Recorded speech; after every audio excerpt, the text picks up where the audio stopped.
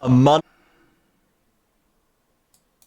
We're on top of the world here. We just smashed NA mere hours ago. Sorry for the spoilers, but we're all riding high right now. We're all feeling good. Rude dude, I heard you stayed up to watch it live. How is that? How are we good? How good are we feeling right now? Can't say stayed up when I'm also in the UK. That exposes how awful my sleep schedule is. I mean, to sell them out. I was there. I got a quick nap from 1 till 3 a.m. I then went back to bed after the series, and I woke up a solid amount of minutes before the broadcast. Nevertheless, the 3-0 was so grateful that I just slept like a baby. Absolutely. Yeah, absolutely. We certainly happy to see the boys from BDS come through. I hadn't watched that much of LEC this season, so I don't really know what to expect. Everyone who saw my Twitter knows that I betted in very much the other direction. But I'll take it, you know, you're either right in the prediction or you're right in the regional pride. You literally can't lose. How about you, Synergy? World's kicking off just about. You excited to check that one out? Did you watch much of the series, and how do you feel going into today? Well, yeah, I must admit I was sleeping during the series this morning. I'm not quite an early bird, so I'm probably more of a standard gamer in that sense. Maybe not quite as bad. Oh, sorry, I definitely wouldn't be getting up. He's not early. Sleep, you know, no, not the one. I'm getting too old for that, to be honest. But I am looking forward to Worlds. I'm looking forward to matches today. We've got some banging games lined up, I think. So hopefully we can get into it pretty soon. Yeah. All right, man. We'll get into it. We'll rush. He's raring to go. Dude, the owner's like, we're going with the games, guys. I'm talking about other stuff. Fair enough. All right, we'll move forward. All right, let's take a look at the standings. Let's look at where we are. Pretty much halfway through the split of the four nations, and we have to start thinking about playoffs at some point. We've had a little bit of an adjustment to the graphic just to make it clear here. Top sixes playoffs. And our first two teams up today, Arcadeia, Lionscreed Academy, still not quite there. We have the expected number of wins to guarantee the playoffs, assuming the standings stay more or less as they are, to be about 5. This is not an exact science, but that's more or less what we'd expect. So they really need to pick up some more wins in the second round. Robin, Rude Dude, and Arcadeia and Lionscreed, both of them have been struggling, but how achievable do you think that goal is right now from what we've seen from either of them? You know, I'm more weirdly on board with Arcadeia top 6 push. They've made a load of roster changes. They seem more willing to push the limits of what they're making capable for themselves. And also the great news is that one of these teams for sure gets a win since they're playing up against one another today. So definitely getting at least 2 wins on the board for one of these teams, and just as well to highlight the difference in playoffs. Top 4 make the upper bracket, and then 5th and 6th end up in a lower bracket push. Actually very similar to how we do it in the CB LoLs region.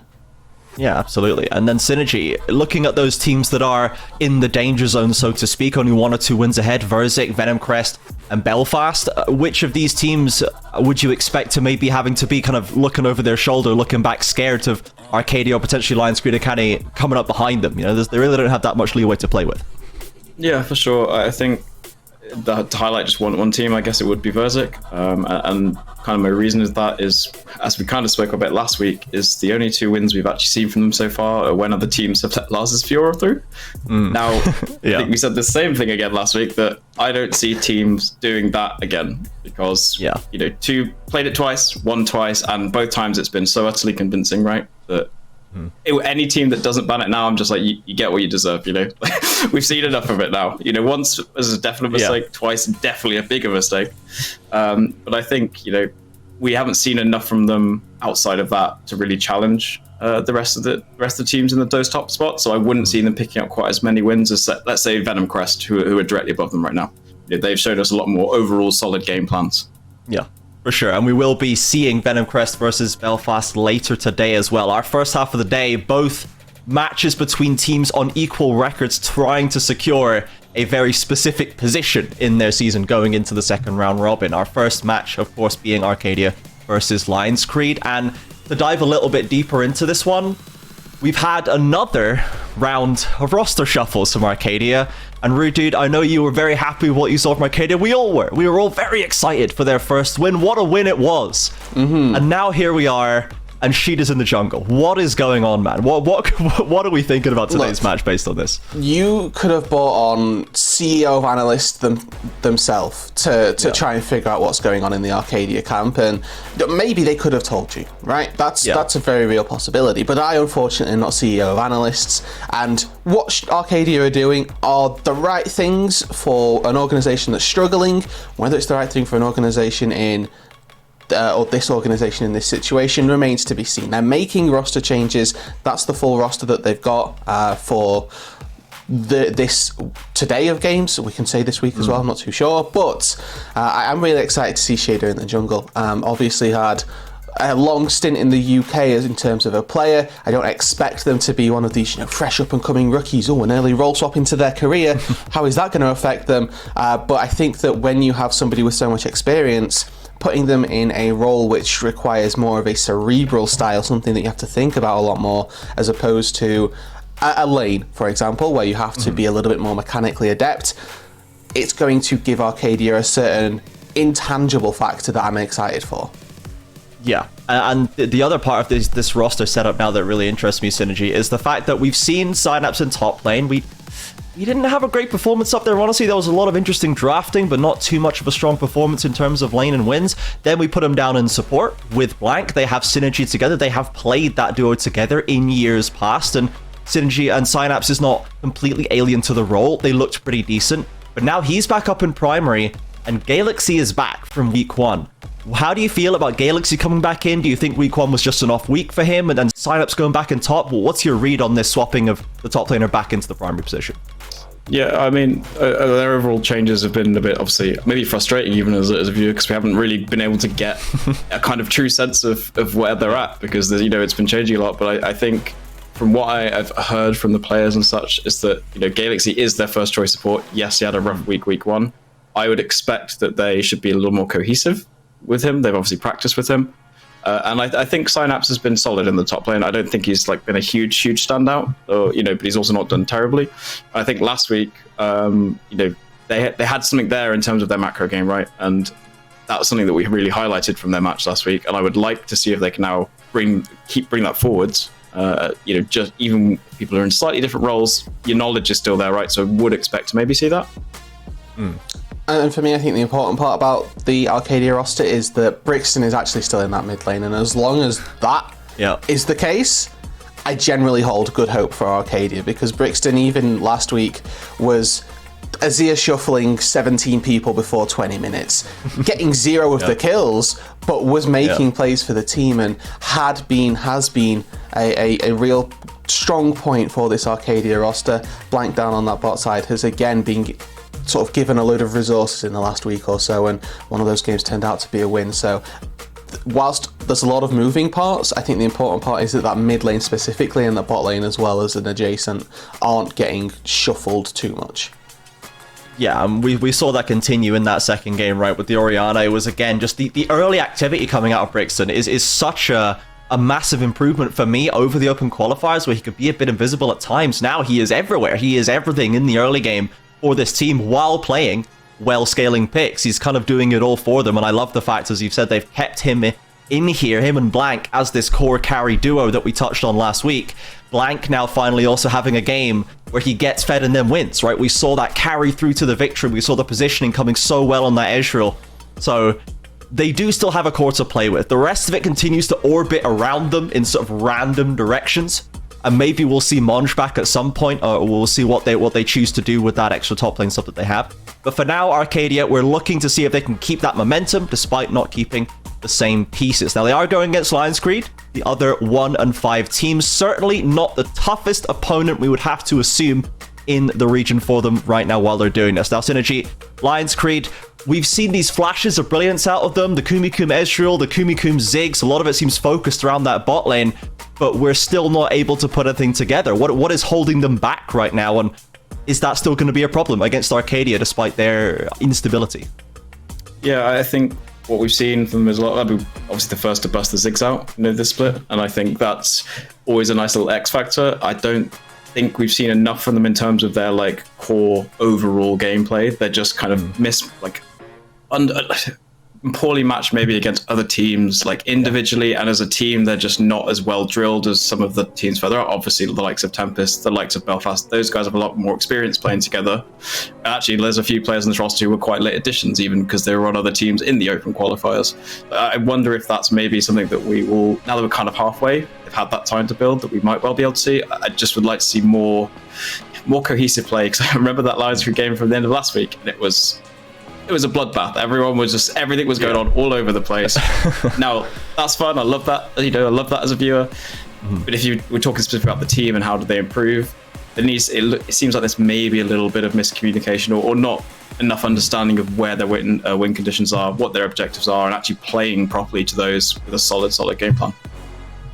Yeah, we're certainly struggling to get early leads in many of the games. We're struggling to execute team fights or set up team plays well. Occasionally, as you'd mentioned, they can just get into a fist fight and scrap their way out and go even or keep these games running long, but rarely have they been able to put together a clean lead and then carry that forward. So, Rude Dude from the top side of the map, from Craney, Cormac, and Obsidian from Lionscreed. We know the bot lane has great potential, but we also have seen and spoken of the problems down there and the inconsistency there. What could we maybe be getting more of out of the rest of the map to either assist the bot lane in keeping them stable or just giving them other carries to play with? I think you hit the nail on the head there, honestly. I think that just not quite flubbing so much seems to be the general prevailing thought for me for Lionscreed. I have a little bit of a soft spot, weirdly, for Craney. I do think that this player is definitely better than a 1-on-5 mid laner. I do think there's a chance for him to get really strong in this series, particularly in that mid matchup, because we've highlighted that there's a very real possibility that he'll be 1v0 for a large portion of it. There's a high chance of enemy roams. Yeah. But then, of course, we do need to see Obsidian Cormac start to step up. Cormac has had, for me, a fairly underwhelming split. Obsidian as well has seemed fairly... You talked about omniscient mid laners. This has been the just nothing jungler, unfortunately, for me from Obsidian. Not seeing that get up and go that you like to see from a jungler through that early game. So if that can start to spawn in week 4, that'd be absolutely great. We've got 3 weeks of tape that says that may not happen, but of course there's always still time. Yeah, and just before we go to a break, before we tee this first game up, Synergy, I want to come back to you to just remind us of one of the issues that we had with Lionscreed on the drafting side. In the last game, we had that Maokai first pick into the rest of the comp, just not really necessarily following on. If you'd just like to, I guess if possible, just reiterate what you thought those issues were and maybe how we could avoid that for Lionscreed in this game to give them a good shot. Yeah, I think as we kind of just identified, one of their issues, as Ruddy kind of said, is we haven't seen enough from their jungler in terms of almost proactivity and stuff. And it's like, if you're going to pick Maokai, you're picking it for the gank presence, right? And it might not be the strongest 1v1, jungler in the game, but there wasn't enough plays being executed and trying to really, work to the strengths of the composition they picked. And then I think a bit later on in the draft, it's like they had this idea of going for 2v2s and stuff, and then the rest of the draft kind of drifted away from that, and it just felt a little bit disjointed in the end. And then, obviously, in the end, that really came back to bite them in the match, and it was actually, you could really see that the gap start to open up after sort of 5-10 minutes of play. Yeah, so overall, we have our worries about both of these teams, but we've seen the potential, we've seen where they could go, and let's see which one of them is going to start that journey off here today. For now, I'm going to go to a 5-minute break and we'll be back in just a few to get kicked off with game number 1.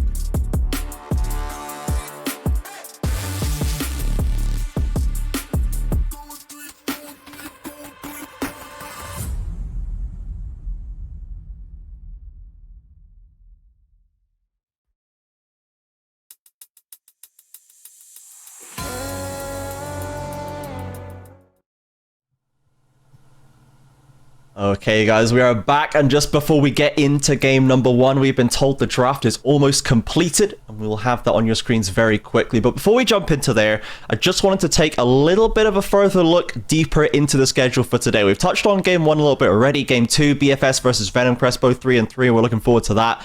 But the match coming after, guys, is Ruddy Esports versus Tempest. We'll get the groups up here potentially just so you can see the stakes here.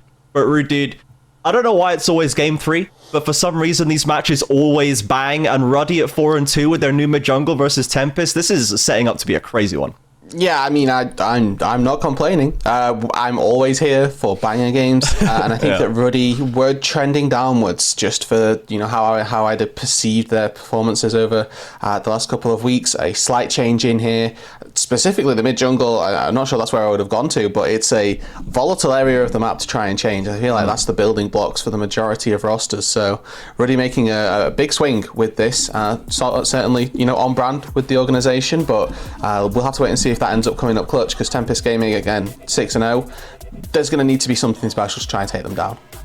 Yeah, for sure. It's a big swing to try and knock them off that pedestal. They have looked nigh on untouchable so far. And the last match of the day being DMG versus Verzik. Synergy, we would normally, I assume, expect DMG to come out favored in this one, but they've had that little worry themselves. That last game, they got taken apart pretty handily by Arcadeia, and Verzik could be threatening. Well, that might be the time for us to see a little bit more out of the Verzik roster, right?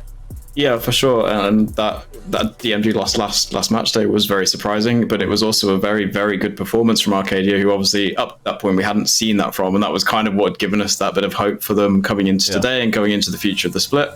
I think the main issues that we saw from DMG there was just we're going to not stop talking about this Kiana pick, are we? But they picked kind of this aggressive mid jungle duo and then really didn't do a lot with it, and then it just allowed the time for Arcadia to scale. Obviously, Arcadia played the map brilliantly that game. They really stuck to their win conditions, and I think I was talking about that a lot on the post-game desk. Like, really, really good. And obviously, Brixton again a standout in that match, right, on the Orianna, hitting shockwaves left, right, and center. I would expect DMG to bounce back from that and not make the same mistakes. I think they committed too much to an early game composition and then ended up, sorry, not early game composition, playing around their mid laner and then not doing that enough. I don't expect to see the counter quite so much, because I think we have seen the weaknesses in it.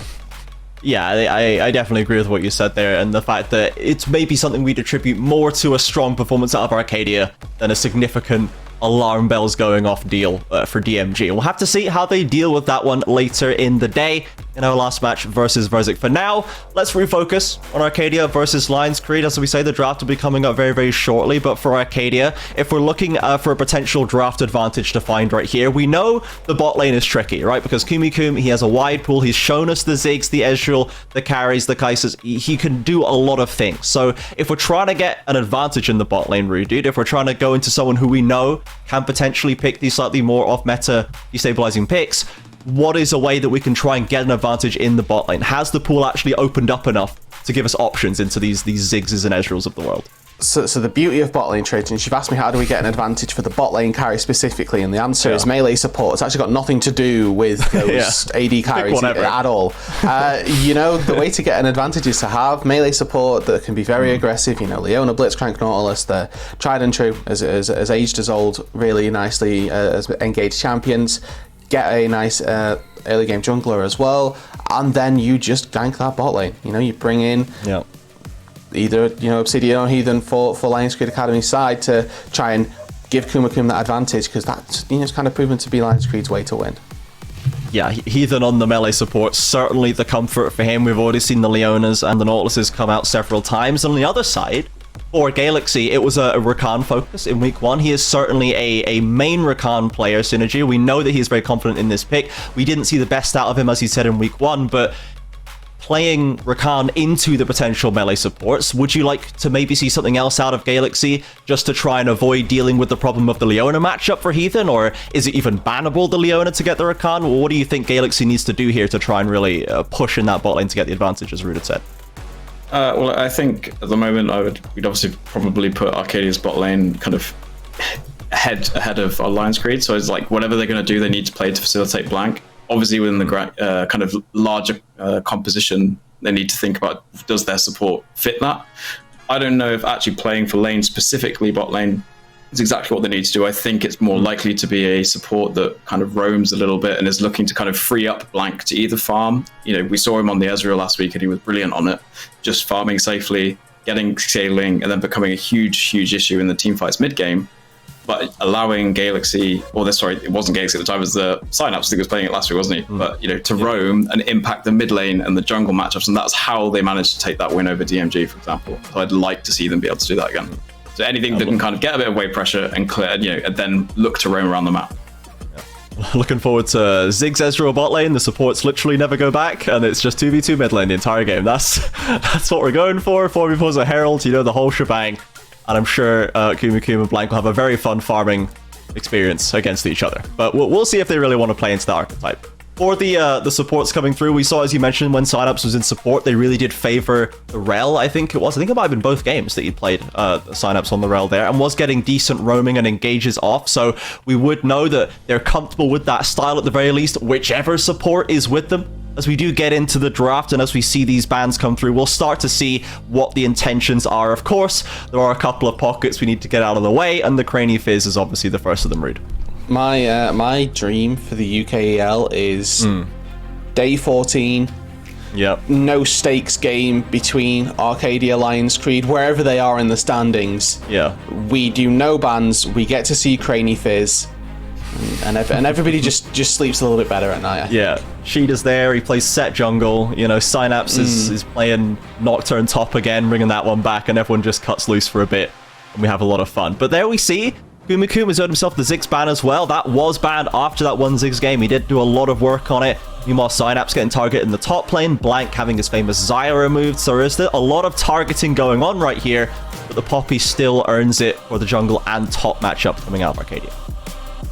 Yeah, I think the Ziggs ban is something from Arcadia that's just important. I think it fundamentally changes the way they'd have to play around bot lane, and that's something I don't think they want to play into. They want to be able to kind of get Blank leads, and Ziggs is just obviously so oppressive, right? So we also saw that when Lionscreed did play it that one time, they were able to just continue to stall the game, turn into big team fight, kind of big damage threat in team fights. Insta-lock Jarvan.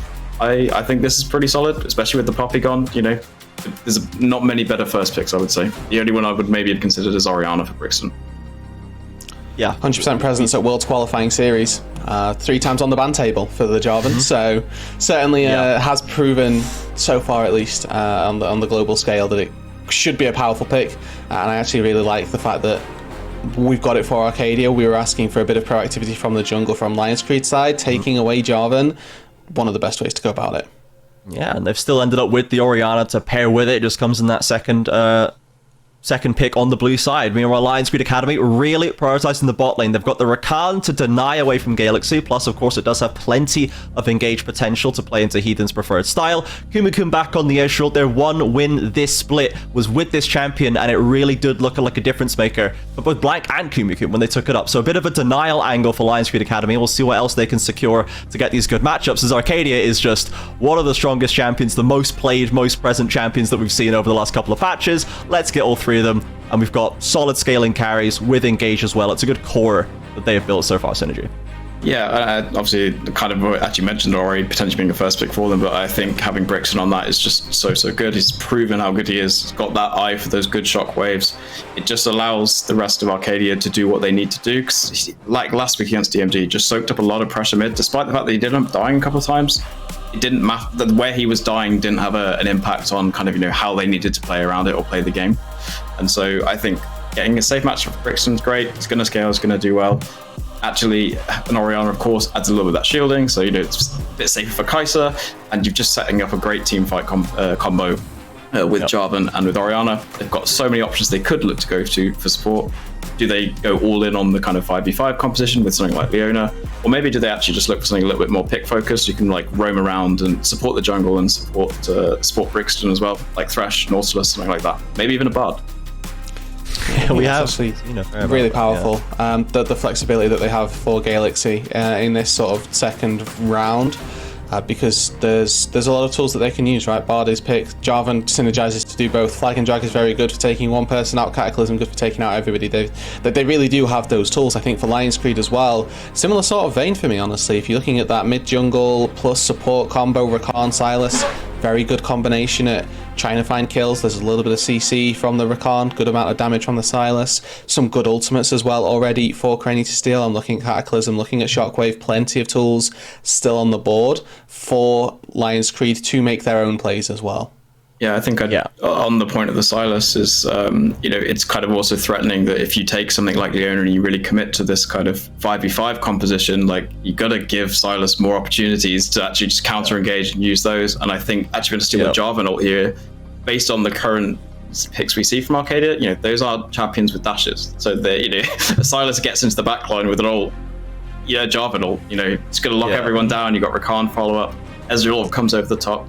I like what Lionscreed are doing here with the Sylas pick. I think there's a good thought behind it. Yeah. Just be interested to see. Maybe it ends up going top. You never know. It will depend on matchups. But as we've debated entirely talking about Sylas. It was a trick. Maybe that's why they cancelled the draft, I guess. Good job, Rainy. Maybe he wanted to play Sylas so bad he forgot that he did not draft it. That's unfortunate. Well, the Maokai comes in. So instead of the Sylas could still be an option, of course. We'll see what comes through in the second rotation. Craney is able to play the champ. But the Maokai goes into the jungle matchup. We have seen this as well out of various teams, including Lionscreed. We didn't love the way they used the Maokai last time. They prioritized it very heavily, didn't get enough out of it. We need to see more out of it this time, especially into such a strong core that Arcadia has drafted. As we look into the bans, it's now a mid lane focus coming out of Lionscreed, trying to deny potentially the Lissandra flex into the support that we saw so powerfully out of Fastlect and KZ last time. And then still the top lane, mid lane focus out of Arcadia. Darius denied from Cormac off Darius XD. The Azir denied from Craney. And the Nautilus taken away from the Kai'Sa. There's still Alistair, there's still Leona, there's still options there. There's still, I think Rel's just 1,000 Rel's banned, so that's okay. That's also fine. But there's plethora of bot laners that Galaxy can take. For Lionscreed, though, this Maokai pick sort of pivots the whole composition. We're talking about the power of picks, drafts that they've got. They've now all of a sudden just got a ton of poke with Maokai saplings plus Ezreal Qs. Opted back into the Sylas, so they've now got a double flexibility in their composition to be able to look for those picks as well. Because Maokai's not a bad pick champion either, right? You see somebody spotted out, flash twisted advance, you can use Nature's Grasp as well. There's plenty of tools still available for Obsidian. It's possible that we've not seen those tools be used so much in the past. So we'll have to wait and see if Lionscreed are looking for a full engage of composition, or if they can play on that poke and lean on that a bit more. Yeah, and they obviously have now locked the Sylas in, which is we were baited twice. So lives, we didn't have to throw it all in the garbage. It was all still true. They did pick the Leona, right? So we have the draft hasn't been reset again yet, despite the Udyr coming in here. So we'll see what the deal is here. It is Synapse, so stranger things have been played by him in this top lane. But the Sylas, when you have this support option where you're going to give him Leona ult, or Alistair ult, or Nautilus ult, there's just no good option there, so they went with the strong support in the Leona, and they've paired it up with, I'll see if it goes into the top lane, I assume it is, and then Cormac with the Camille answer. Camille has been one of the most successful champions in top lane by anyone who's picking it in this league. Whenever they have it, they get great use out of it. And for Cormac, someone who has been struggling a little bit, as has Synapse, this might be a good option to finally get off the ground, so to speak, and give Lionscreed another lane to play through Rude. So, I have questions for the Udyr top lane, and they're not questions of, this is awful. This is questions of I have no idea what this does, and I'm looking forward to seeing Synapse either live up to the name Synapse Sprinter or provide us with something that is very new and very refreshing into this Arcadia style almost. It's a very split push leaning champion, I feel like the Udyr can also, I think, it depends what build style they actually go for. With with Ultimax, weirdly enough, you have to say that for Udyr. Yeah. It's fairly strong, right? It's actually, you just press R twice. Oh, I've sent a slow field with one demonic embrace and I've chunked your AD carry to half HP, right? There's actually fairly decent amount of teamfight tools. I think that the Camille, though, is kind of mega good this game. Locking down really mobile picks like Kai'Sa is one of the most powerful tools of the Hextech Ultimatum, that they can't ulti out to safety. There's not really any counterplay for a Kai'Sa in that situation other than a DPS check. Yeah, and Arcadia is the only team, I think, that we've seen that has been able to employ a split push strategy successfully and actually have it be a game-winning aspect of their strategy, right? It tends to just be like, well, we'll split push a little bit, but then we're all going to come in 5v5 at Baron anyway, and then we'll push it down mid kind of win condition. But Synapse, specifically, on things like the LeBlanc, on other picks as well, has proven that he is able to go into a side lane, try and split push, and actually win the game off backdoors, off base racing. And he has this Udyr now, so he could go for that kind of option, leave the 4-man core that we spoke about before to do the team fighting and to distract the rest of them while he goes into the base.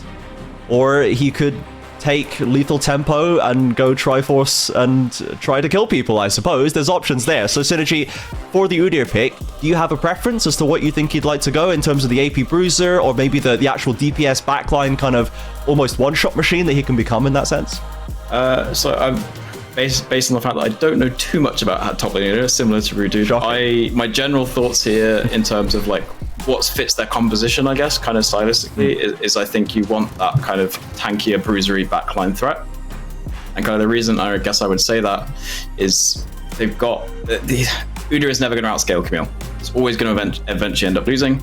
So what you want to do, you make good use of Udyr's early game strength, which is very, very strong, and then transition that into leads in your other lanes by roaming around, taking and fighting objectives as a team.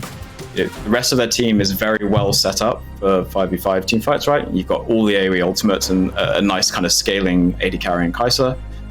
While Lionscreed, you're going to need that time to scale. So I would say having a kind of backline threat that is a bit tankier and is able to be a threat.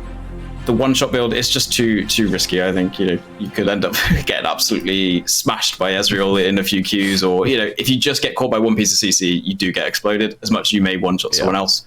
So I think the more consistent way to go would be that kind of AP Bruiser, kind of clear waves as quickly as you can. Obviously, Udyr rotates across the map super fast just with his move speed.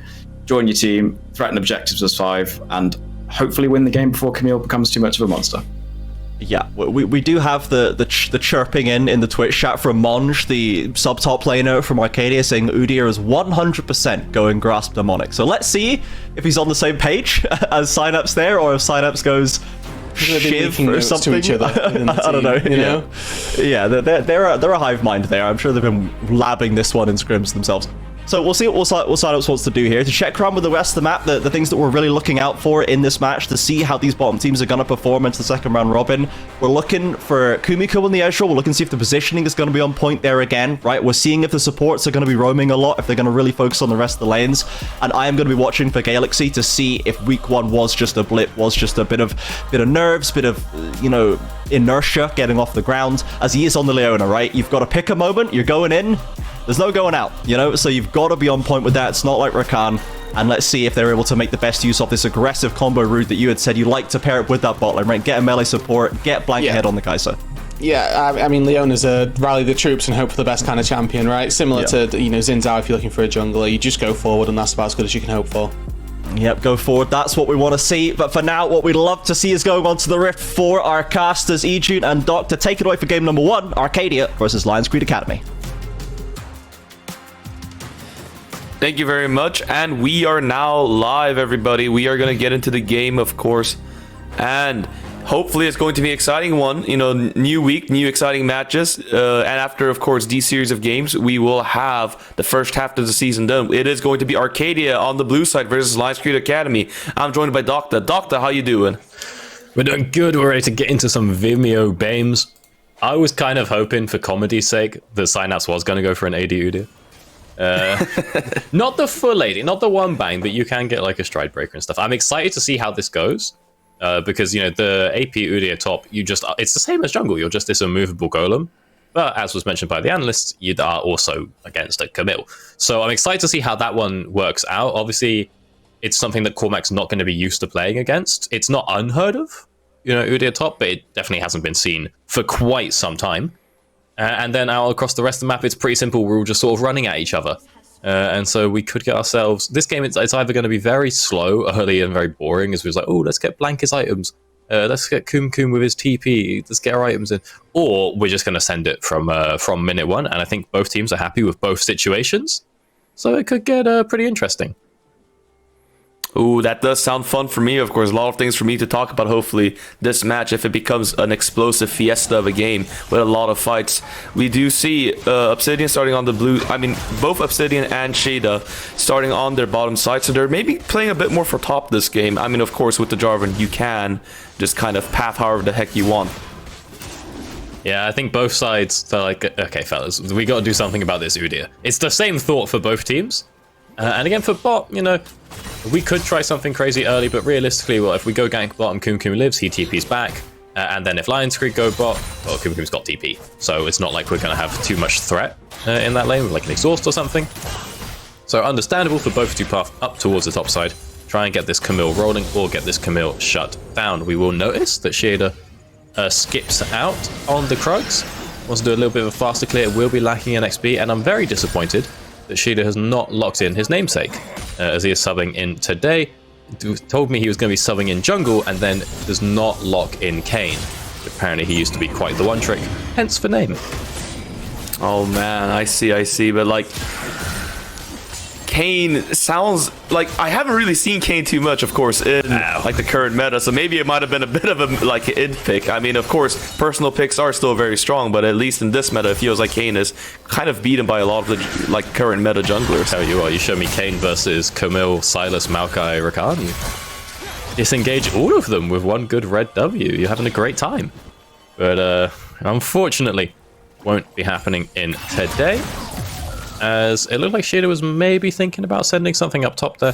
Might give it a go here as well. He's got a little bit of time before that crab spawns, and his mid lane's pretty far pushed up. They've got vision control in that river ramp as we see him walking over now, so he's probably threading his way back. Okay, I thought he'd be threading his way up towards that tri-bush, maybe look for a 2v2 or a gank. Onto Cormac with no ignite. He has given the game away though, as he hit a blue plant, so Obsidian is going to know he's there.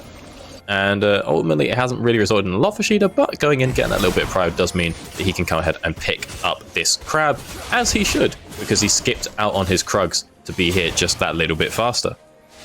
Yeah, Obsidian is going to notice, uh-oh, the Krug is gone. He's immediately heading top over here, so we'll see if he... Yeah. Gotta be careful here, bud. We know that we know Maokai's on the top side. He should... Here's the gank coming in.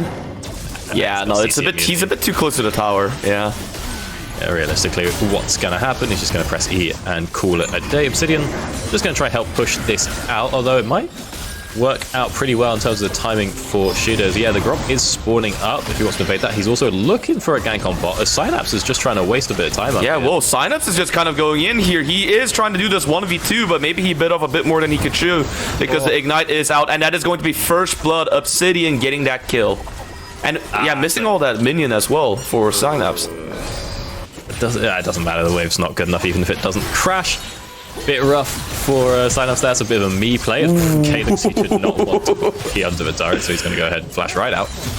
Yeah, Synapse.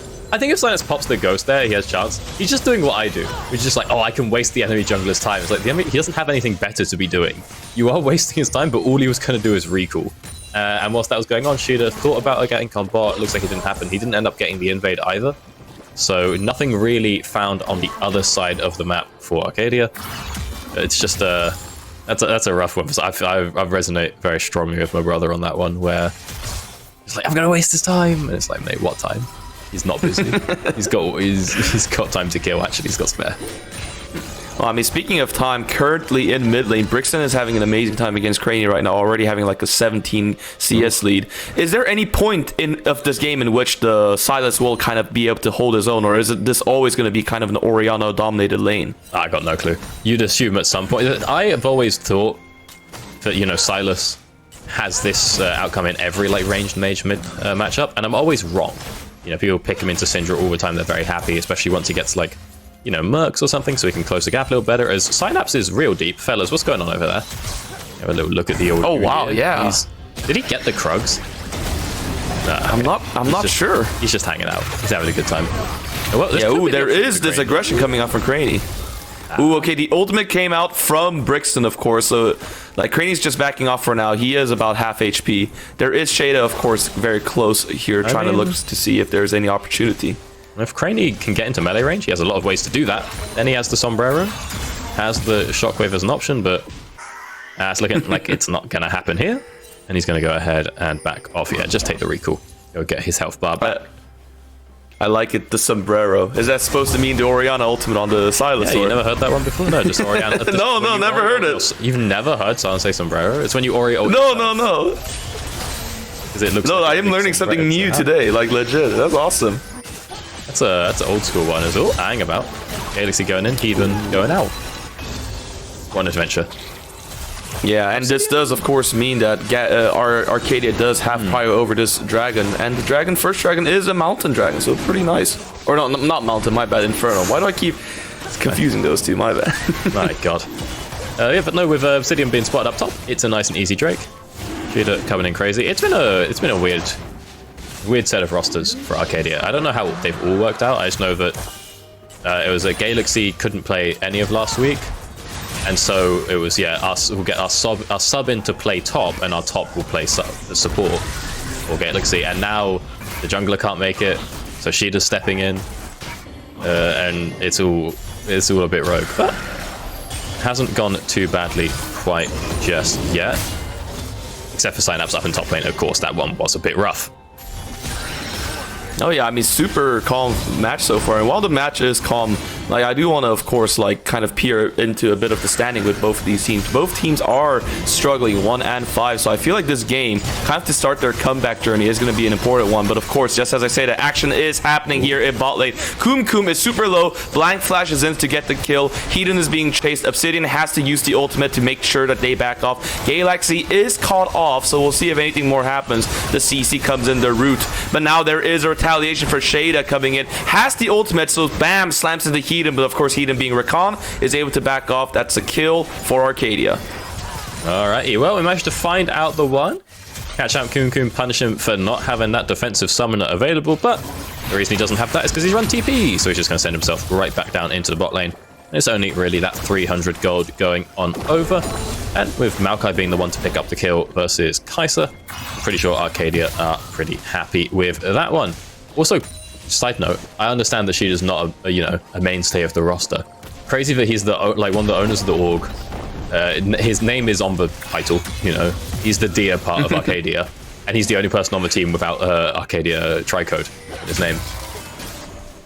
Oh, that's so interesting. I didn't know about that at all. Well, that's pretty cool about the founding of the organization of Arcadia. Wow. Good lore, good lore. He doesn't believe in the team, otherwise he would have the tag. Or maybe he couldn't afford it, he used it all on the organization's budget. Get his 13k blue essence. No, man, that thing translates directly into US dollars the last time I heard. Oh my God. Dude, this is my favorite claim I've ever heard. I'm pretty sure it was in a scrim that I was coaching. No, it wasn't even coaching. I think it was from a player that I was coaching. I don't know if it was in a scrim or not. But you just got, like, someone on the other team was, like, playing bad. Yes, actually, it can't have been a scrim. It was just a player that I knew. And, like, someone was playing bad, and they had a tricode. So it was, like, Arc Synapse, like, 0 and 10. And the guy was like, I don't know who Arc are, but I know they're not winning their league. And then he looks it up, and they're, like, 10th out of 10 in the league. He's like, I knew it. We were also 10th out of 10 in the league.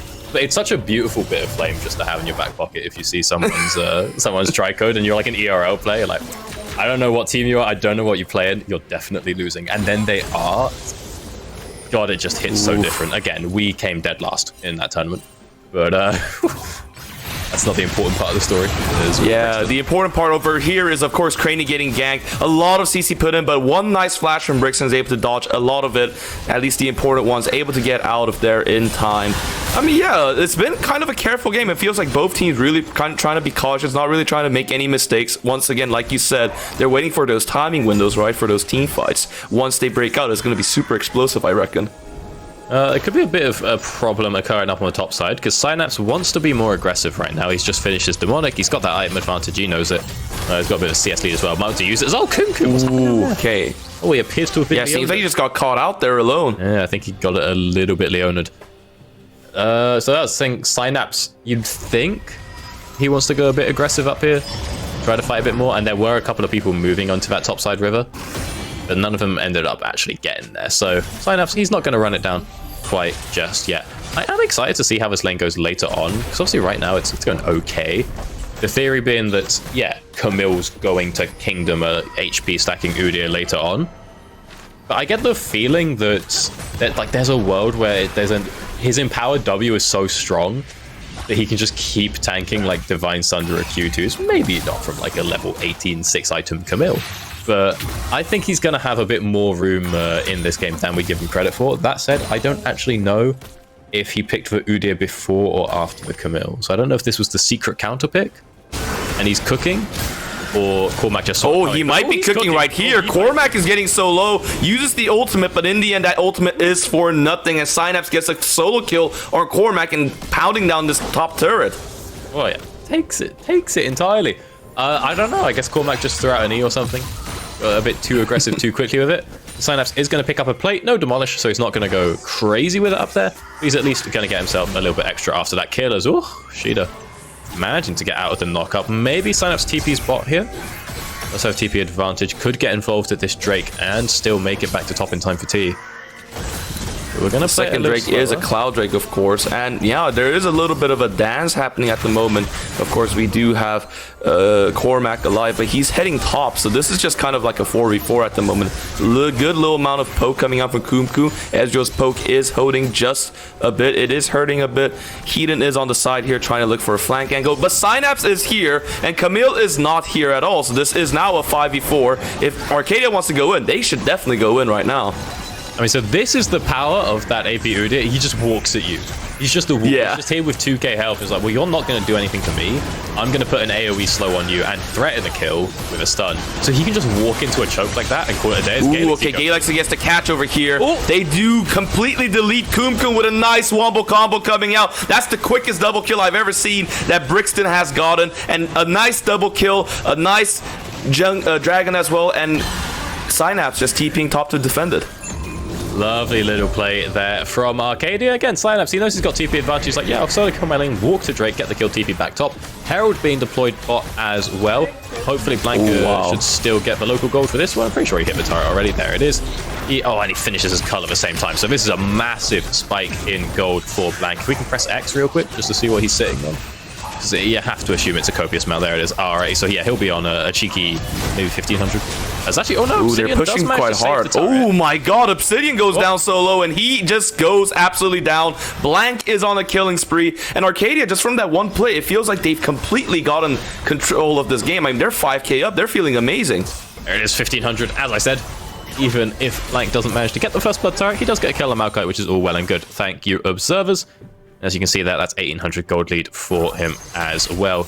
Going straight just into that Kraken Slayer, a little bit of extra BF sword as well. So we've got a lot of item advantages just across the board. I think Craney is still yet to recall, so you have to go ahead and pick that one up. Fortunately for Lionscreed, because they managed to defend that turret, again, did sort of cost Obsidian.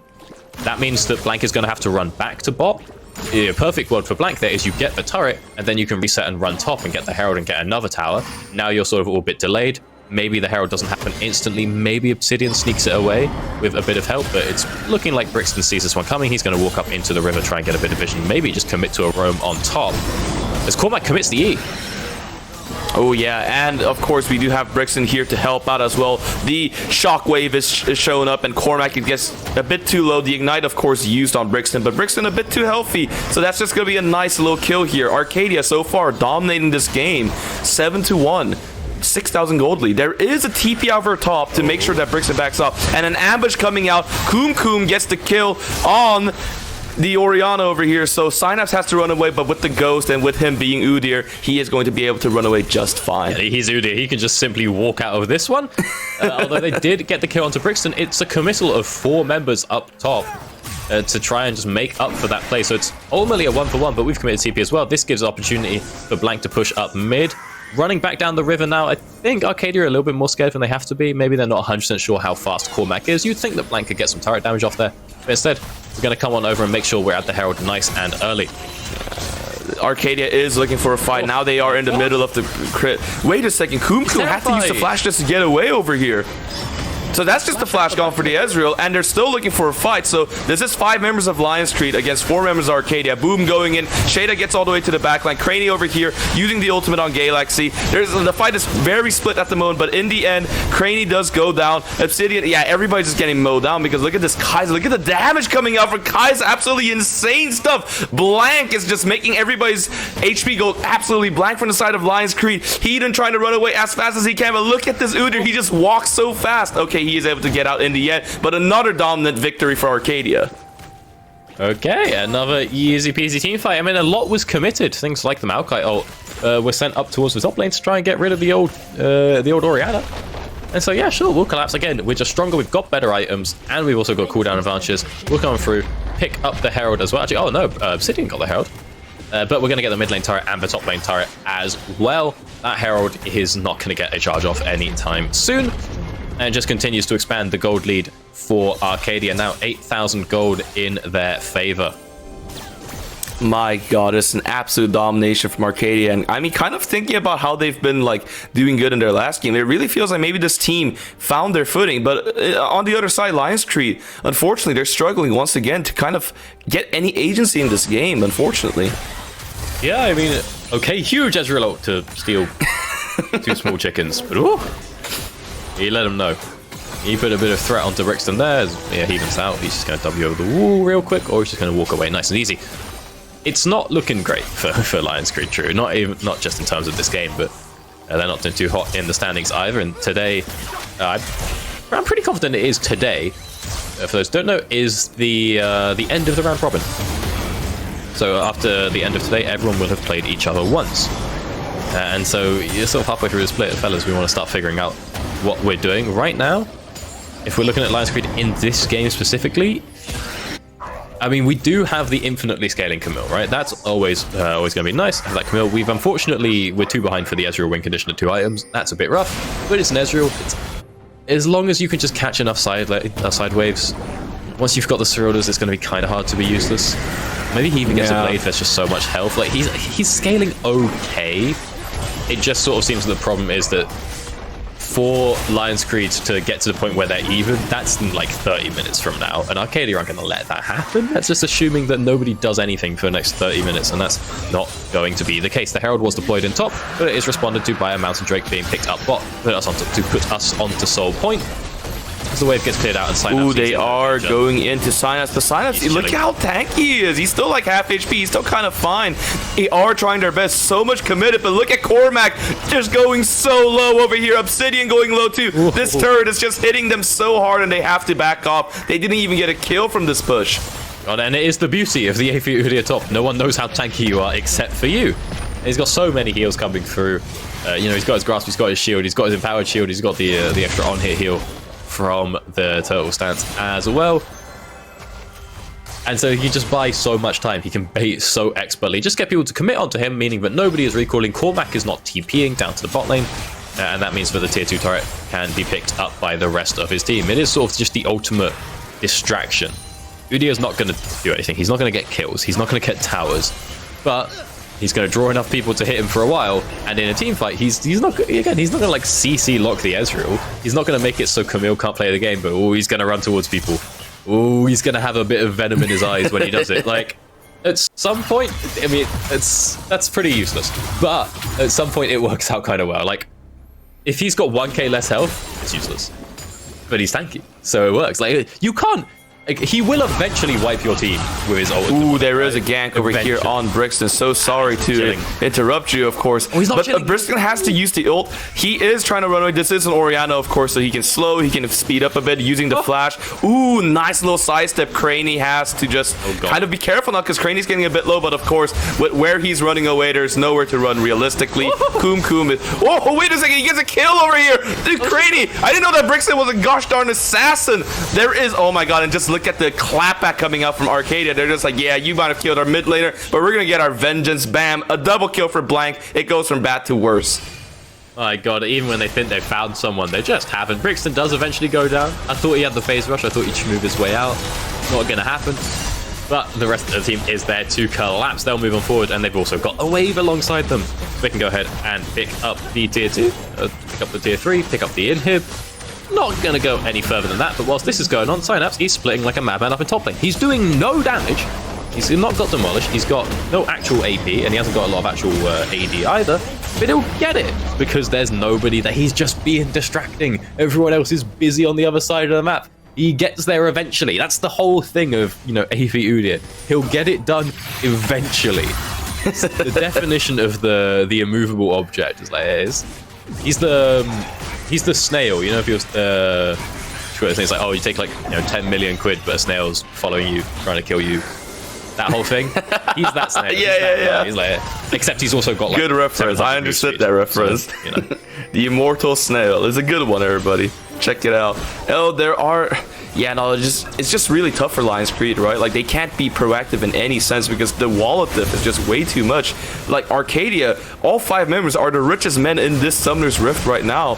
And, oh, just look at this immense damage coming out in the Wombo combo. It's so good, and it's just so quick. Brixton is so decisive in every single one of these ultimates. Just such a well-played game from him. Oh, it's a little bit of a kingdom coming out from the Arcadia side. As we said at the start of the game, we're just sort of going to start running at people at some point. We can do it early, we can do it late, but at some point we're going to start doing it. And it's exactly what has gone down here. He said Brixton just taps people out with the ult, get Sheeda involved, Synapse, he's getting there, and Blank as well, just putting out huge amounts of damage. There's really not a lot for Lionscreed Academy to do in this game. Arcadia now take their Baron buff and start to move ever closer to the Nexus. They do have Mountain Soul spawning in just under a minute. They may be a little bit distracted by that. Want to go ahead and pick that up. But look at this. Synapse now drawing 5 people, or maybe just the 4, over towards the bot side of the map. And are they even going to bother hitting him with it? No, okay, they're turning. They're moving on. No, I mean, what can they do against him? Look at the man's health. He's an absolute god at the moment. Instead, they're looking for Blank. Yeah, no, they are trying to look for some engage over here. It seems a little bit desperate because Hedon is completely alone. Gale actually tried to go for a flash play over there, but did miss a bit. So Hedon is okay for now. Oh my god. No, yeah, this is just kind of crazy. Synapse in the bot lane together with Brixton. My god, it's just going so that this is a classic Arcadia fashion of ending the game just through sheer split push and plays like that. They do go in on Brixton. Brixton uses the ult first, answered back Craney. Brixton has to use a stopwatch over here. This fight is kind of close, but in the end, like, look at Kumku. I mean, they get the shutdown, but there's just so much that they have to deal with from the side of Lionscreed, and is a bit too little too late, perhaps. Wait, Synapse? Oh, he survives. He's so tanky. I take it back. They weren't ending the game. My mistake. Synapse is healing up a storm. That's kind of just from his W there. Is okay. They were able to defend the Nexus. We hold on to that Nexus tower, and we managed to defend the game. Unfortunately, though, again, no major shutdowns were like picked up by Kumkum in that fight or anything. They just managed to push people away, so no actual gold going on over. And Synapse may now have his moment. He runs on it. Yeah. Look how low Kumkum gets. He can't even 1v1 the Synapse. 80 carry in 2018. What the heck is going on? In the meantime, Dragon is taking, so that is the Mountain Soul now to the side of Arcadia. You thought Synapse was tough to take out before. Look at him now. Oh, it's a kingdom. Yeah, it could be worse. Could be Ocean. I think there's Ocean. He can just stand in the middle of 5 people and just start mashing dance. He'll probably be alright, but he's still got a pretty hefty amount of resist at this point. Bit of a flank here coming through from Malphite. They're trying something, but Obsidian's just so alone. I mean, there's no follow-up at all, so now Blank is just legendary, just to add to the namesake, and they're not, they are not hesitating at all. Look at Blank, just going in so freaking hard.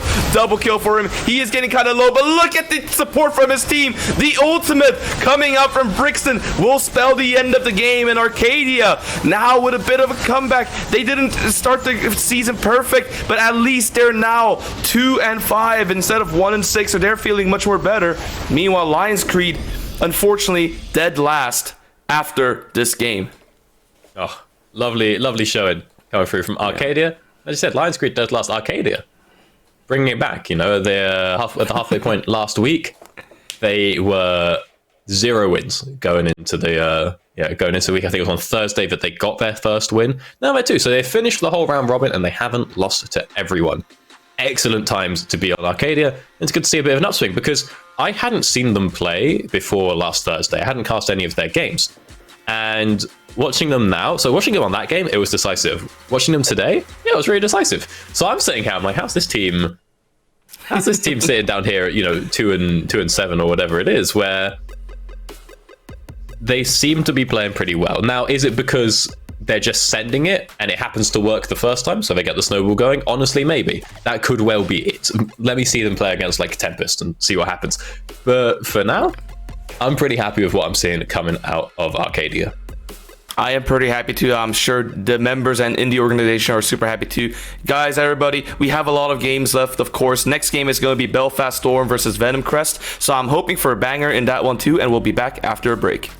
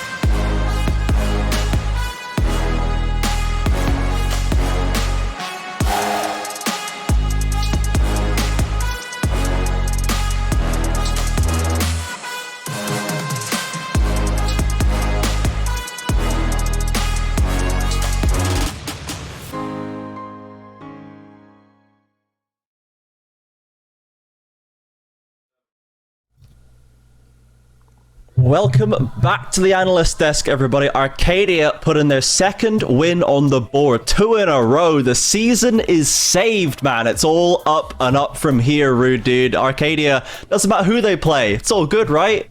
We're going straight to the championship. Doesn't matter who they play. Maybe a bit of an overcompensation, if I do say so. I think they've definitely looked better. The improvements are there, and I think last game specifically, they played fairly well to their win conditions. There were certainly some flubs from Lionscreed Academy side, but Arcadeia were there, they were ready to pounce, and they made the most of the opportunities that were granted to them. Yeah, absolutely. Now, speaking of flubs from Lionscreed Synergy, we have a replay to lead us off here from a dragon fight around the 13-minute mark. We really didn't love the way Lionscreed approached it, and Arcadeia were very much there to punish.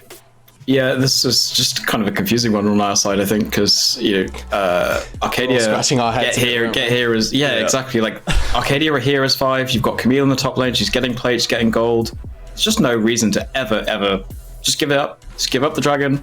Go and push out side waves. At least try and gain some control of the map back. They were down at this point from the early game. It was just a case of ceding control, but they didn't, tried to fight it anyway. And we also highlighted in the early game, the team fight composition from Arcadeia is built to fight at those kind of objectives. Yeah. And Lionscreed wasn't. They're relying on this Camille for the late game, and they just didn't play to that especially in that fight at all. Yeah, for sure. From minute 1 in that draft, we saw the Jarvan first pick, and we thought, well, we know which direction this is going. The Orianna follows up. We can see the writing on the wall, but let's talk a little bit more about Shida, about the sub jungler here for Arcadeia. Rude Dude, we have a little bit of a player spotlight graphic to show us how we did in this game. Pretty happy with this one. Happier than we were with the top performance, for sure. Yeah, and I think that as much as all of these stats are really cool, the important part about jungle for me is, are you with your team when it matters the most? Jarvan, notorious for claiming assists that he probably shouldn't do with the Demacian standard, the flag giving extra attack speed, but you can see there 3-0-14. He's with the team when they're fighting. He's making all of the important decisions, or he's with the team when the important decisions are being made. And as a Jarvan, it's just important to throw your body on the line. The fact that he has no deaths as well, kind of a boost. What we don't get to see from these stats is more so the jungle proximity, I guess, at those critical junctures. And I think for me, that's where Shader really impressed, because if there was ever a fight that looked like it could be swayed, outside of the top lane early gank, Shader was there. Yeah, always where he needed to be, setting up those core carries for success. And now, Synergy, we have another replay to look at here, which is a bit later in the game, about 20 minutes in, and we saw Lionscreed attempt to make some plays, right? They were not completely inactive in this game, but ultimately it just felt like Arcadeia were a step ahead. Yeah, for sure. And, this is going to be a big shout out to Brixton in this play. Just with the happy feet, staying alive as long as possible. I mean, gets caught out, obviously, here in the bot lane and was like, I need to run. Starts legging it. But look where the rest of his team, not kind of around. He's super fed at this point as well. It's just creating time, delaying for his team to arrive in the end. Ezreal ends up coming in. It's just a disaster. There's so much wasted time. Even if he actually didn't get any kills here and the rest of his team doesn't come in and kind of clean up, he's wasted so much time. It would have enabled Arcadeia to get anything they wanted on the other side of the map. There was even an angle here. Maybe they just sack off Brixton and they send the team towards Baron. They're just creating all that time was just so good and very, very well played at just on a mechanical level to Brixton there. And sort of mercilessly, there we go, from Arcadeia. They decided that they wanted Lionscreed's bodies in a bag, and that's exactly what they went for, right? Yeah, they've got the option to go for the Baron. They could have gone mid-tier 2. Instead, they go, no, it's about sending a message here. You've gone for our mid laner. They didn't miss. They got the Orianna, but they unfortunately lost quite a lot more for it. Yeah, no man left behind. We don't give up here when the gank comes in and they manage to get so much out of it. Let's take a look at the post-game stats and just get a clearer picture of this core carry duo that we keep singing the praises of, Brixton and Blank. Look at these guys, 18, 3 and 17 between the two of them. Rude Dude, they're delivering game after game, and now even the wins are coming with it. We really love what they're doing with this core.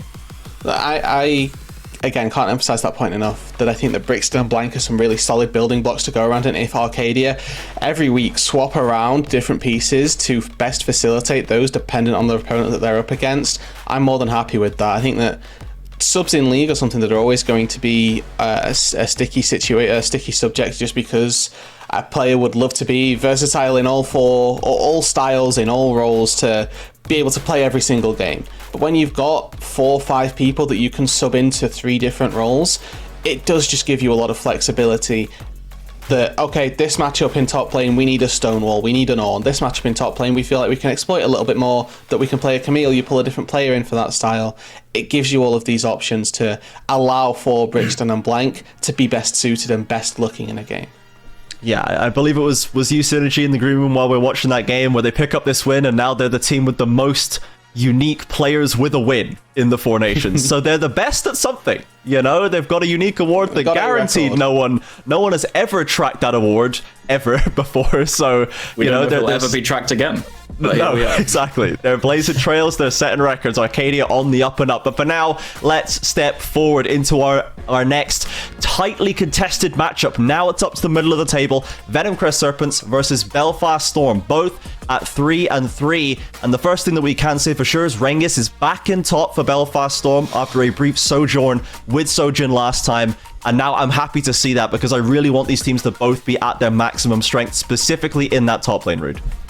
Yeah, and for me, Rengus had been such a crucial part of Belfast, but weirdly enough, making top lane look extremely balanced and not like the useless role that I've come to know it to be.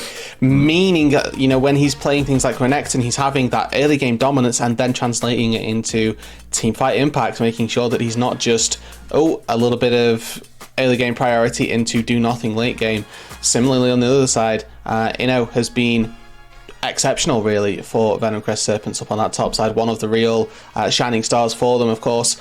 Got the solo kill up against Bear Tree, which we thought was going to be the unformidable task. So there is a lot going into this top matchup that I think is going to be very entertaining. And with both of, at least Belfast Storm, I think that scaling has always been one of their cruxes. And when you've got a strong top laner, that just gives you a little bit of early game leverage to play with as well. Yeah, we do have a graphic, a head-to-head of these two players, just to give a little bit more context into this matchup. And I think for me, Synergy, one of the interesting things about both of these players is even over 6 games, they have shown us quite a diverse pool. They've got the Ornn, Akali, and Renekton, pretty much every kind of top laner you can play in top lane across those 2 picks from Rengus, and a similar, very much a mix of tanks and bruisers for Inno. So in this matchup, with them going up against each other, are you expecting either of them to go a certain way? Are you expecting someone to seed back into the tank pool and let the other go wild on a bruiser, or are you expecting them to go toe-to-toe and try and fight it out? I think I'd be more inclined to say I expect to see Rengus maybe lean something a little more aggressive. As kind of Ruddy mentioned, I think scaling hasn't always been their forte, and I do think they tend to get early leads. It's actually, I can't remember exactly which game it was, but they got a really strong early lead, and then it was kind of their mid to late macro that ended up kind of coming back to bite them. But I would expect for Belfast to look to get a bit of an advantage early in that top lane. It's going to free up space for Vanguard to play how he wants to. Who's often one of the primary carries. And obviously Limsey in that mid lane has been very, very consistent, I would say. In just holding everything together.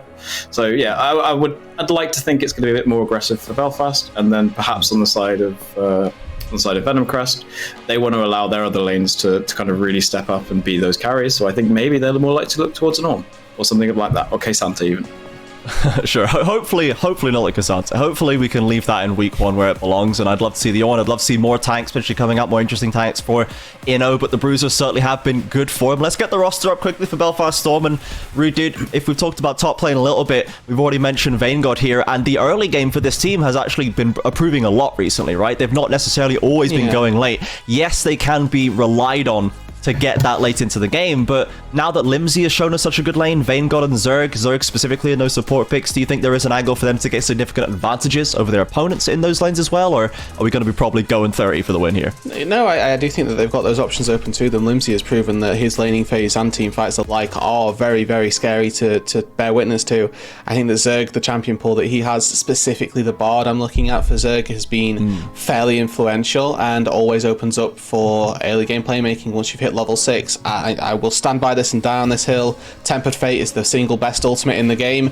Once you hit level 6, you can do so much with it. So if you've always got that option, once you've hit that level 6 marker, there's always a play to be made.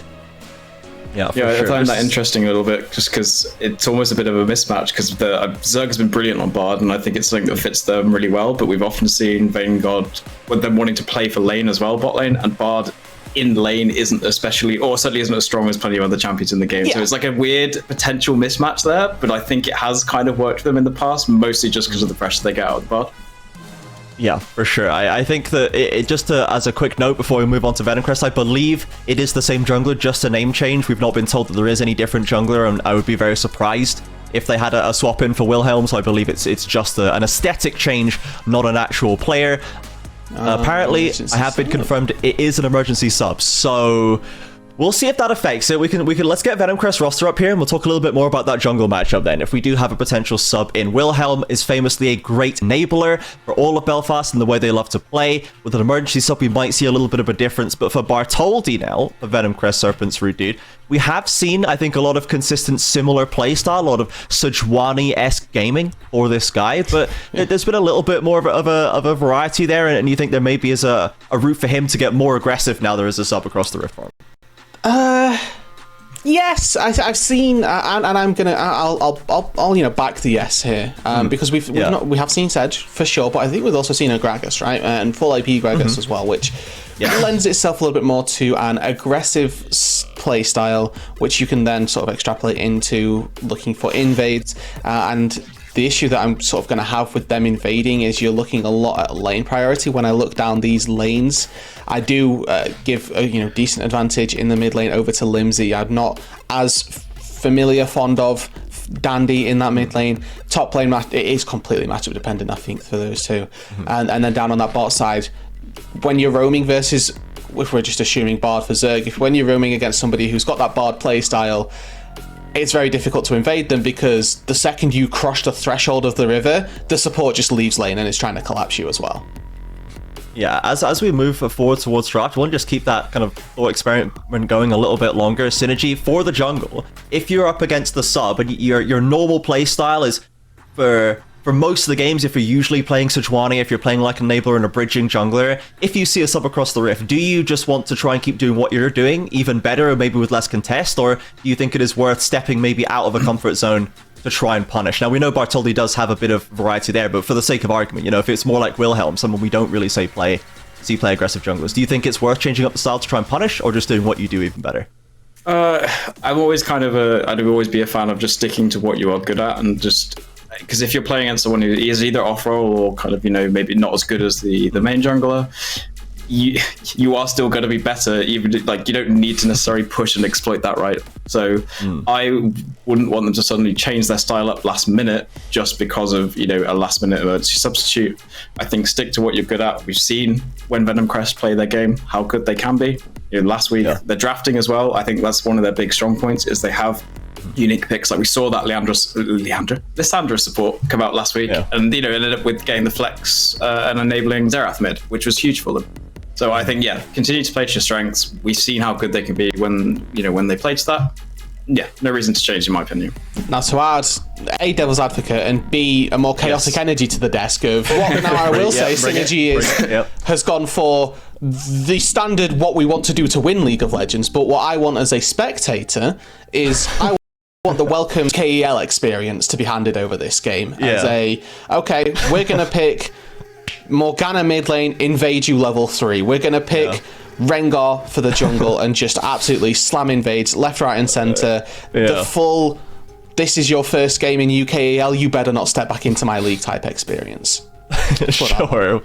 We'll see if Zoinkers is able to get his feet under him, or if Bartholdi takes the fight to him in his own jungle. We'll see if that chooses to be the strategy here.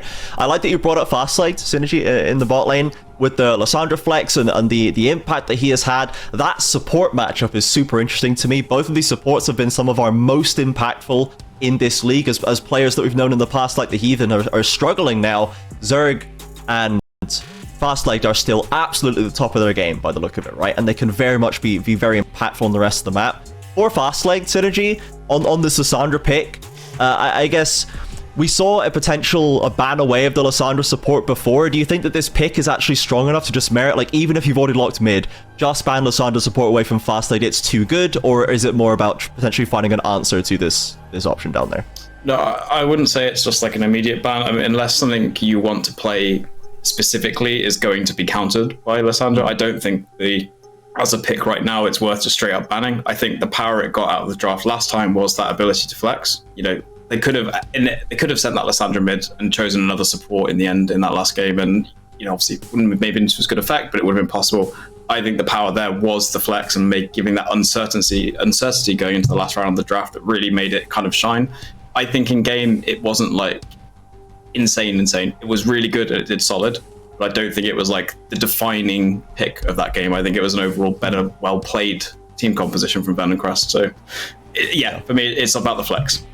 And I also think Lissandra support is a very good answer to a lot of things. Also must just get absolutely bullied by other things as well, because Lissandra's really short range.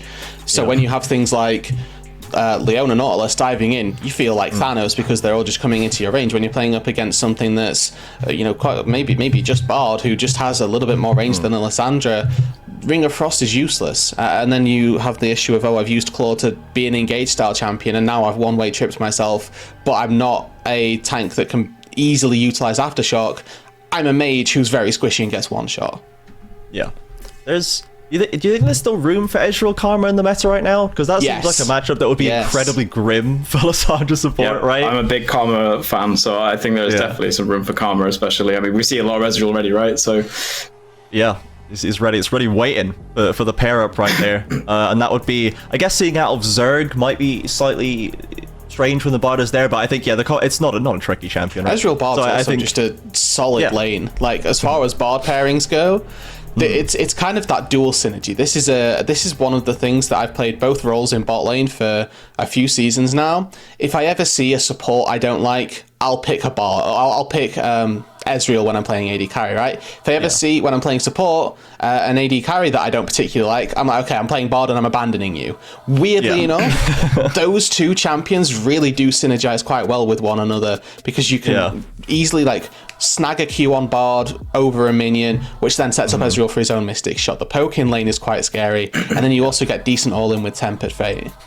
For sure, I think the only thing to note on that matchup is just it can be abused early, for sure. I think that's as someone who plays a lot of Bard as well, one of my all-time favorite champions. You don't quite have the lane pressure that other lanes would. You don't quite push out quite so fast, so it does risk sometimes. Like against poke lanes, actually can do quite bad, and actually Bard as a champion can often do quite bad into poke, but not really the meta right now, is it? So, yeah, and I think that instead of kind of blaming Zerg in a way, I don't want to blame him for not being willing to play Ezreal Karma. I think the bigger issue is Vayne God is just going to play Vayne and Kai'Sa every game. There's less variety almost out of this the AD carry there for Belfast, which is quite unusual now that we have seen more picks come out here, and we'll see if they ever do expand Vayne God's pool out from the Vayne Kai'Sa. Just will they ban one so I pick the other, as the Bard has been removed, unfortunately, for Zerg.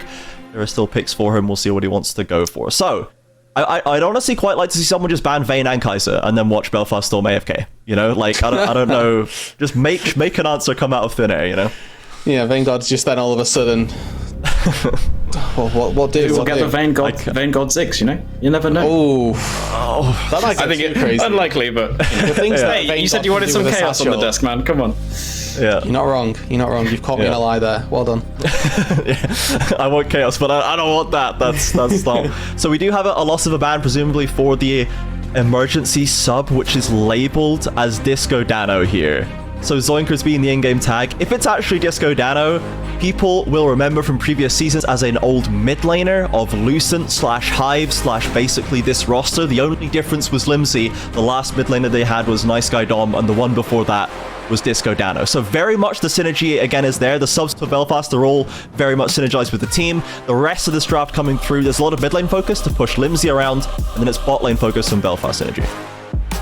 Yeah, for sure. And I'm not surprised to see them looking to, firstly, the Bard takeaway, of course. It's just sort of on the side of Venomcrest is very important, I think, to limit Belfast Storm's own potential. The Tristana, obviously, we tend to see a bit more in mid lane at the moment. So, again, another champion that likes to push, likes to take towers, and is strong in that early game. I think Belfast have gone early for the Renekton, which is something we kind of mentioned in the pre-draft, right? Is that they wanted to be they are a stronger early game team, generally speaking, than they are late. So we would expect to see them commit to that. I actually think that's why Tristana ban is quite good here, because she's a champ that is strong early, but also scales. So they're kind of taking that away from Venomcrest. Serpents need to take a tank top here instantly, like as soon as possible. Otherwise, they're going to get really pinched on second phase and then get absolutely bullied. Theoretically, that is. You've picked Renekton Talia. This is a kill squad to go and dive top lane turrets. You crash that third wave. Talia starts red side, roams up to the top lane, has a good old time. I actually wouldn't be opposed to a Sejuani flex into the top side here if that's the type of thing that Venomcrest are looking for. If it's a Gragas, it might be a little bit more tricky just because he doesn't have that frost armor shield, isn't going to be as tanky on a dive, but we'll have to wait and see where they opt into with the Sedge and the Gragas. I think what I like here from Venomcrest at the moment is just keeping their options open. Like we could see a flex from Sejuani. Gragas could be a Sejuani. It could eat. It has potential to eat top jungle or support if they really wanted it to, just depending on the matchups they want to take. So I think ensuring that they keep their options open and keep Belfast Storm guessing makes it much harder for Belfast Storm to kind of prep this comp that they kind of want to run.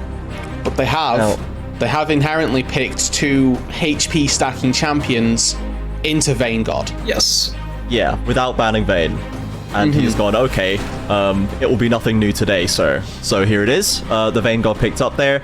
So not guessing, will we, for Belfast Storm's AD carry pick. We're still waiting for support and mid lane or jungle, depending on that. When you have a mid laner in both jungle and mid lane, of course, you can flex that to layer wherever you want. And then for Venomcrest, we're looking once again for a support and assumedly a mid laner for Dandy as well. Now, we have seen things like the Sylas come out for Dandy. We've seen the Xerath come out for Dandy. We've seen a lot of a variety out of him, actually, as it's now a bit of a support focus on both sides. The Orianna dominant mid lane pick has been denied by Belfast to take away from him. And then we'll see what the last denial is from Venomcrest to really just try and push Zerg around. If not going to pinch Vayne God, maybe just pinch his lane partner.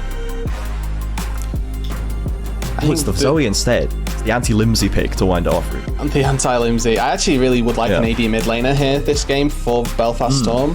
I really value having solo AP in the jungle just so that you can... It makes the enemy team really difficult to itemize. Either they go full armor and then get shredded by Talia, or they build an MR item versus 3 AD champions. It's kind of a lose-lose, but they've gone for the Azir, so now the damage profile is a lot more consistent. Does give Venomcrest a lot more value from their tank items though. Yeah, and I think from this last pick, support, it'll be interesting what they actually want to go. I mean, they've got so much damage, high single target with Vayne. Azir could be high single target. Oh, in slot, there we go. My question is answered. We've got a Milio. That's been a while since we've seen one of them. I actually kind of like it, to be honest. I think in terms of just protect the Vayne, and then just make sure that your team stays alive. They have the cleanse available and stuff like that. Belfast are committing hard to being a team fight composition here. However, the Xerath. Yeah, and the question that then gets presented is how do Belfast actually engage any sort of team fight?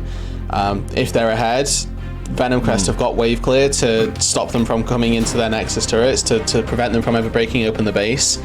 They're fishing for shuffles, for Talia Ws, but other than that, it's really difficult for them to start a fight. So they are really leaning on Venomcrest getting a bit too over-aggressive, using this Gragas, Sejuani, Alistair as engaged tools, and then seeing how well they can kite back.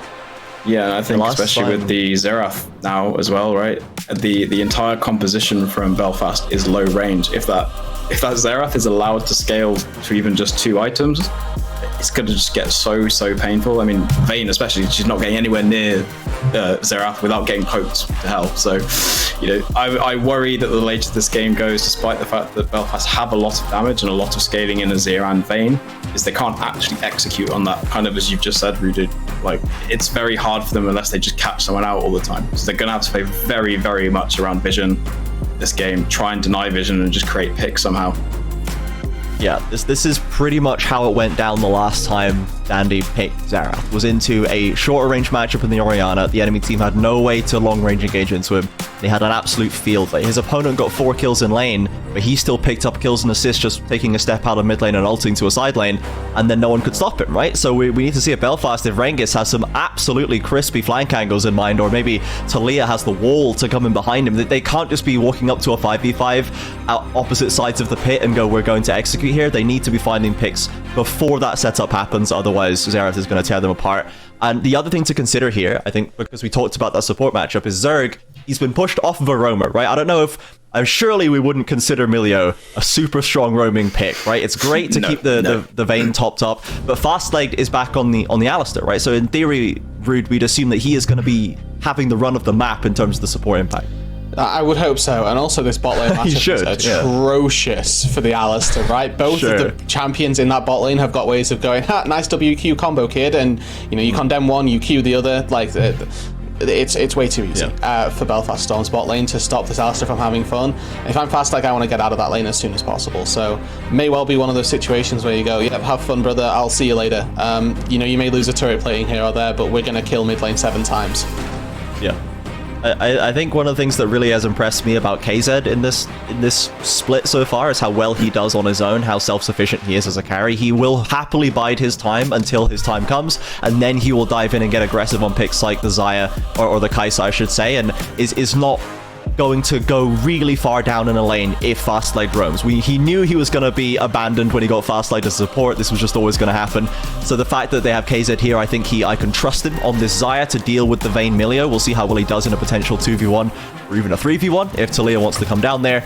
And then to look over at the rest of the map, I guess we touched on mid, we touched on bot synergy. If we look at top lane, we have this kill lane that Ruddy had teed up for us with the Talia Renekton, with the Gragas Sejuani. Do you think there is any point in Bartholdi being up there to try and rectify this? Or do you really want to see him just kind of join fast like did, making Limsy's life unplayable? So I think it depends how they want to play it. I think in a straight up 2v2, very in the early game, Gragas and Sejuani are actually pretty strong as a 2v2 pairing. I mean, obviously Gragas is melee, so they're going to stack the Sejuani passive on her E. The only thing I would say is that if Dano can get a kind of counter gank at any point where they Venomcrest overcommit, there's a lot of burst kill threat from the side of Belfast Storm. They maybe don't quite have so much sustained damage over time, which is where I would expect something like Gragas and Sejuani to win out. Again, it depends how they want to play. Do they want to attempt to shut down this Milio Vayne lane, use the fact they have an Alistair to try and make a play and make those aggressive plays and get a lead there?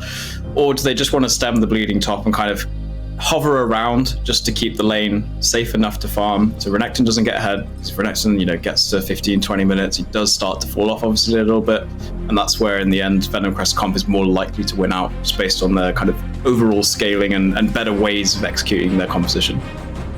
Yeah, I am generally happy to see Inno back on the Gragas. I loved his Gragas play in the Open Qualifiers. I think he's a really proactive Gragas player and can help them set up. I think Inno has been, for my mind, one of the most effective top laners in the split so far in the Four Nations at setting up his team. He will not necessarily always go for the split push, but if he gets a lead, he'll bring it to a 5v5 and make the rest of his team richer for his lead. So I love the way that he plays with this champion. I hope he can get out of this lane fine. On the other side, Rengis, we highlighted this matchup from both sides. They're both very strong top laners. They generate a lot of gold for themselves.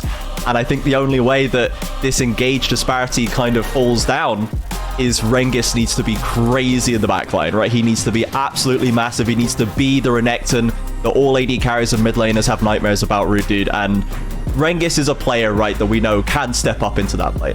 Yeah, grab a sweeper, grab some control wards, and you start playing like your Talon Zed almost, where you just want to be in pockets of vision, sneaking in, and getting those assassinations almost. Because when you are Renekton with a couple of items, it kind of feels like it empowered W. And a Q. Lady Carry has died. Oh dear. Well, that's unfortunate. There's definitely that possibility for Rengis this game, and he's going to need to show that in this one. I think just something to add to that point as well is that if Rengis does get, a bit ahead early, and if Belfast are able to kind of deny KZ from scaling at all, there isn't anyone who's actually able to do serious damage to Renekton. As we kind of hit that level 11, 12 mark, maybe one or two items, it's just going to go down very, very slowly, and that's probably actually the biggest threat they can have at that time of the game, is just Renekton being an absolute massive wall who also just happens to be able to kind of one-shot your backline if you stray too far. So yeah, if they can kind of that two-pronged approach, right? Like Rengis gets ahead and they can shut down KZ or at least prevent him from scaling. I think there's a very nice window there for Belfast to look to do some stuff. Yeah, because I think that's the flip side of the coin as a detriment to Venomcrest, is that if we look at their early game damage, sort of post 5 minutes or so, when those base scalings have been a little bit taken out of the equation, Xayah's not tremendous on one item. The Xerath, can poke you, but for maybe 200-300 as opposed to 500-600 that we're going to expect to see later on. So before 3 items almost for Venomcrest. Their carries aren't super online, and like Synergy says, trying to get through even just a Renekton is going to be difficult. You've then also got to remember that there are just 4 other champions that you need to kill, 2 of which are going to deal some very meaningful damage to you if they're in range. Yeah. So there is this double-edged sword of, Venomcrest, great. If they can engage and pick up a target, perfect. But equally, trying to get that kill could prove to be difficult. Yeah, it certainly does give us a bit of a worry there with so much damage for Belfast. They love to team fight, and let's see if they can execute or if Venomcrest will overtake them. Both of these teams hovering on the boundary of top 4. They love to secure that spot here today. For now, it's back over to the casters, Doctor and E-June, for game number 2. Thank you very much from everybody in the desk, and we are here for another exciting game. Last game, it was the battle between the 1 and 5s, and this game is the battle between the 3 and 3s. Alrighty. Oh, nice and ready for a premium bit of gaming. So we load our way in onto the Rift today. And we try to figure out what's going to happen quite here. Now, did we get confirmed if it... Oh, it is Disco Dano. Yeah, I was yeah, he's there. What a time to be alive. Disco Dano making his return to the UKEL. Oh yeah, there he is. I see. Wait, and from the side of Venomcrest, there is no sub, right? He just changed his name to Elo over Girls or stuff like that, or what happened here for Venomcrest? I couldn't tell you. I couldn't tell you. I'm just gonna assume that it's still Dandy. This week says it's Dandy, and I don't know. Okay. Thank you, Dandy, for But that choosing. same list also says that Disco Dano is called Zoinkas, so what do I know? Yeah. Well, but Disco both Dano, of them having really good names over here, and with the game starting kind of soon, we do see that Venomcrest jungler is positioned towards trying to move towards the bot side, and kind of vice versa for the side of Disco Dano, trying to move more towards the top side of the map. I am excited to see how Disco Dano Youngle hands out. He was a prolific mid laner. I'm trying to think. I think it might have been him that did bust out the TF every single time, which is why we were talking about it earlier. That might be someone else. Wait, like TF jungle? Team. No. He was a mid laner. There was someone who was a menacing TF back in the day. I don't remember who it was though. But where are we at? Yeah, of course, Disco Dano starting down the bot side because he's playing Talia and he has a Renekton. So you probably want to be pathing up towards that lane. And okay, see, Inoi maybe a little insecure, has gone for the grasp. And so we're probably not going to see the super duper CDR, crazy phase rush, transcendence, CDR rune, all that jazz, Gragas. Which, if you ask me, I think it's like the hardest champion in the game, genuinely. You have way too many options. Like, your cooldowns are all so low, and where you put your abilities, just moving like a couple of units is a completely different series of events in the trade.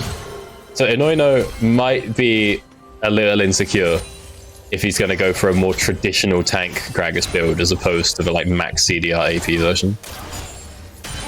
No, yeah, I could totally see his decision over here, not wanting to really risk too much, knowing that his opponent is Rengus, and if he does mess up, this Renekton becomes super duper fed, and at that point, almost impossible to deal with. Actually, can we get a little look at the top lane real quick? Blessed observers, so if we can see, is there a dive being set up? Okay, it's not going to happen. Thank you kindly. Sometimes, back in the day, what you would see is someone try to go for a 4th wave crash on the Renekton, which would then turn into a Talia dive, but we've crashed the 3rd wave, so there's no angle there. Instead, we're just going to see Rengus go ahead, move on down, get a bit of vision, and understand. Ooh, okay, over here, Dandy is not able to stop this, Talia from coming in, so he is just backing off. The red is slowing, but just look at that burst coming out, and that's the first foot just going all the way to Bartholdi. Good lord, do you think that it's pretty Jova for the Xerath, He's not using his flash, what's going on? But he's baiting perfectly. Wait for botting bot to turn up. Even without connecting the Q, there's just enough damage there for the Sejuani to come on through, and Disco Dano now greatly regretting throwing half of his Qs into the minion wave. At times just flash in, just get range, get damage. Well, turns out it may have been worth it taking that little extra step. Disco Dano does go down. Fortunately for him, he's playing Talia, so he's back out onto the map pretty quickly, but still not exactly what he was looking for, as once again he has the opportunity to maybe try for a dive on top. It will all depend about Rengus's wave state there, as that looks like a bit of a dive angle perchance, and they have got that deep vision. They know if Sejuani is going to be here, but no. Once again, Disco Dano has baited me. He's instead just going to use the opportunity to go ahead and clear out the Gromp. There's actually a chance that he is just leashing it, though, for Bold. Yeah. Okay, he has to use the flight. Yeah, he has to use the smite, yeah. Almost getting it, but has to back off. If we look a bit, oh my god, wait a second. There's another just fight going on here. Bartholdi does have the red, is able to just get that distant Disco Dano with that. But look, now the Xerath is here too. The stun lands, and that's just the easiest kill going over to Dandy over here in mid lane. Oh no. Disco Dano's auto-filled. No! Lads! Oh man, and Lindy just has to back off too. Can't do anything aggressive. Such a great dive angle. I mean, maybe it wasn't because it's Gragas. He can just press W and tank all of the burst, but he's Disco Dano. He thought he could get out of that one. He just couldn't. Oh, you hate to see it. You really do.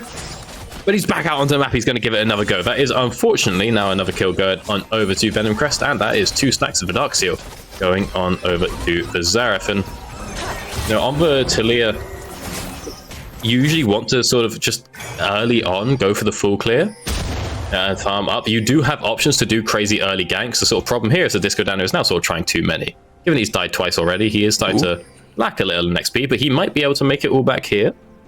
Yeah, there is a bit of a set of fast-legged being cautious. Okay, now they are caught off. Vanguard is the one getting a bit like focused here. Never mind, it's actually Zerg just getting completely shredded by KZ, but able to back off, has enough HP. But then comes the Xerath ulti. Dodgeball. If you can dodge a Xerath ult, you can dodge a dodgeball. My god, and that's just gonna give Venomcrest the prio to start off this dragon, of course. Oh, Dano, we're trying a bit much here, lad. Let's get the clear going. We're not playing Nunu. We're not playing Elise. We can just clear. It's fine.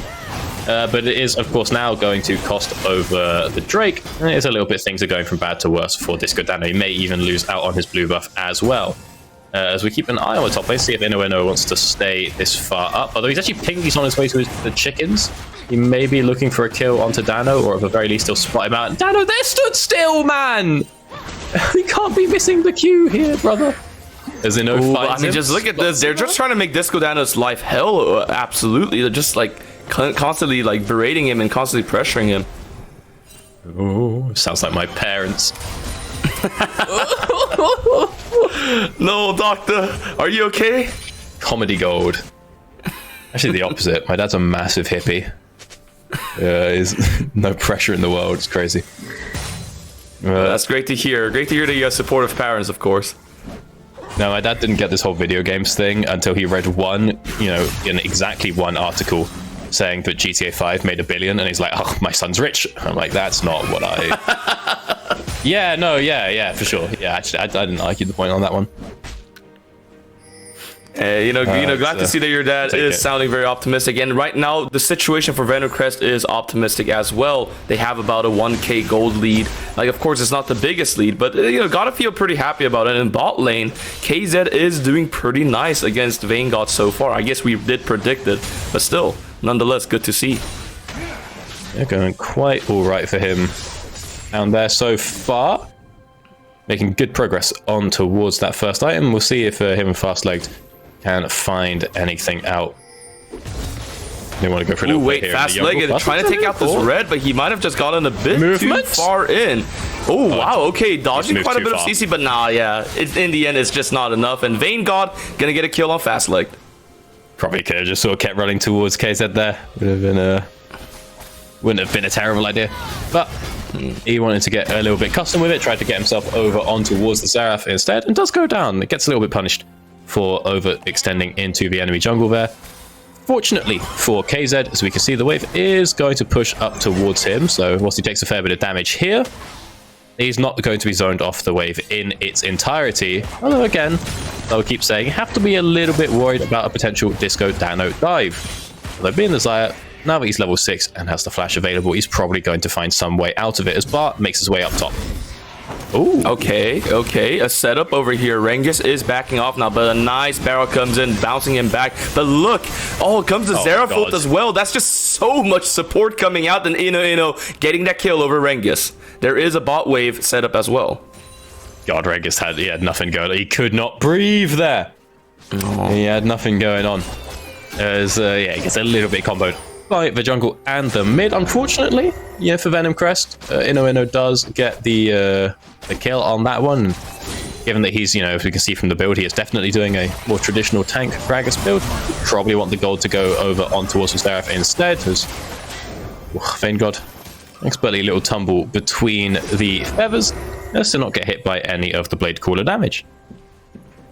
Yeah, I mean, really showing some nice skills there on the Vayne. It makes me really excited because I don't remember the last time I saw Vanguard playing as Vayne. I mean, I feel like the champ is always banned out. So, like, for me at least, I'm super excited to see the team fights. I've cast it, I think. And so it was either in like week 1 or last Thursday, or so he definitely got it at some point, and then he started the game with like 2 kills. He was like 2-0-1 or something, and he ended up losing. Which was really? Crazy. Wow. But he did get it at least that one time, to my knowledge. I might have cast it too, but I just can't remember at the moment for some reason. There is, of course, a setup happening here. Disco Dano trying to see if he can get Rengus a kill, perhaps like a little revenge kill. I thought that we might be seeing a bit of action on bot as well. We'll see which one happens first. Ooh, okay. Ino is called out. Oh, the movement! The nice sidesteps coming out. Can he get out? Yes, he can. Really well played from Ino. Oh my god. Dano's never hit a Q in his life. Oh my. Look at Vanguard. Yeah, this is just, what can you do? You can't really do much. Bartoli, just flashing in there just to avoid the turret damage, maybe? Zerg, nice little footsies over there, able to dodge the Zeref ultimates. I think that maybe Elo Overgirls was just not quite in range to follow up the first time round. Or to ult the second at the Sejuani ult connected, but it all ended up working out. They ended up doing it a little bit more through the front door than I was anticipating. We could see that before that play, Boarding Bart was sort of setting up around the try. I thought it would be, a little bit of a sort of more traditional dive. But said, no, we'll just drop the herald and just walk at you. What are you really going to do? They get taken down now. Very low.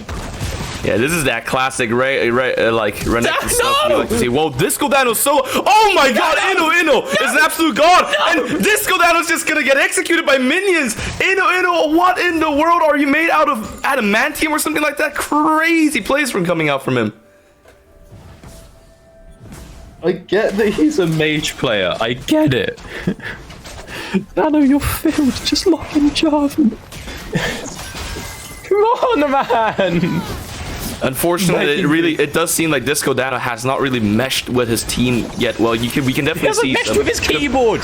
We're seeing definitely some like synergy issues. Of course, like Disco Dano himself, unfortunately, isn't playing the best he could be playing. So unfortunate for him, at least. I hope maybe that Belfast game can kind of get themselves together, at least within this game.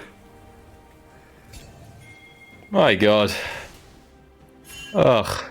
Right, well, I'd say it's 2 kills for Ino, but it's not. It's only 1.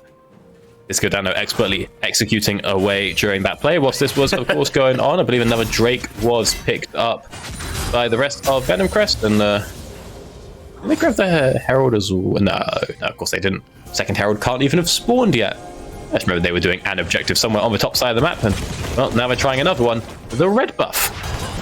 Oh no, Disco Dano, you can't be caught over here. The Zeref ultimate coming in as well. The artillery barrage coming in. Dandy getting a kill on Disco Dano. We do have Bartoldi and Fastlight kind of stuck between a rock and a hard place at the moment. But Bartoldi is so tanky. He's surviving all the damage from Vanguard so far. I thought she was supposed to be percentage HP damage. What's going on over here? Rengus having to back off as well. Venomcrest, they do succeed, and they're saving Private Ryan Lola Adventure over here.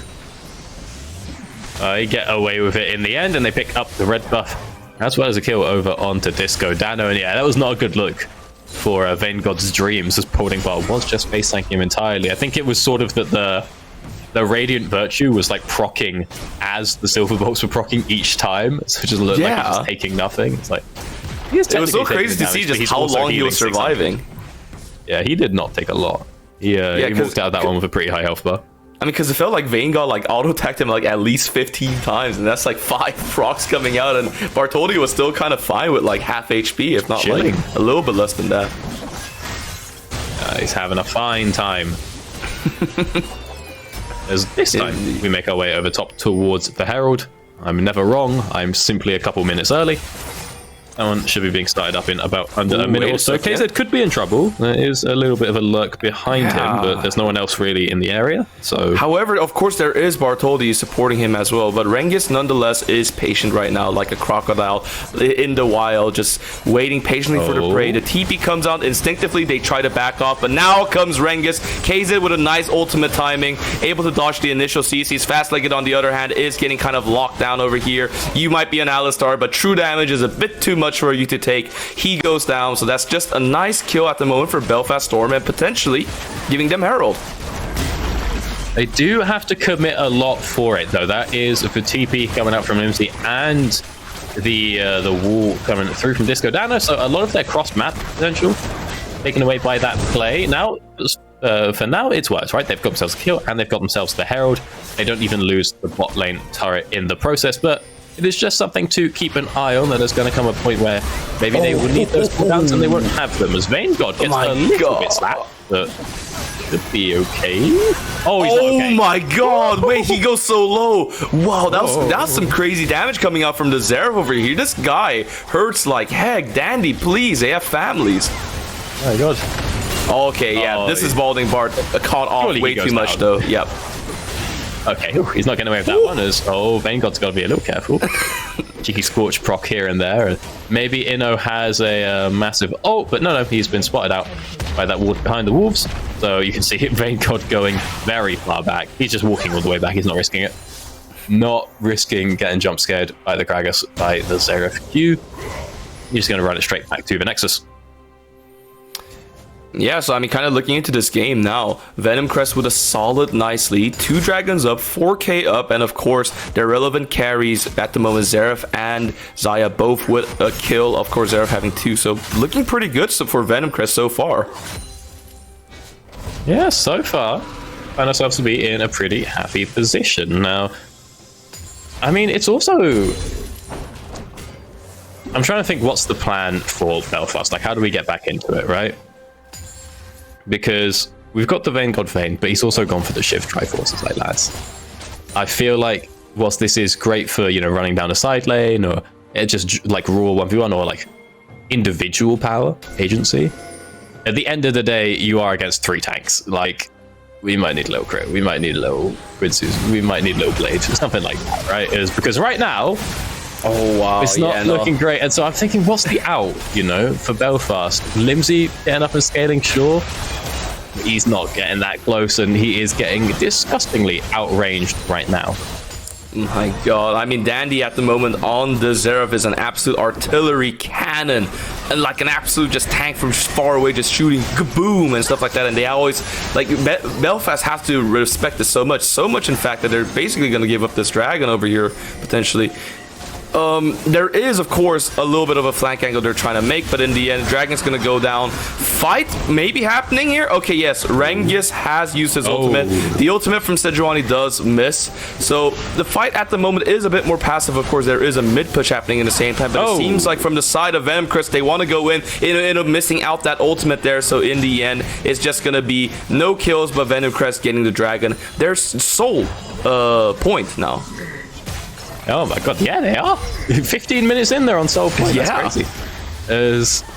Well, yeah, a lot went wide in that fight, so Belfast do manage to walk out. But again, they don't walk out with like a lead or anything. They just sort of managed to get away. They actually lose their top turret, but nobody was there for local gold, so it's only 50 gold going over to each individual. That's not really a problem for Belfast. They'll be okay with that one. But again, it's... I don't know, I'm looking at what's the plan, lads? What's the out? What's the win con? I don't know, maybe Vayne God goes crazy with it. But it's sort of the same as last game, where he needs 30 minutes to get to that point. Rengis is going to fall off, you know, thing here on the Renekton. Azir is going to go crazy at some point as well, hitting these 3 tanks, but also one of the reasons that people do like to play, skill shot heavy champions into Azir is because he has to stand still quite a lot when it comes to ordering the soldiers to attack. That matters less and less the more attack speed he gets. It's much more of a in-lane thing, but it's still, worth noting that if ever he goes for an auto, he wants to hit holding butt before he's got like a Nash's Cube or something, he just loses a third of his health to a random Xerath Q, right? So he's not having a great time. Vanegod's probably not going to have a great time. Dano's obviously not having a great time. Rengus is going to fall off, and he's basically at this point already been outscaled by the Gragas, and it is sort of a little bit dire. But we do have the opportunity for a crazy, Elder Steel, as I realize we are not at a 15-minute soul point because the scoreboard is bugged, but we are still at soul point in under 20 minutes, which is still rather impressive. Yeah, I mean, it really is. I mean, now it has been the 20-minute mark, I do know, because the Baron has spawned, of course. And, like, overall, regardless of how the game goes, I feel like it's such a nice game, of course. Now, look at Disco Dano. Oh, no, unfortunately, he is kind of the black sheep at the moment, just getting caught off over and over. Limsey trying to get a nice ultimate here. Fast-legged, running away. He is tough because he is the Alistar. Vanguard is just trying to get one kill over here. Gets the kill on Fast-legged, has to flash away, but now with the flash god, wait a second. Is Vanguard actually just kind of a god at this champion? How is he dodging all of these spells? But not enough. Cannot dodge it all in the end. So that is going to be a retaliation kill. Now the chase happens on Rengus. We do still have, of course, Dandy alive. Dandy is tanky, but wow, now he's just CC'd amongst 10 people. Oh my god, Rengus. That one stun comes out and it's everything. It's everything worth it for Belfast Storm, because now the goal lead has kind of closed together and Baron is up. Oh god. Oh, they're gonna get Baron. Okay. So they've managed to reach Elo over girls in that fight, and actually, yeah, okay, I want to keep my eyes on that picture-in-picture. I want to see if anyone's close for a steal. That's not a very fast one. Very fast Baron, but I mean, I thought it was over. Vanguard starts going crazy with it in play, right? Like, he's getting all the damage that he needs. Everyone is very isolated. This is a series of basically like 4v1s for the Belfast side. That Baron's pretty low. Oh, it got picked up by Dano. Oh, what's going on over there? What's going on in the picture? Oh, I want to see it. I want to see it. I want to see it. Oh, yeah. Thank you very much, observers. We are back over here. And so far, looking at it, no one has died yet, but Disco Dano is super low. Belfast Storm has the Baron. They're trying to back off with all members intact. Vanguard being offensive, trying to play defense by being offense, of course. They are able to back off. So that's 5 members on the side of Belfast Storm with the Baron. This might be a comeback coming in our way, Doctor. Okay, all right. So we saw the perfect fight for Belfast. How do they get it, right? It's when Vanguard gets sort of left alone, when everyone gets isolated. I thought it was a little bit over when he didn't get that final auto onto KZ. I think he actually could have done a lot more if he did get the auto onto KZ initially instead of autoing that minion. Yeah, I noticed that he had to overcommit. He had to like tumble basically into like 3 people to get that final auto off. In a world where he doesn't have to do that, maybe he can keep kiting, maybe he doesn't get stunned and he goes crazy with it. But the crucial part of that fight is the flash stun coming out from Rengus, just taking down Elo over girls. That's when it sort of went a little bit wrong. So I don't know if Belfast will get that same fight again, especially when Rengus doesn't have flash, and now that Venomcrest are a little bit wise to their tricks. But at the same time, once KZ went down, we were looking at those tanks, or tanks, but essentially just Rengus running in, and there wasn't really a lot that Elo over girls could do. We got maybe if there's not that same coordinated peel effort coming through from the frontliners to keep Elo over girls and KZ safe, maybe then Belfast Storm do start to have a chance, as now 2 items are being finished off. That Death Cap picked up for Limsey as well, as Bart has to ult to walk away. Okay, there are some ultimates coming out here as the defense. Another ultimate coming out, so that's 2 ultimates down so far for Venomcrest. Vanguard and KZ forced out with the ultimate, and this is actually Belfast Storm starting to win these fights, and the Dragon is up, and this is what's going to be Soul if Venomcrest could get it, so that's going to be Soul point denied for Belfast at the moment, of course, assuming no steal happens. Hang about. It's ocean maps, so Bolden can get in the back of the pit. We'll see. Rengus will probably spot him there. Oh, they're just going in. Okay, he is able to dodge it out. But now the Dragon Pit is kind of empty. Disco Dano just in the middle of everything at the moment. And there is Limsey and Rengus. The fight is split. This is quite a complicated scenario. But in the end, Belfast Storm will get the Dragon and will deny the soul point. Yeah, they managed to not only get the Dragon, but then also Limsey and Rengus get away alive. You would think the plan for Venomcrest is like, right, well, if we can't get the Drake, we'll just commit onto these guys and at least get a kill out of it, but no. Venomcrest don't actually manage to get anything off that. Now, of course, It's pretty reasonable, I think, for them to just back off. Be like, fellas, it's a single ocean stack. Like, honestly, you probably don't want to risk giving them the the Elder Steel win condition. One stack of ocean, 24 minutes into the game, not really going to do a lot. They're okay to hand that one over. Really, against the terrifying part of the fight so far, part of the game right now, at least, for Venomcrest, is the fact that Limsey got just a death cap off that fight. I think he got like 2 massive shutdowns, and he is now stacked. So you can see that he's got now better items, more gold coming through than Elo over girls, which is not really the situation Venomcrest wanted, right? It's not a situation that literally any team ever has wanted, but especially when Elo over girls was, the dominant one for the team, and he was the one to be in that strong position. He has now finished up his own death cap, but, surely Limsey is sitting on a fair amount of gold. So, again, similar situation in that last fight where it's just getting split up. What it actually is Inno just trying to re-engage. When he body slammed him forward, then it all went wrong and he just ends up dying, and that was the front line protecting, again, those various backliners. So again, we just don't let the fight split up, lads. Let's just keep our meatballs nice and close together. Get our bruises going. Ooh. Okay, nice ultimate coming out from Zerg to help out, but that is Zerg's ultimate gone, of course, exchanged for Bartoldi's ultimate. I do wonder if too much more is going to happen at the moment. But one thing I did want to talk about is the shift of momentum now towards Belfast Storm. They're playing way more confidently and way more cohesive now, especially like Disco Dano. He's playing around with his team much better, I feel like. He's getting there. He's now not a jungler. He's just a mage, right? This is something that Disco Dan is comfortable with. Now that we're not doing that whole jungling thing anymore, this has worked out quite well. But I don't know if I would say that Belfast Storm is still confident. I'll give it one more fight, I think. Because, again, for me, those last 2 fights were... Actually, no, not the first one at all. The first one was Belfast Storm just splitting up Venomcrest and doing quite well. The second one was sort of Inno sending it, and then the rest of the team sort of being in a shambolic situation because of that. So I think it's 1-1 on the scoreboard right now for did Belfast play the fight well or did Venomcrest play it bad. So we need to see that deciding point to truly understand if Belfast are going to start taking over this game. But at the very least, they have now brought it back to, not even back to even, but a slight gold lead. Although I don't think the gold is too important with how we see these 2 comps interact.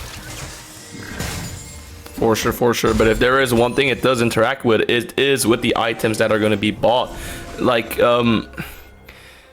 honestly, so you think that going more towards the late game, it's going to be more like Belfast Storm favored or Venomcrest favored? I actually 100% think it's just on how the team fights play out. I mean, surely with this much frontline, an Azir Vayne team is going to be favored late game, if you want to put it that simply. But I think that there's just too much in the actual intricacy of the fight itself to just look at one team and be like, oh yeah, they're ahead, they're winning. Because if we do see KZ and Elo over girls get the appropriate peel, or if we see an engage that lands and isn't instantly cleansed by Zerg, or maybe it is cleansed by Zerg but it's not overcommitted on, Venomcrest I think are in a fine spot, especially if they can just take the time to have Elo over girls get his poke going, right?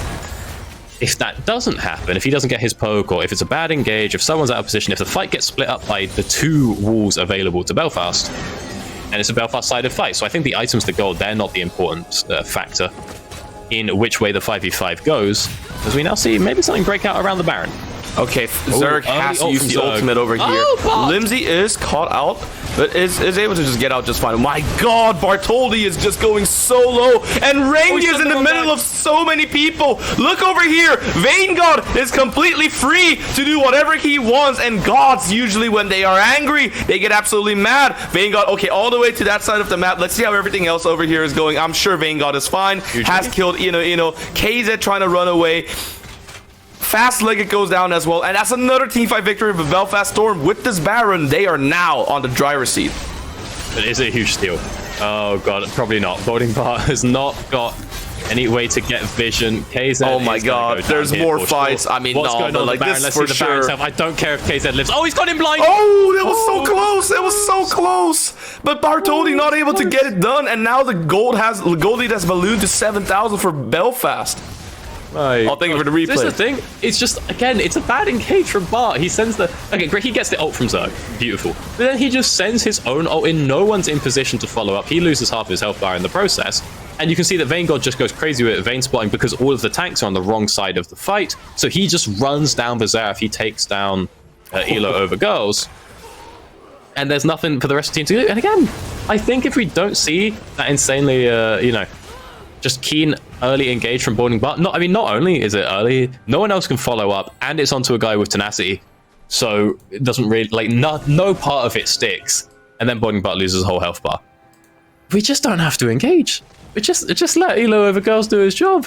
You also have insane amounts of disengage if Belfast are the ones who try to do something to you, so I don't know, it feels just a little rough for Venomcrest here, where I think we're forcing a lot that we don't have to, and again, it's just bad engages with, it's a nice ult, but there's no one's in position to follow up on it, so it's a terrible ult at the end of the day, right? There's nothing to be done with it, and then, as we say, the Sejuani just goes down, and you well and truly hate to see it. Yeah, and now definitely Venomcrest are confidently behind at the moment. There are waves just pushing in here in mid lane. Rengus is like looking for an angle here. Oh wow, wait, did Zerg just predict that and do the Q? Oh wait a second. Oh my god, there's so much action going on, and the two frontliners are scooped all the way. The Emperor's dividing up the team. Limsey, happy feet. No, can't get down. So shut down for Dandy at the moment. So that is a bit of an even fight, but of course with the Baron buff, with Rengus pushing bot for Belfast Storm, still happy with the exchange. Again, it's just a bit of a keen engage, isn't it? We just didn't really need to be hex flashing in there fast leg. We really didn't. It looked okay again, Inno gets a big ult, but you kind of don't want to be splitting people up. You have a lot of AoE on your team, right? Your only damage dealers was Zaya and the Zeref. They'd much rather people were close to each other. Then it also goes a bit downhill. As Rengus wasn't even at the fight, he may well end up going down here. Wow, he is quite tanky, of course. Oh, wait a second. Why is he so tanky? Oh my god.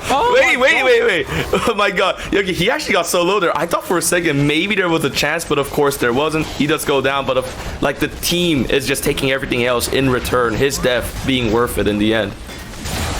Now a turret being picked up over on the top lane. Rengus can buy a crazy amount of time with all these shields. Wait, this is not you too. I don't know, you were doing so well. You brought it back. Oh, no. Yeah, no, he was genuinely doing fine, and then he got a bit careless, similar to Rengus. I guess both of them got a bit careless. I mean, they do have a nice gold lead, so maybe it doesn't matter too much at the moment. No objectives to take. There's a world where Rengus kills KZ on his way out there. Yeah, there is. Much time to go meet up with Dano as well. But again, lads, Venomcrest, stop engaging. It's fine. The Lure Girls is huge. Now finished up the Void stuff. What's he getting next? Maybe like a Horizon Focus or something. Like, he's got the damage. He doesn't need He doesn't need a fight to break out. He doesn't need someone to be locked in place. He's got cooldowns. He's got damage. It doesn't matter. Just let him just throw out a bit of poke here and there. It doesn't stick onto everyone, but the people it does stick onto, it matters a lot.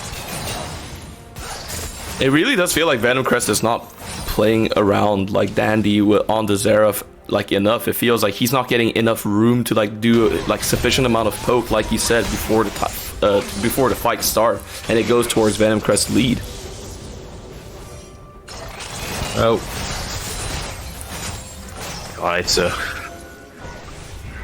Oh God, I don't even know anymore at this point. It's also pretty rough for Venomcrest. They've now had over 2, maybe 3 Ocean Drakes, which is going to help when it comes to dealing with the poke.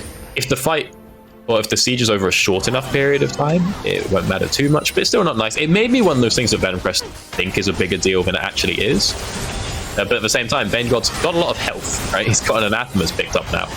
And so he's going to be healing quite a lot from that Ocean. Okay, there is the wall that came out, so they are divided. Nope, the wall's just going to come down as fast as it was propped up.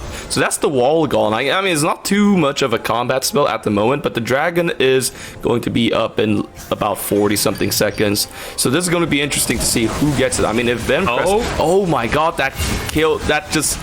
That engage is coming out for fast leg. Wait a second, but now it is Vayne got caught up, but using the flash to get away. Oh my God, Rengus is so big in the middle of a million people over here. Rengus is getting chunked down a bit, but just look at the damage difference between Rengus on this Rengar. No, not Rengar, Renekton. My God, just that entire team fight. I could even commentate over it properly because of how much crazy shenanigans were going on, but in the end, it is going to be Belfast Storm winning the fight decisively and potentially ending this game. Why do we engage? I don't know, Doctor. I don't know why they keep doing it. The fight split again. We're engaging onto different people, and none of our carries are in position to hit any of them. Oh god, I don't think that Elo Overdose can save this one. I don't think he can clear it out. I mean, he can get a killing spree, I guess. Enough. He's just being zoned back entirely by Disco Dano. And that's going to be it. That's going to be the game. Going over to Belfast Storm after, let's be honest, a pretty atrocious opener. They managed to bring it back. Multiple successful teamfights in a row. Get yourselves a couple of Barons. Get Vayne God online alongside Limsey. I mean, you can see Vayne God, to be fair, going crazy with it in teamfights, just tumbling straight into the enemy backline. Something that you probably do need a fair few Vayne games to be able to pull off, to say the least. I mean, look, I was saying earlier, I didn't like the build. I thought it was like, look, this is like a high agency, high individual build. Sure, looks good, but hitting the tanks in the team fights is just never going to work. And he's like, yeah, I'm not hitting the tanks. And he just starts tumbling through them and hitting KZ instead. It's like, well, when you put it like that, this is a great idea. This has worked out flawlessly. So I don't know. At the end of the day, Vayne God, a bit of a god on Vayne. Disco Dano, he's the best jungler the league has ever seen. What can I say? And it's another dub for Belfast Storm. Another dub indeed. And next game is going to be, I think this is going to be the one that most people are excited on. It's going to be Tempest versus Ruddy, right? So yeah, everybody, that's going to be the exciting game, and we will be back just after a break.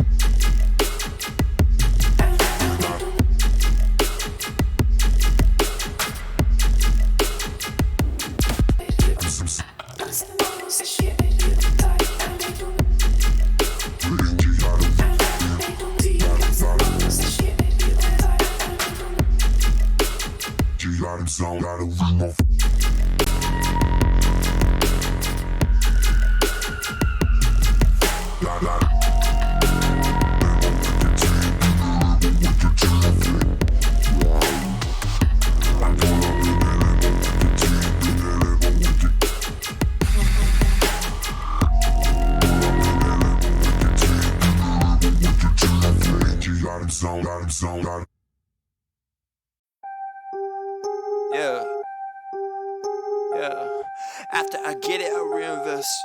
After I get it, I reinvest.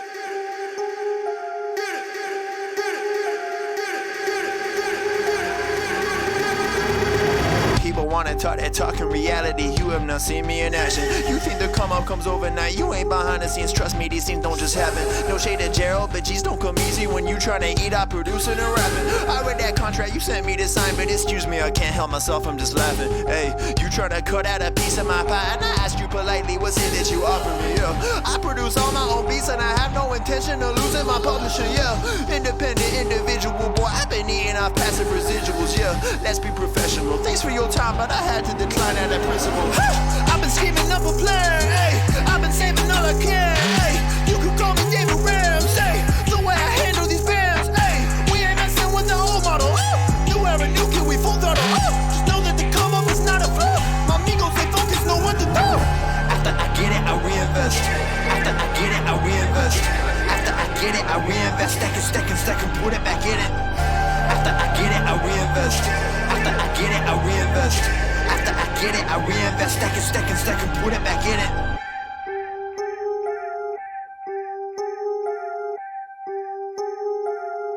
Yo, look, I ain't saying that I'm rich, cause if I'm honest, I've never been. But when I look at all these other kids, I feel just a little bit ahead of them. You should know the business is competitive. There's a lot of people that I'm better than. Even veterans ain't got the knowledge I do. I've been reinvesting all I ever spent. Stop pretending like you poppin'. Who been out here making profit? Told my mama that I got this. I wonder if she noticed what my job is. I don't know how I'ma make it, but I know no matter what, I'm finna find a way. All my homies finna eat and I ain't letting no one on my team look at an empty plate. Yeah. Went from a boy to a man. Ay, every day been making plans. Ay, they don't really understand. Ay, gotta look out for the family. I won't fall for any scam. Yeah, only worry about the fans. Yeah, I won't compromise the brand. Yeah, I've been saving up the bands. Whoa. After I get it, I reinvest. After I get it, I reinvest. After I get it, I reinvest. Stack and put it back in it. After I get it, I reinvest. After I get it, I reinvest. After I get it, I reinvest. Stack and put it back in it.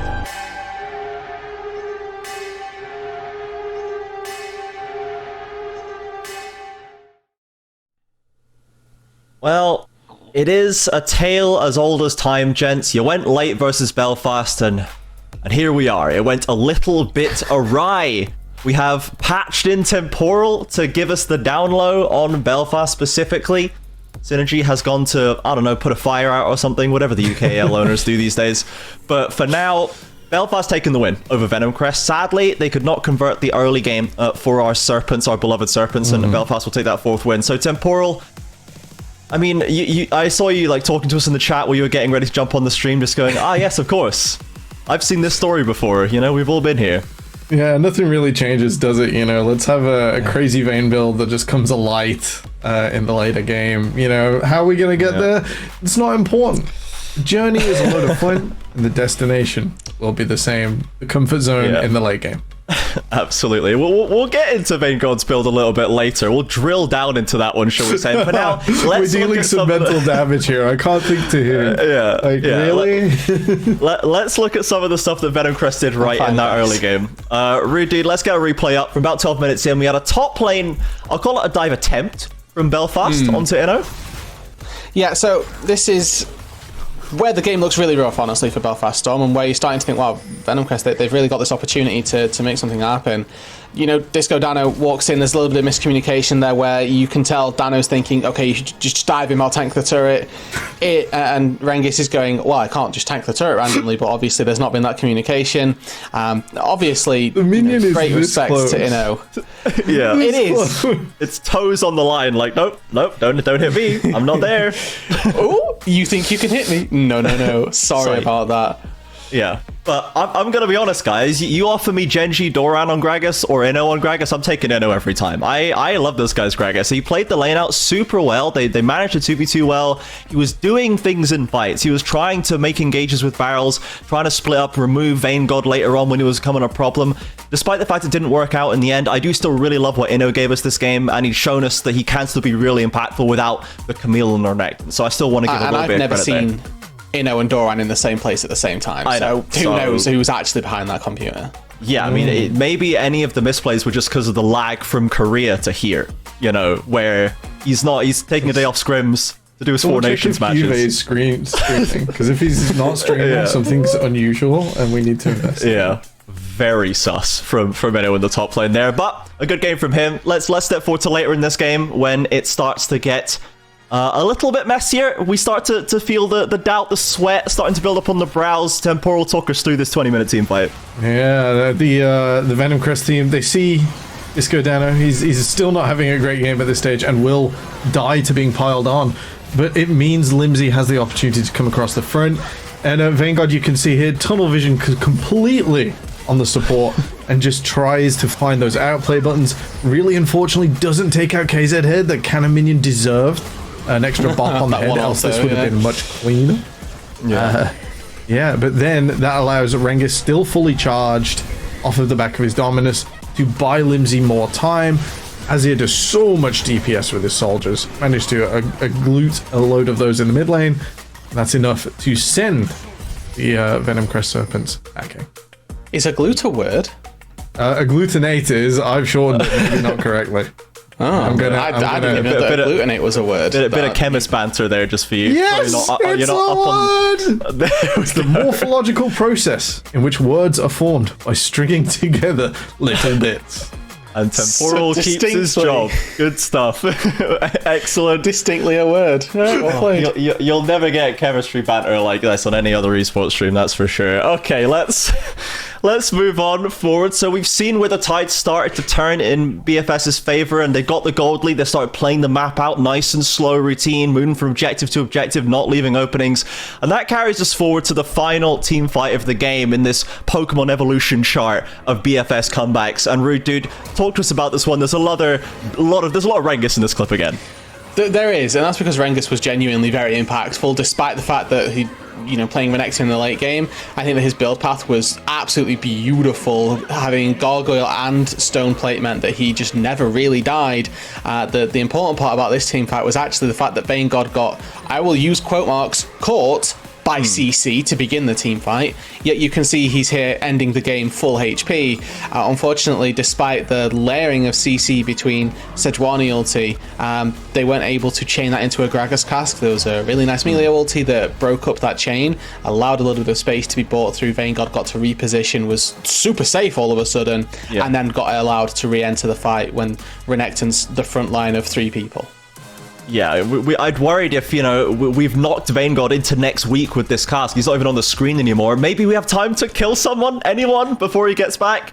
It's just not the case, right? Rengus is, as you say, massive with that build, holds everyone around him, all the leashes of Venomcrest, and just kind of runs it through. So before we move on to Ruddy versus Tempest, let's talk a little bit more about that build, Temporal. The Vayne God build with the Shiv early. I know, Rudy, you weren't a fan of this one. And then we had... I would love to have a conversation with him about this. Yeah. Just to know the thought process. The guy's called Vayne God. Yeah. Shield Triforce buys you like so much space and time. Where like you just shouldn't have that. Like, you should be able to put Vayne under tower. Xerath should be able to just mercilessly crush. So reducing that with the Shiv, completely fine. Triforce, very illegal on Vayne at the moment, very good. We saw multiple team fights where it just looked like Vayne God with a bit of move speed from the Melio, a bit of move speed from other sources, and the Triforce on top absolutely zooms across the map. Normally that's a stride breaker territory right now. And then after that, full tank, because you're full build. And is it even full tank? Does Anathemas count as full tank? Is that it's because I've seen like the Randuin's veins at the time. You're not. Yeah, that's fine anymore. I'll take Wit's End. I'll give him Wit's End. The Anathemas was where I started to lose faith, and we saw the Giant Scott come in, and we were like, huh? The only hard CC was Sejuani ult. Right. So Melior was thrown on top every time. Everything else just got a little softened by Melior, and then a little softened by Anathemas, and then suddenly KZ couldn't 1v1 Vayne either. So how are we doing this? How are they actually taking the Vayne down? Are we sold, Rude Dude? Are we considering purchasing this? They won the game, right? I can't sit here and fully berate the build.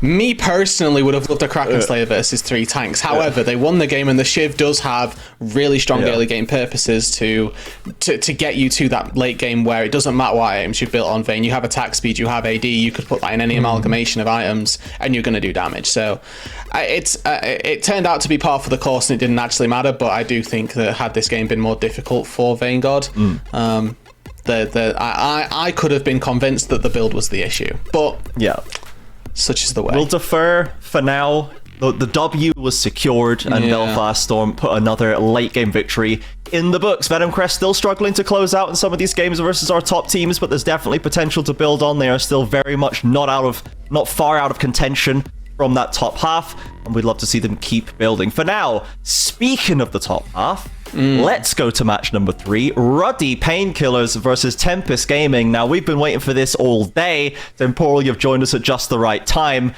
And we have quite an interesting dynamic here to talk through that we haven't had for a while. We actually have a potential mid-jungle duo that's looking halfway as good as Dunlosi Kusai. We have someone who can maybe hold a candle to them with the Ketsuo Crisis connection that has now been added in there. Temporal, talk to me about what we've seen from this mid lane. We only had the one game from them, right? But in terms of matching up in that lane, do you think there's an angle here? Do you think there's some way that we can maybe get this lane in hand against Tempest finally?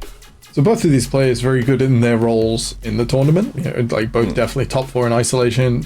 They came together not necessarily to repeatedly shock the lane in the one game they've been together, but they were a unit diving and starting team fights and showing that synergy together. So whether you then take on the Ruddy Painkillers as they... I've got my teams confused. We're going to carry on. I'm quite ill and it's not showing on camera. Sure. With that duality coming together, we have the opportunity for a team that is already good to become potentially the best. We've got Ketsuo, we've got Crisis, who's played jungle in the UKL competitively as a Demise Academy team that helped me win the prediction game that split. Very impactful. They didn't quite convert through playoffs. Not to be underestimated at all.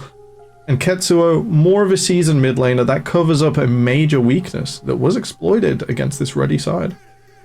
Yeah, we have a little bit of a replay package from that last game, that Ruddy game, to show off how this team was using this new mid-jungle duo. And Ruddy, while that's running, I would like to get your take on this lane matchup, on this combination for Ruddy versus Dunlosi and Kusai as well. If there is any hole to exploit for Tempest, or just any comments on how Ruddy have used this new setup they're now running.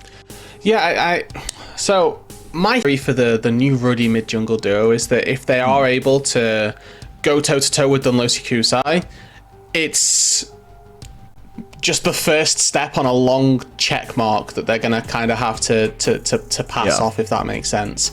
I think it's the most important part of the puzzle that Ruddy need to solve, and then it becomes, okay, can Sin continue to be the monster in the top side? Can we see Akers maybe return to a bit of form that we've known from him in seasons gone by?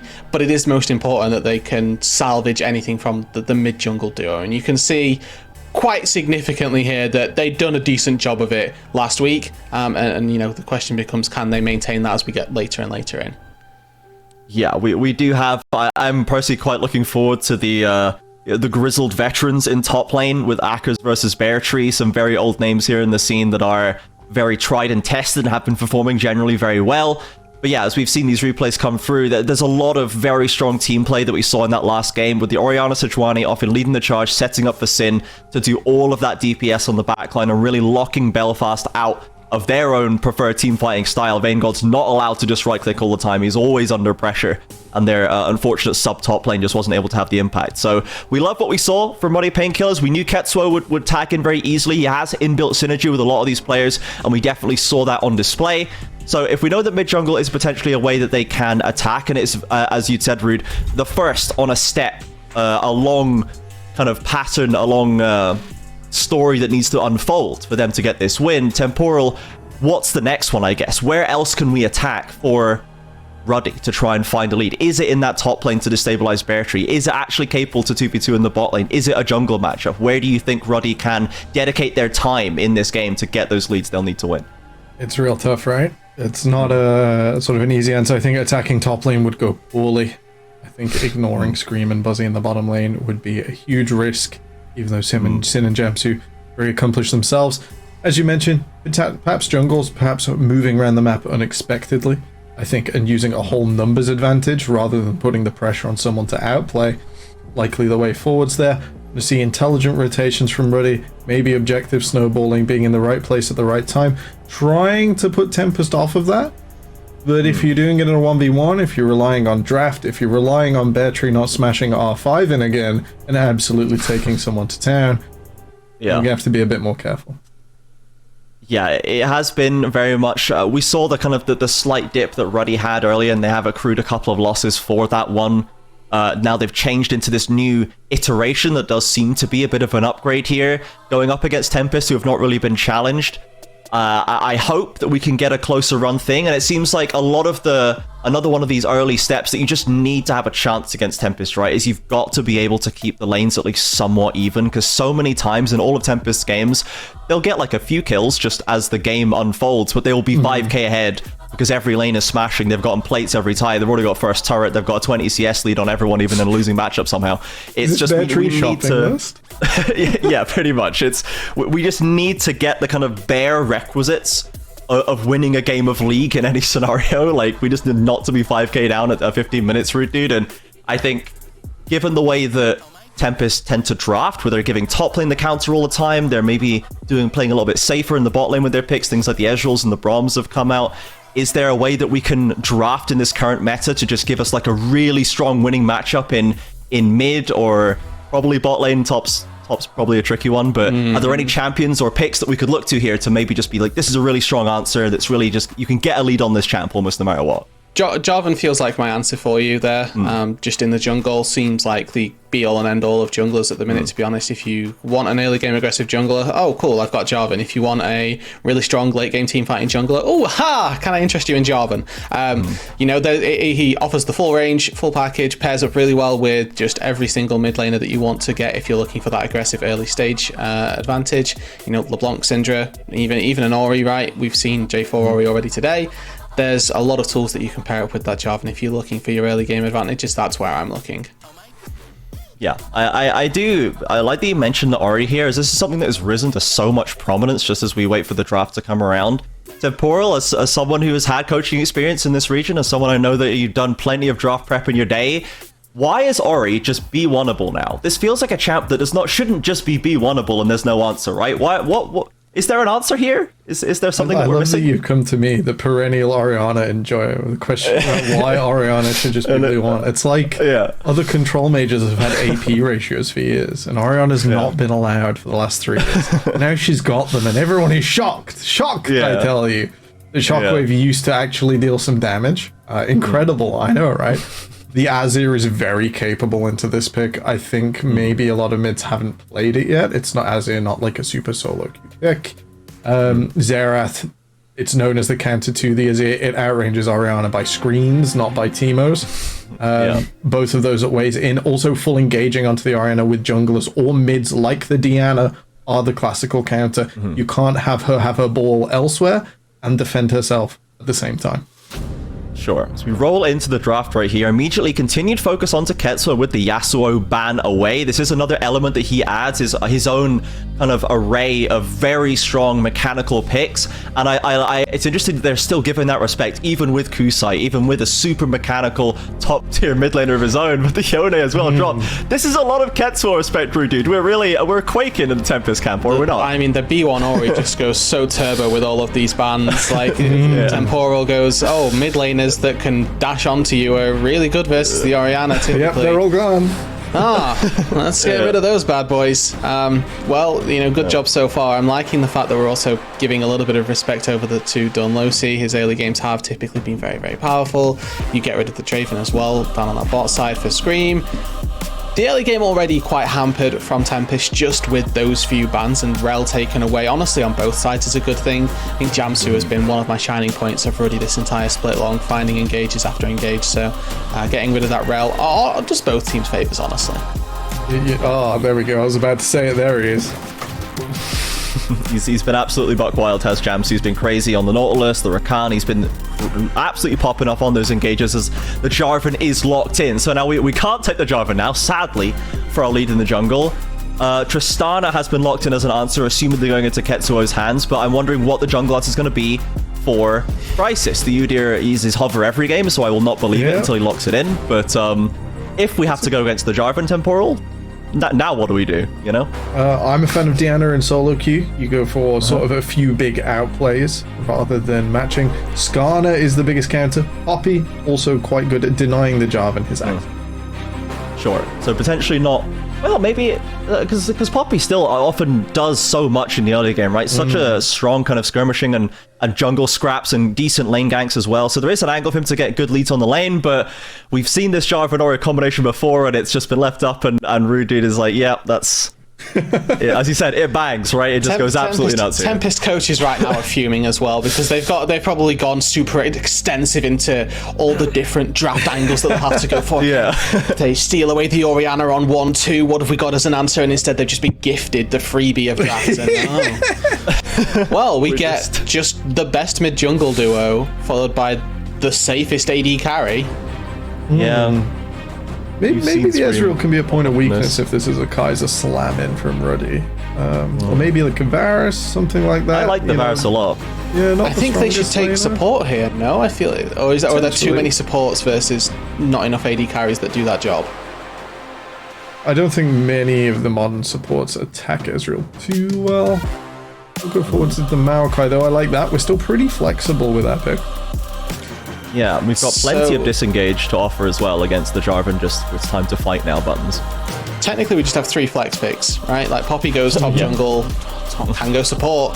Maokai goes top jungle, can go support. And the Tristana as well, a flex between mid and bot, technically top as well if the matchup is super playable. It's been done.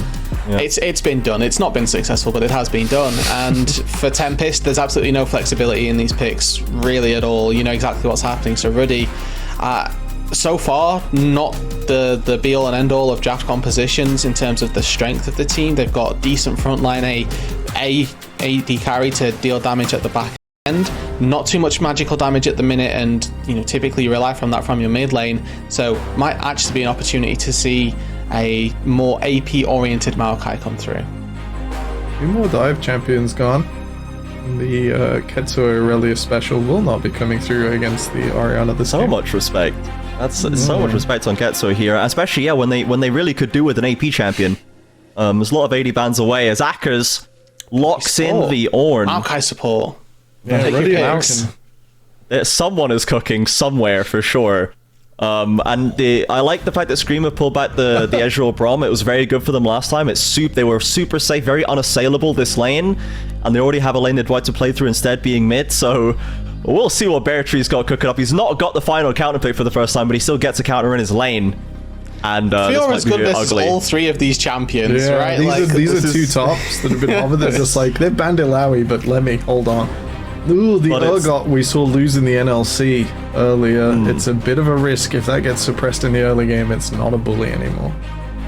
It's bad. So now my kid, and he's going to sell. I want to see what Ketsuo has after all this focus, after all of this, the hesitation, the wait, the build-up for what he's going to pick after he's been targeted this heavily. And if it is just Victor, I will sleep. But, the Vladimir coming out into the mid lane. So it's Orianna. Like Vladimir. I'm going to be honest. I was looking at this composition and thinking, Tempest, maybe they threw them a bone with the Urgot top instead of a Darius or a Fiora, but it's not like completely torn the composition apart. Ruddy needed something like this Vlad to be, all right, we're here to party. And this does make their early game just awful, just really, really bad. Right? Vladimir. The mid jungle 2v2 of dreams if you're Tempest this game, right? Because Vlad doesn't do damage early on. Maokai's got some good CC if you're in a 2v1. Maybe they've got the damage to take down Q's side, but we need items. 2v2. We need to sit back. We need to vibe for a little bit. And this is one of those games where I will rarely advocate for a static shift Tristana, but I might just have to for some sort of wave clear. Yeah. It's does it blend? Does it 2v2? Absolutely not. No. Okay. I build one Mercury treads and you cry.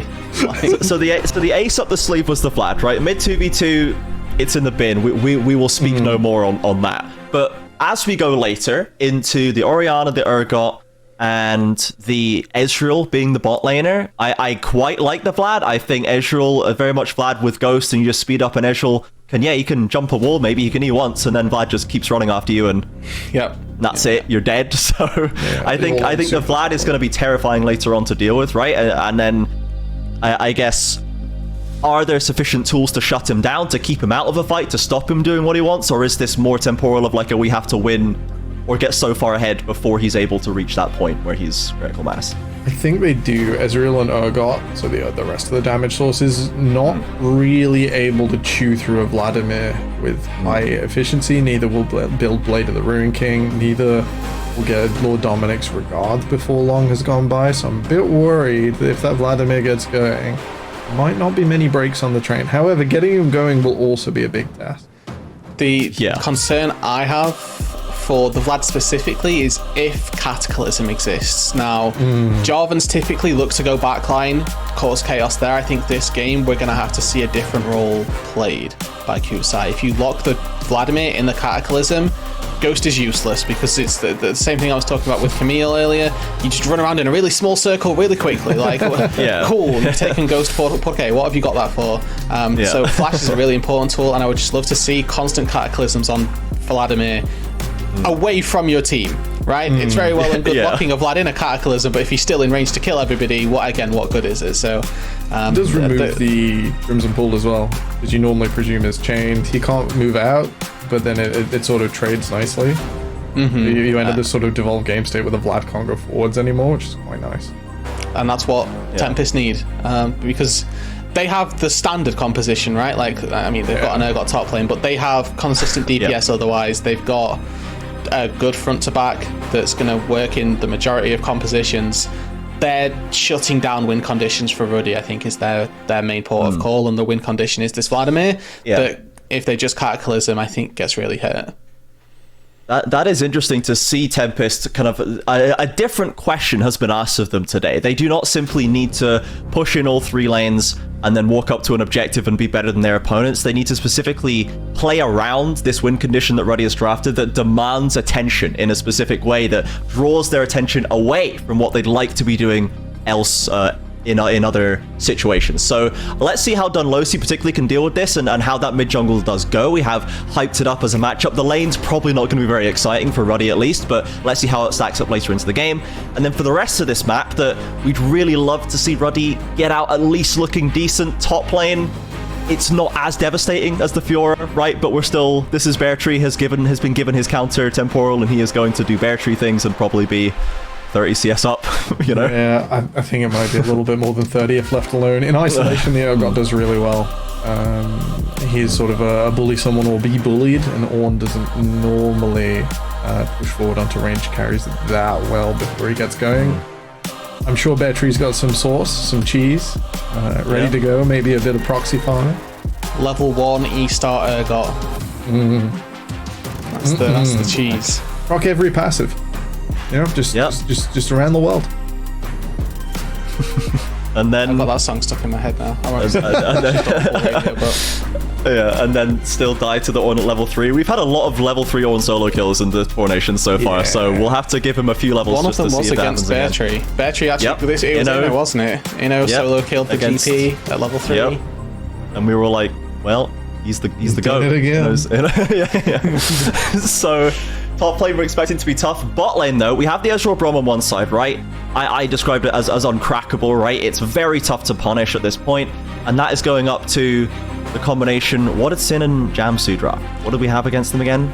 It's either Maokai or Poppy. I didn't quite see where they landed. Oh, it's Poppy Trist. Poppy Trist. Yeah. So Braum is amazing versus that duo. Yeah. Braum, if you're ever looking at it, is not an engaged support. Do not be baited into thinking because he is melee, he's an engaged support. PSA for every support player out there that's just picking up the role. Braum is very good versus melee supports because when they come forward, very, very frequently they don't have a way to go back out. So it's easy to stack up your stuns and it's easy to find kills in response. Let's see if they can get it done. Tempest Gaming versus Ruddy Esports. Let's see if someone can finally hand Tempest their first L of the split. But for now, it's over to the casters, Doctor and Black Bloxer for game number 3.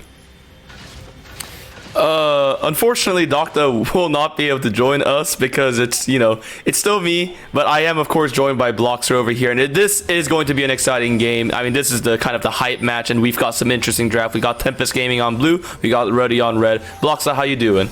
Really good. I mean, I'm so devastated that it's not a me and Doctor cast. One of us would have to play-by-play over that, which sounds truly terrible. So it's probably better for all involved that that's not the way that this one's going.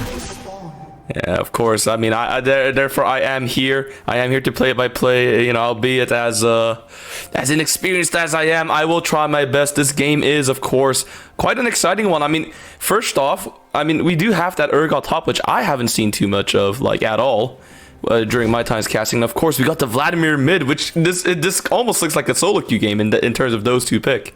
Oh yeah, definitely. It's a lot more solo queue-esque than we've been seeing out of this 5v5 competitive, but that's sort of the thing that you can get for these slightly lower but still, you know, very high-level players for this kind of competition. I mean, the Urgot, it's so exciting to see, and Beartree is somebody who I'm expecting to really be able to pop off on this champion.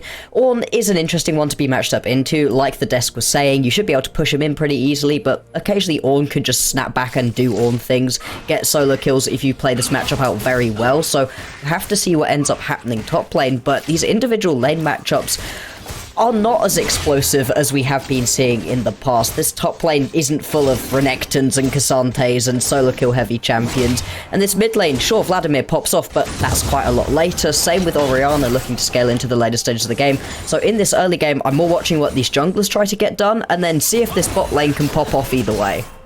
Yeah, if the observers can go topside a bit, we do see already Beartree versus Akers over here, and it seems like Beartree already just trying to be super aggressive, trying to like deny as much EXP as possible. Just look at this aggressive positioning into Akers. Yeah, just has to back off there. You're just going to get poked out constantly as it's all not going to be having the best time of it during the early stages of the game. Not the end of the world for an Ornn. We always talk about Ornn as one of those champions who will be useful no matter what. You know, once we get into the later stages of this game, you press your ult, you also have the Maokai press his ult, and good things happen in straight 5v5 team fights. But yeah, for the other stages of the game, it's going to be miserable as he gets chunked even lower. Ouch. Ooh, yeah, this is getting kind of dangerous for the moment for Akers. And another thing to notice there, I don't know if anybody else noticed, but Akers started without any items. So he actually had to go ahead and build himself an item like the Doran's shield here as Ornn. So kind of a little funny mistake. Of course, another thing that makes me happy with this game too and excited is if, you know, Blockster, if you know about me, then, you know, I'm a Poppy fanatic. I absolutely love seeing Poppy. So just seeing a Poppy pick here makes me super happy. Seeing the Poppy not banned out. I'm expecting great things from Jamsu. It's a pretty good game to have yourself a Poppy in as well. When it was first locked in, I was like, oh, cool, it's a Poppy in the jungle. And then it wasn't. I was like, okay, Poppy top, sure. Now looking like it's, you know, Poppy in the support role. Top lane. Got a couple people around. There's not really any true threat of diving onto an Ornn. That doesn't tend to go very well for you during the early stages of the game. And yeah, there's plenty of dashes, especially versus a Jarvan and a Braum specifically. You absolutely love to have that Poppy. Plus, plenty of mobility on the Urgot too. So should see a pop-off performance. And it's so exciting to see champions that, you know, you love to see. Unfortunately, as a fanatic, as a Warwick fanatic, I don't tend to see my champion around that often. Oh, that is unfortunate indeed. But of course, talking about a matchup that we don't see too often in esports, or at least in League of Legends, and this like Elo at the moment, it is this Vladimir versus the Orianna. So far, and Orianna having a really good time. I mean, it's as expected, and we do have Crisis trying to go in, but immediately kind of has to back up because noticing that Dunlosi was there to help out. Oh my god, and boy. Here we go. Akers going solo, but just surviving against Beartree. Honestly, I'm very, very impressed with Akers right there for not blowing his flash to get away from Beartree. Knew that he had the ability to get away. Super low though. You get caught by one more of those charges out of the Urgot, and you're just going to be taken down. This early game's been so close to explosive plays, as we might get a dive right here out of Dunlosi. This is a big wave being pushed under the tower. Ooh, and this time we do have, yeah, I mean, this is going to be a gank for sure, and this time Urgot is low enough. Maybe things aren't going to work out for Akers. Yeah, no, he's just getting stunned. Boom, bam, first blood for Beartree. A nice and easy little alley-oop towards him by Dunlosi.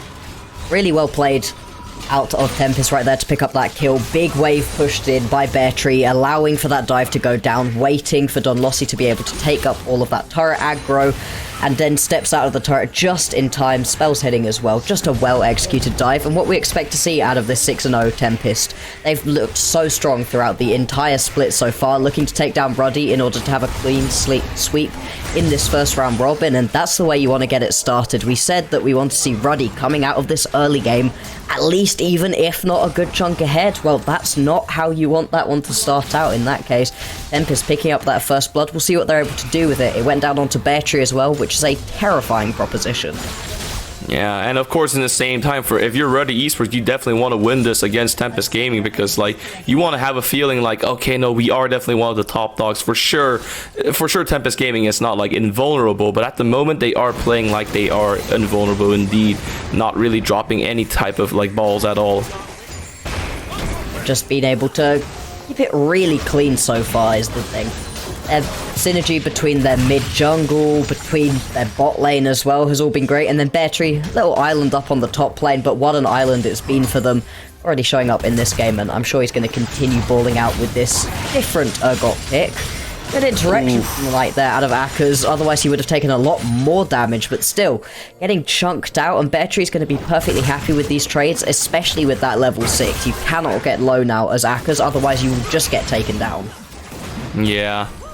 I mean, my god, it really feels like if you're Bear Tree, you've already kind of bought real estate on that island, speaking of such things. But we already knew that, like, Tempest Gaming was going to be ahead in early game because they had much better, of course, like, early game drafts. But what point do you feel like Ruddy Esports really starts to turn it around with that late game Vladimir, the Tristana, the Ornn just kind of coming out to help everybody out? You're really looking for that level 14, specifically for the top lane, to have those ornaments be coming through. 2 to 3 items, really, as some big engages down in the bot lane. Ooh, okay, we do have, of course, Crisis here trying to help out. Scream has to just kind of flash away from this situation, but he is able to get out, of course, being Ezreal, slippery as ever. But Dunlosi is here, boom! Uses the ultimate, nice flash out of Jamson to avoid the damage, but instead, Crisis is going to be the one going down, so that is a kill going over to Scream.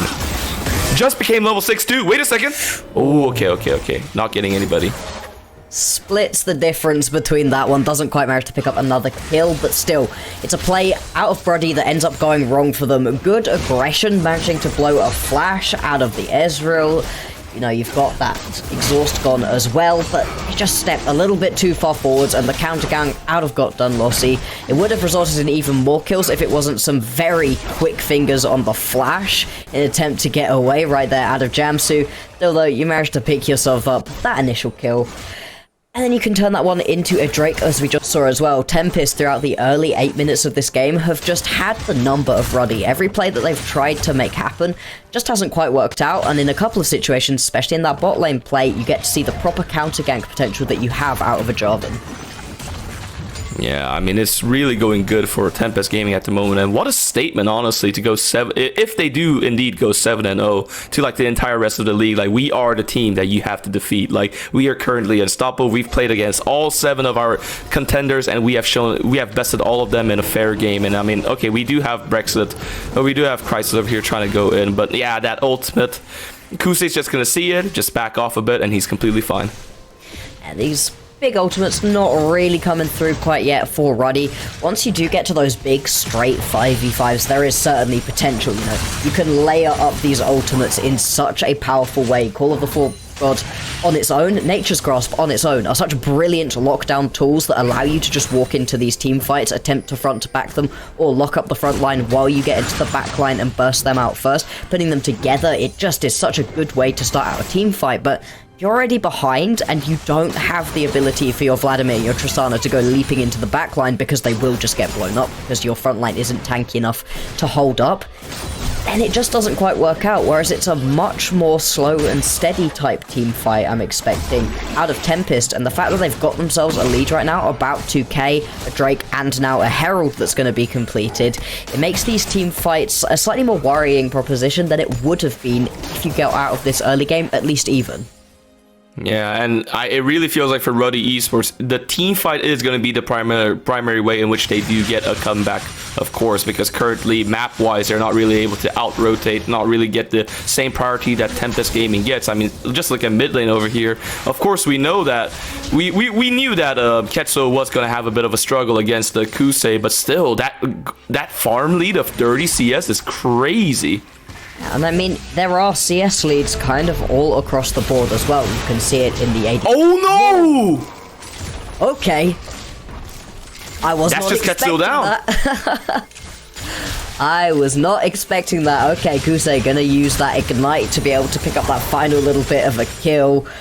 And Ketsu, yeah, like you were saying, getting pushed in so hard, now going to lose out on all of this minion experience and gold, as well as it just dies to the turret plating to his opponent too. And then you chuck down this Rift Herald. Oh my god. And that's just the absolute worst thing that could possibly have happened. This Vladimir, who we said needed to be able to step up and be a main carry on this team, has just been put in the absolute dirt. And I don't know how you come back from that one. It's going to take so long for you to be able to farm up that 2 to 3 items, at which the Vladimir really comes online and becomes a useful champion. I mean, yeah, we're only 11 minutes into the game, and the gold lead has already ballooned to about 5k. If we get the gold graph lead a bit, maybe we can see exactly where that money has been allocated to. Yeah, let's just look over here. Kusei with 2k. We got top lane with about a 1,000 gold lead as well. Just everywhere going so well, so nice at the moment for Tempest Gaming. Really is. There's not really any position where you're thinking, this is the true place for Ruddy to get themselves back into this game. At this point, they just need to stem the bleeding and attempt to play around these big teamfight ultimates that they have for themselves. I mean, it's not exactly like Tempest have a bad teamfight. Orianna, Jarvan, that's just a dream wombo combo situation if you're able to land the combo correctly, and then you can just poke people out constantly. Stream and Bozzy, they're going to be just fine, holding up the front and the back line, dealing the nice damage, and then you just also, to be fair, have to worry about Bear Tree. Does he decide to sit on the side lane and just try to keep pushing in, or you can come join in with the rest of your team? Already has that Black Cleaver completed, so going to be bursting through people just fine as well.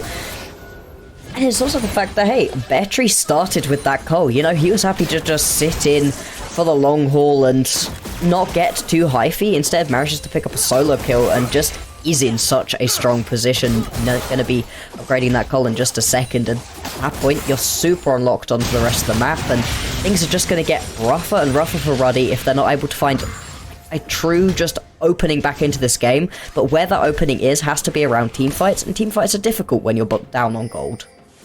Yeah, because let's be honest, I mean, sure, Ruddy has a really nice late game comp, but that's not saying that Tempest Gaming doesn't have a good late game comp themselves. I mean, the Orianna, the Ezreal, the Jarvan, and of course the Braum always going to be able to stop so many crucial CCs coming out from champions like the Ornn. Like, it's looking super tough, but they are trying to get something going now at least. We also have the Ketso here as well, the gank over here on Bear Tree. For sure, Bear Tree goes down. Nice W coming out from Ketso. Who will the kill go to? That's probably the better question to ask. In the end, it is going to go to Acker. So unfortunate. It seems like they wanted to give it to Ketsuo, but they're not going to be able to give it to him. Instead, it goes to Ackers. In the meantime, Tempest Gaming taking the Dragon and potentially even the mid tower.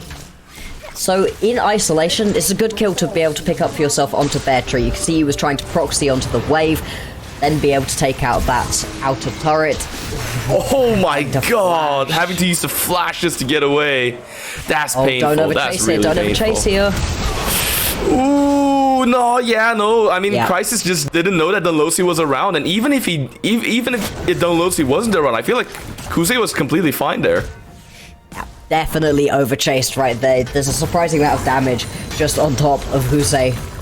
Already, with the Liandry's completed, this Orianna hurts plenty, and at this point in the game, you know, you kind of don't as Crisis, you kind of don't at any point as a Maokai. You know, you tickle people, you can deal good sustained damage over time, but probably wasn't going to be able to pick that one up anyway. Then Lossie arrives, makes it a moot point, and another kill goes over for Tempest right now, and it's another situation where Ruddy trying to get things done and just not quite able to do so. You also lose a huge chunk of damage onto that mid lane inner turret. The top lane outer turret's going to be taken down in just a couple of waves time as well. And this map is going to begin to get smaller and smaller for Ruddy, making stepping out for these objectives harder and harder. They've already lost out on the first two Drakes. A very quick 25-minute soul point is potentially available for Tempest, which they would absolutely love. I mean, yeah, I mean, they just need more time from the side of Ruddy Esports, but it's so tough. I mean, you saw there Ketso having to use Flash just to greed a bit for the kill over here. They are going after Kusei, but a nice Flash is going to make it so that he can potentially get away. Of course, the Maokai ult is coming up, but he is very quick. That pink ward is going to make sure they can't chase any more further in, and that's just the kill going over to Killua, getting the kill into Crisis. They're getting the kill here on Ackers as well. Bear Tree drags him all the way in, gets the kill. And now 6-1, they are 7k ahead, and Tempest Gaming have taken control of this game. And the accelerator got pressed down from the first couple of minutes by Tempest, and they are just not letting it up. Gonna lose out onto this mid lane tier 2 as well, potentially, right here. And what is the response? What is Ruddy getting on the back end of this fight? The answer is nothing, having to catch a wave mid, trying to push something in bot lane, but Bear Tree catches that as well. No turrets have gone down for Ruddy. They're not able to pick themselves up a big objective, and they just lose. It's reflected in the gold lead. Things are just going to get harder and harder. Bear Tree does need to be careful here, but... Oh no! That's a No, mistake! you can't do that! Sin! Like his name implies over here, and oh my god, look at... This has just been such a tough game for Ketsu. Like, what can he do? He can't do anything. He's just desperately trying to farm, and Kusei's saying, no, you never get to farm because you greeted into me, and now I'm going to take everything you own.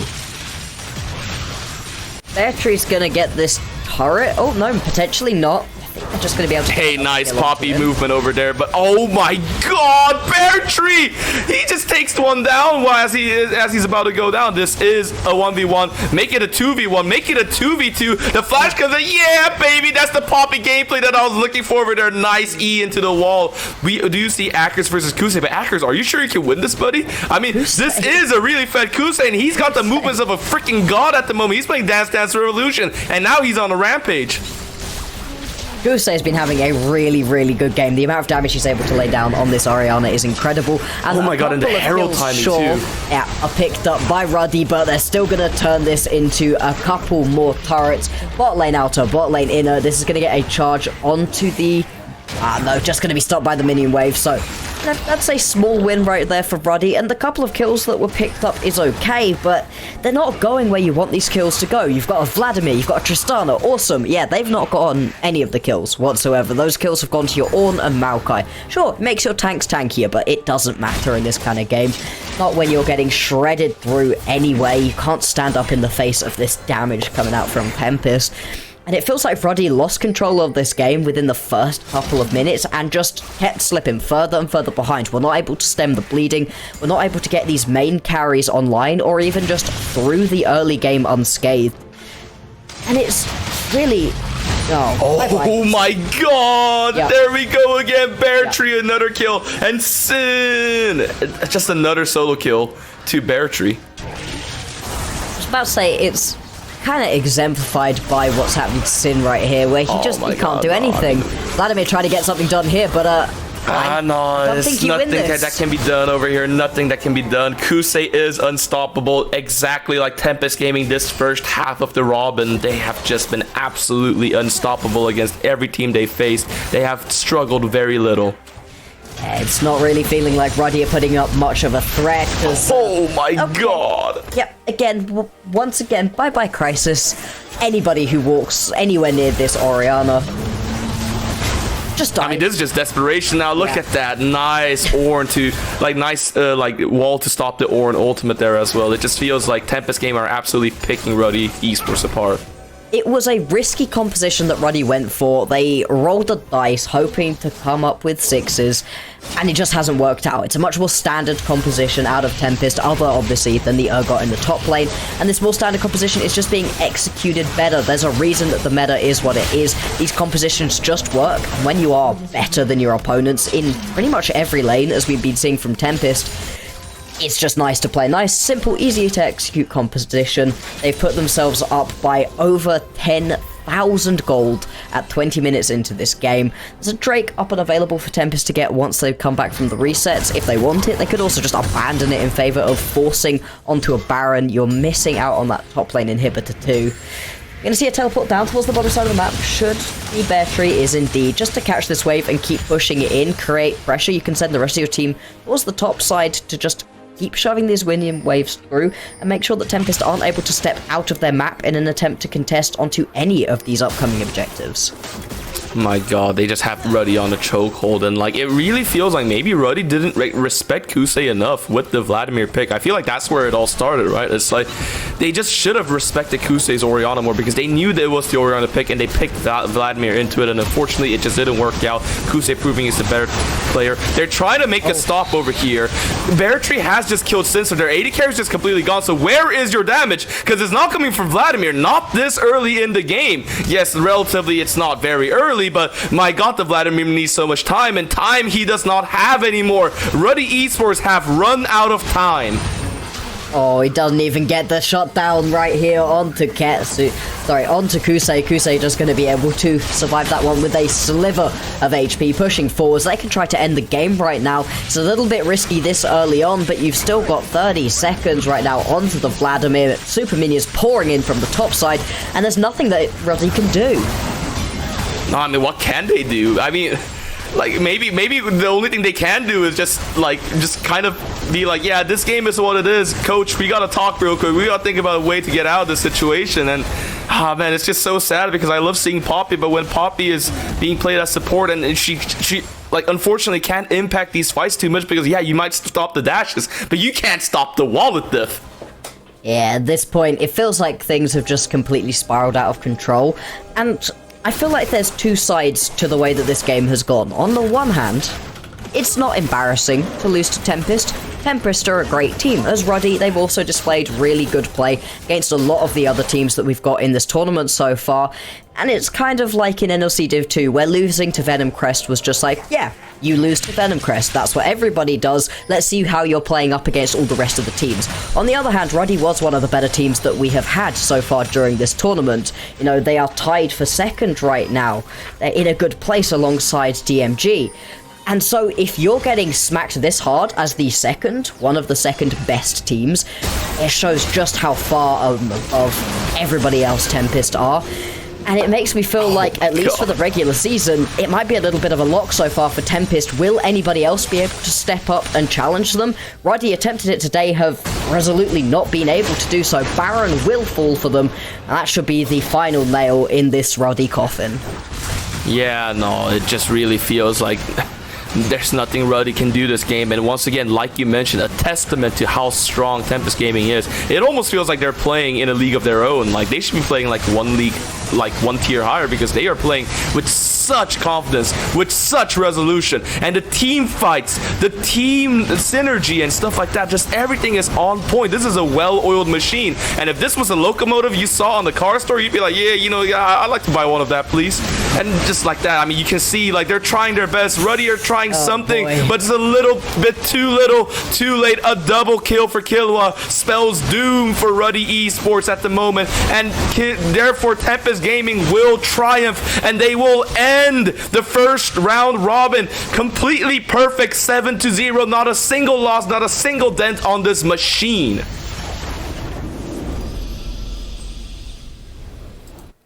My god, Bloxer, what a game. What a game. Super clean game right there. And it was just impressive. It was impressive from the very start to the very end. Like we said, like the analyst desk said, Ruddy tried something different, and that's what you gotta do. Once you're up against a team who looks that much better than everyone else, you gotta pull something out of your hat, see if it works out. But from the very beginning of the game, Bear Tree began to pop off on this signature feeling like Urgot, and just nothing happened. Ruddy tried to make a couple of plays bot, a couple of plays mid, a couple of plays top. None of them ended up working out. A real shout out to Don Lossi for being everywhere on the map that Ruddy were trying to get things done. And just a super impressive win overall. Ruddy, it didn't feel like they were really in that game at any point.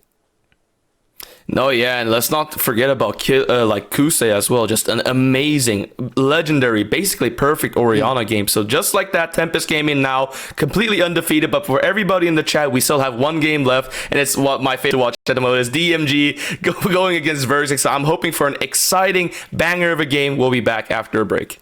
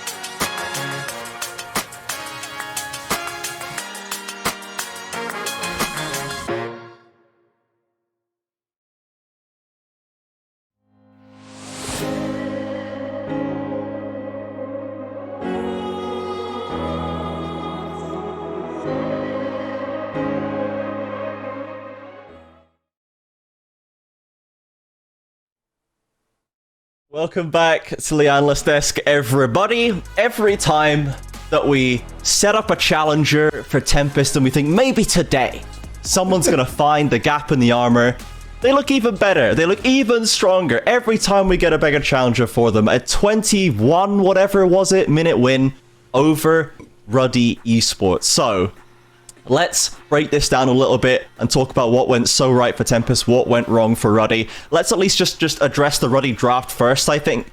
Yeah. They swung for the fences route, dude. They went for the Vlad. We saw the idea, but ultimately losing so much of the map versus Tempest really just, it bit them in the ass hard. It did. They drafted 3 losing lanes and Maokai to try and win those lanes for them. It's not the best way to go about things, and I think that they'd sort of gone for... whenever I saw the 3 setup champions, right, we had Poppy, Ornn, Maokai, and I kind of thought you need some big swings to get these 3 to... Like, who are they facilitating at the end of the day? You have these 3 front lines for a backline to do something. Tristana, I can understand, I can see it, but that bot lane of Ezreal Braum, super difficult to try and challenge. Okay, what's our mid laner look like? Oh, it's just the worst mid laner to try and get any sort of early game proactivity going on. So a little bit of a falter for them. But I do think that Tempest, you know, to the detriment of Ruddy, obviously, looked really good as well. Because they saw there's a do-nothing composition on the enemy team. We have to do literally anything and we'll win. And they did things and won. Yeah, they certainly did see some things, and they certainly did win. One of the shining points, as ever, for Tempest is Kusai in the mid lane, and Temporal. We have a little player spotlight graphic to break that down a little bit further. Talk to me about the Orianna. We've seen a lot of Jarvan Ori, and I dare say we're going to keep seeing it if it's performing like this. Yeah, it's showing up 32k damage in a 21-minute game? Just a cheeky 32,000. I was going to like critique the Tear of the Goddess into like mana items. But he did so much damage, why not just cast a few more abilities when you're that far ahead?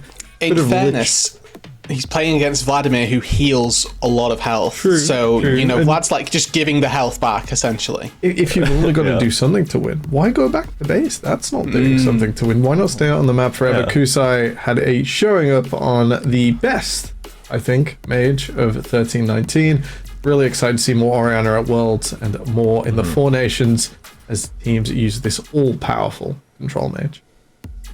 Absolutely. Another banner performance in Kusai in the mid lane. He's got the mages, he's got the assassins, the man can do it all, and we're yet to find the challengers so far. But another lane that was a lot more even though we maybe didn't expect it to necessarily be so, was the top lane, was Akkers versus Bear Tree. And we saw the Bear Tree Urgot counter instead of the Fiora, instead of, you know, these other options that he's had. But, you know, dude, it really felt like Akkers did a decent job on the Oni. Weathered that storm pretty well in the lane, at least. Yeah, I'll agree with that. And yes, you can see that the gold is just mountains apart, but you have to factor in the kill participation. Bear Tree was able to get out of lane, as well as all the turrets that fall to contribute to that contributes to this gold lead.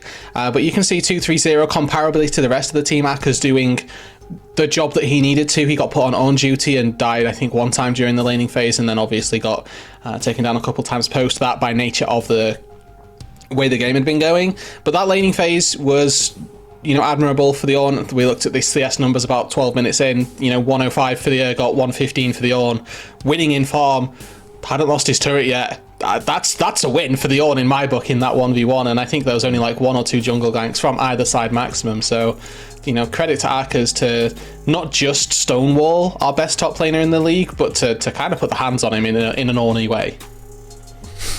Yeah, for sure. So certainly still plenty of power coming out of the top lane for Ruddy. Ultimately, as we get the post-game stats up here, we can still see with Tempest, there's just not really a weakness to exploit. All of the lanes are doing their jobs. Even if their job is not to smash, they are certainly not going to fall behind, and they will step up when it counts. You can see the bot lane there. Temporal, Scream, Buzzy back on the Ezreal Braum, completely unflappable, and actually taking the 2v2 to Sin and Jamsu for a lot of the game as well. Yeah, I think the Maokai sort of overextension from Ruddy with Crisis coming down and spending too long there was able to be flipped by Dunlosing nice and easy. And from there, the Ezreal was able to play forwards in the lane. And when you have a melee engaged support, just as Rudu called in the draft, it's so hard to do anything about the Braum. If you go forwards, you're in trouble. If you stay under your AD carry, you'll be chipped away at, held still. And there's no sort of way forwards, way to play out of that isn't just like, flip a coin, leave the lane, which also would have gone terribly. Yeah, it's certainly, we wouldn't expect that to go particularly well. And then for Tempest, moving forward, it seems like Ruddy tried to come up with a different kind of solution. Like, okay, we'll have these counters that we can hopefully do well enough in the early and mid game that we'll have these win conditions that will come online, and then it'll just be, they'll be unable to deal with it. Tempest won't be able to just outskill and outgold lead their way out of it because we'll have these answers that can't be contested. It did not work out that way. They fell too far behind, and Tempest were able to push forward to the 20-minute win, right? They did not let it get anywhere near late enough for those win conditions to come through. So it feels like, to me, we still need to try and find a way to stop those leads accruing in the first place. It seems like Tempest, regardless of what you draft, if they have the lead, they will push it for the win. They will not leave it by the wayside. They will not sleep on it. And we need to try and find a way of breaking the back of that first 10 minutes. Now, it's easy for me to say that. Good luck, coaches, players, on achieving that. Figuring out how to do it, yeah. Yeah, that's your problem, I'm afraid. But let's move forward on to the next match. Our last matchup of the day, Verzik Esports versus DMG UK. Now, we're expecting this one to be DMG favored, but we did have a little wobble, as we teed up earlier, from DMG losing to Arcadeia, who have now strung a second win together and are looking better by the day. So, Temporal, in terms of DMG, do you think there is any actual significant worries to think about with DMG from the losses that we've seen from them, or was this just we had a bad game, we maybe didn't respect them enough, we're going to just shore it up versus Verzik? Let's not pick Kiana today, huh? Let's get straight on the bullet point issue. DMG like to let's bit blind too Kiana. much fun. Have you considered blinding Kiana, Temporal? I don't know if you've considered blinding Kiana. How did I not think of blinding Kiana again? Like, I do believe we have a visual aid, I think, yes. to maybe illustrate Let's just check. a little bit. I don't remember if we got it made in time, but I think we do have a visual aid to describe Is this a Shinyi on the flowchart? Kiana. no. Wow, flowcharts next week. It's a comparison, right? It's quite a simple one. We've got win rate on Kiana, 1 and 2. Win rate on every single other possible champion he's ever played, 3 and 0. Let's just maybe pick option B, guys. Yeah, he's really good. He's a really good player. He's really maybe good. a little bit too much fun. Yeah, too much fun being had perhaps by the Kiana, and the Tristana was great from him in the mid lane. We love to see what he's done, and can really be like a solo carry player, right? He can be a win condition player in that mid lane when they already have Pighead, they already have Yang in the bot lane, and Shroudy on the mages potentially in the jungle as well. He can just carry it all himself. So let's see him do that, hopefully. Let them continue to ban Aurelia, and let's just maybe pick something with range and win the game for free. But for Verzik, if we assume he's not going to pick Kiana, into the mid lane, we have the matchup there is Hollow. We've seen the Vex out of him. We've seen the Orianna. We've liked that, honestly, for them as we get the Verzik roster up to take a look. It is just kind of slamming the Orianna potentially enough, Ruddy, to give us an advantage here. Yeah. We already... That's enough. We'll just do that. We've seen the Jarvan Ori before, I think, from them. Part 1 is slam Orianna. Part 2 is get that Jarvan if possible. Part 3 is get a good matchup for Lars, right? We've sort of highlighted that Lars Fiora wins them games. Lars nothing else. Or anything else hasn't won them games so far. And I think that Hollow is also rounding out into that secondary carry type position. I still need to see a little bit more from their bot side of the map, unfortunately, but Lars on Fiora has been very good. Fiora, definitely the place to go to, so happy if they can start off with an Orianna, because that's a good building block for any composition, and then, you can decide what you want for the rest of it. Yeah, it is notable, I think, that Verzik is on the blue side, I believe, for this game, so they will... But they won't be able to do, R1, R2, Jarvan and Ori. They'll have to kind of pick one if they want to prioritize it. But it's also notable that DMG, I don't think, has touched either of these picks so far. They might have played an Ori game. If Jinyu goes Orianna, the world has turned to chaos. Just turned completely awry.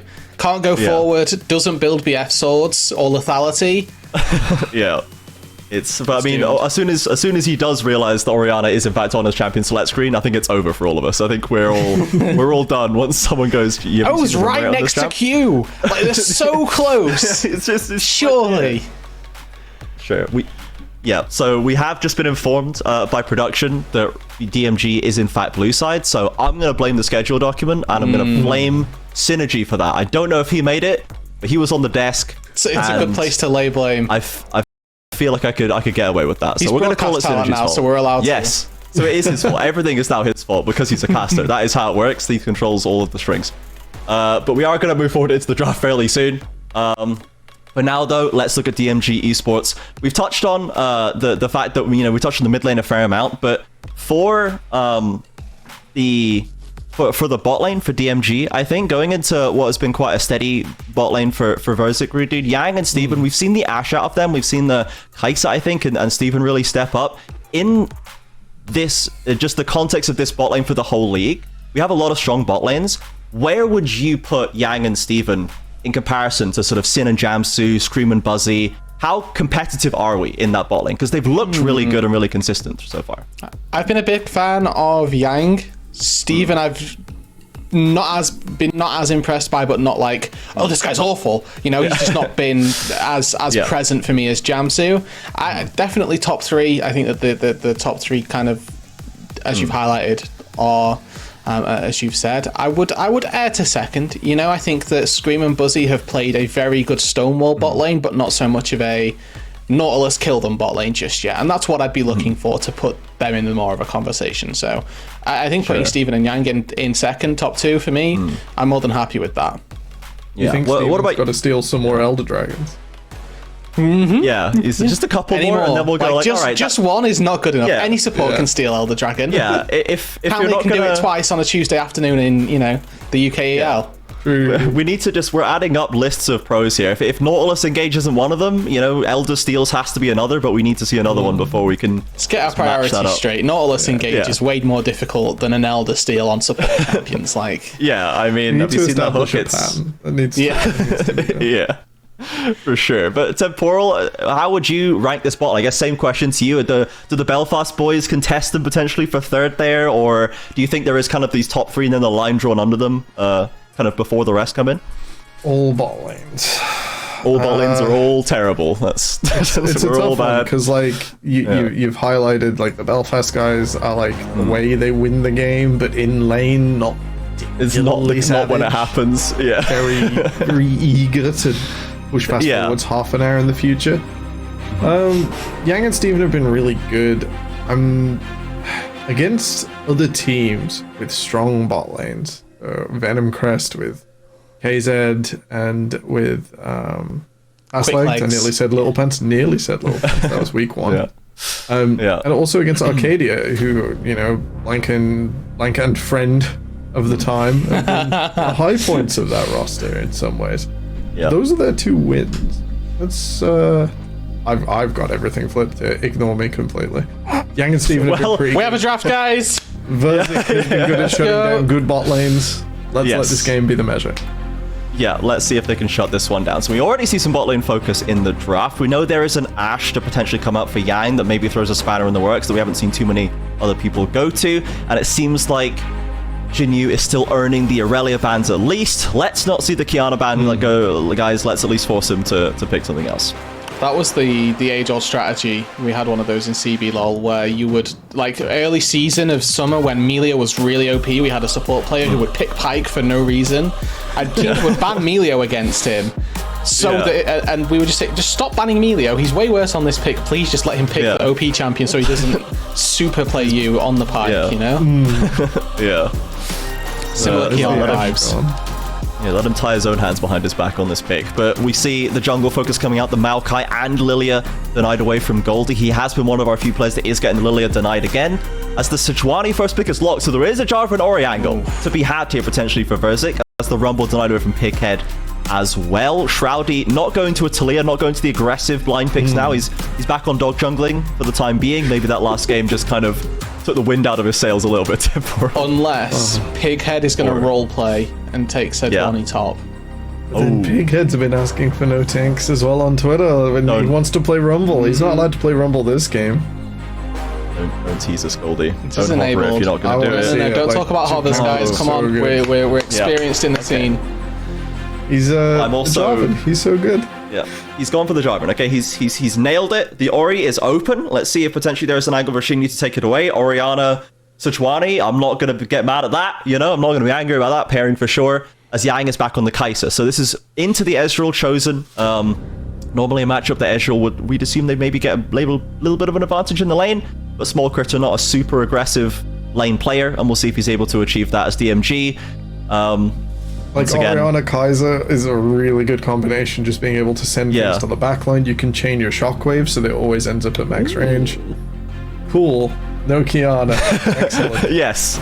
Okay, he didn't do it just for spite, just out of like, I will win on this champion, I don't care what it costs me. But they've gone for the One instead. We've seen it banned a couple times, but we haven't seen much of it. But this is now becoming, this is like a world's meta. This is a meta champion, kind of definitionally, this Yone coming in. Temporal, can you tell me a little bit about why that is quickly before we get into the second round of bans? Verzik can't really do Orianna or Azir right now, unless they feel very confident in that matchup. And even then, jungle dependent. DMG are actually going to ban away the champions the Yone counter, so maybe they just fear it. I mean, I've seen the numbers. It's doing pretty good. Yone top can also work, right? Like, I'm not crazy. People can just take the Yone top lane and then they have... I wouldn't choose it into Fiora if the Fiora was picked afterwards, and you can move the Yone away. What would you choose into Fiora? Malphite, yeah. I could see a pick at Malphite, actually. He's done Cannon, he's done Rumble, he's a team fight guy. I could see it. Did you say Riven? Don't pick tanks into Fiora, guys! No, like, Malphite's not a tank. That's a ruse. You're just pushing Q on your comic cooldown. Fiora does not have enough health. Can I get a transfer? Yeah, someone clip Malphite's not a tank, send it to the authorities, I guess, and we'll see what comes of that. Freak can fix that. There's also there's a bunch of top laners that evade the Fiora all-in rundown situation, and I suppose if the Kennen can hold her at range, as you've highlighted, that is one way out. Yeah, and Fiora's not the B1 of B1s, right? Like there are answers to this. Yone top! Or we could just put. Wait, no, we're not doing the ADRE top, bro. Come on now. I thought Synapse was the only one we had to worry about for this. I am not sure about this. No. So this is like they've tried to remove. So they tried to remove LeBlanc from this role because it's too abusive, and people went, Ahri also exists, and I will simply use my toxic strategy and a dash, and just like, you can't punish me, so cool. I think they should swap this. I'm going to go out and say it. I would much rather have ADRE top, and then you just build a full AP Kai'Sa. You can go for Yone in the mid lane. Just matchup-wise, it seems way better for DMG's lanes as opposed to the way they have it oriented at the minute, because Ahri has been notoriously countered by Lissandra the entire existence of both of these two champions. Ahri thrives off mobility, Lissandra thrives off shutting people down, Fiora thrives on chasing down melees. Ahri's not melee. Like, just between those, that's my working logic for the two matchups. Obviously, DMG came into this game as being the favourites. There's an element of hands check that's going on here. Yeah. We kind of just have to wait and see if it pays off. There is definitely a non-zero chance they just do a player lane swap instead of just because, like, maybe Jinyu actually plays Ahri and maybe there's not been any time put in on the ADRE by Pighead because he's not cursed. Because he like- values his reputation and honor as a League of he Legends has player. he has integrity. He has like a Darius icon as his Twitter like profile picture. You know, he's like, he does not buy into this nonsense. So we'll see if they do want to actually swap the lanes around and get that advantage, or if they just leave it for a potential Yone Fiora 1v1, which will be exciting nonetheless. I would love to see it. And they gave. Yeah, also just been saying. Yeah, so the fact we barely even touched, I think, on the fact that they gave Verzik Fiora again, right? Yeah. Like, it's not even just a Fiora matchup, it's a Lars Fiora matchup. It is I will win the game 1v9 Fiora matchup. So a big risk has been taken, one that potentially was not required, and if they then put it into a melee matchup, this could go very, very badly for them. So It's the inverse of Kiana, isn't it? Where Lars on Fiora is 2-0, I think. Lars off Fiora is 0-4. So yes, literally, yeah. So One of these teams will have to break their own statistics, it's true.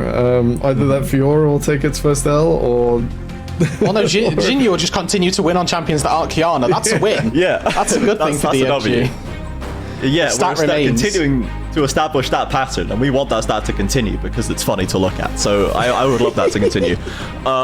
If we consider then just to touch on the bot lane, which I've really touched on, it's a fairly not too much of a difference down there. It is a Thresh Kai'Sa, not necessarily the Nautilus or the Alistar or these usual pairings, but still certainly can fulfill a similar role. Into the Rel, we love the disengage into the Rel, and the Rel Ezreal is something that we've actually seen more often than I would expect, but normally just because the Rel abandons Ezreal and just goes mid, right? This is normally what we've seen. In classic Kai'Sa lane fashion, Thresh Kai'Sa puts Ezreal in the ground even harder because there is not a lot to be done. You can leave the Kai'Sa halfway up in the lane and lantern back. It's removing a lot of her weaknesses that Nautilus or Braum does not necessarily. So when the Ezreal emerged, if I'm not mistaken, it seemed to emerge as like, we're gonna now counter the Kai'Sa Xayah through to outrange, or is that not the case? Is Ezreal not actually a good Kai'Sa Trinity. Yeah. Do you know back in the Right. day you had like Varus, Jhin, Ashe were like your Trinity of AD. One of them countered the other. I can't remember which way This around it beats goes. at the this, minute. this beats this, this beats this kind of thing. Yeah. So I have that for Ezreal Xayah Kai'Sa, where Xayah beats the Kai'Sa, the Ezreal outranges the Xayah, and then the Kai'Sa Kai'Sa beats can the Ezreal. bully the Ezreal because you have a way to gap close and shut down that range with W into ulti, and there's not a lot the Ezreal can do.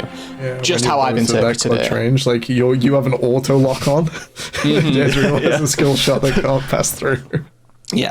Yeah, whoops. So unfortunately, let's see if that can work out for them. We obviously, as we said, we know Yang is very, very proficient down there. Yang and Steven, I'm sure they'll be looking to get the advantage. We'll see if Jolly Boy can roam away to find the advantage elsewhere.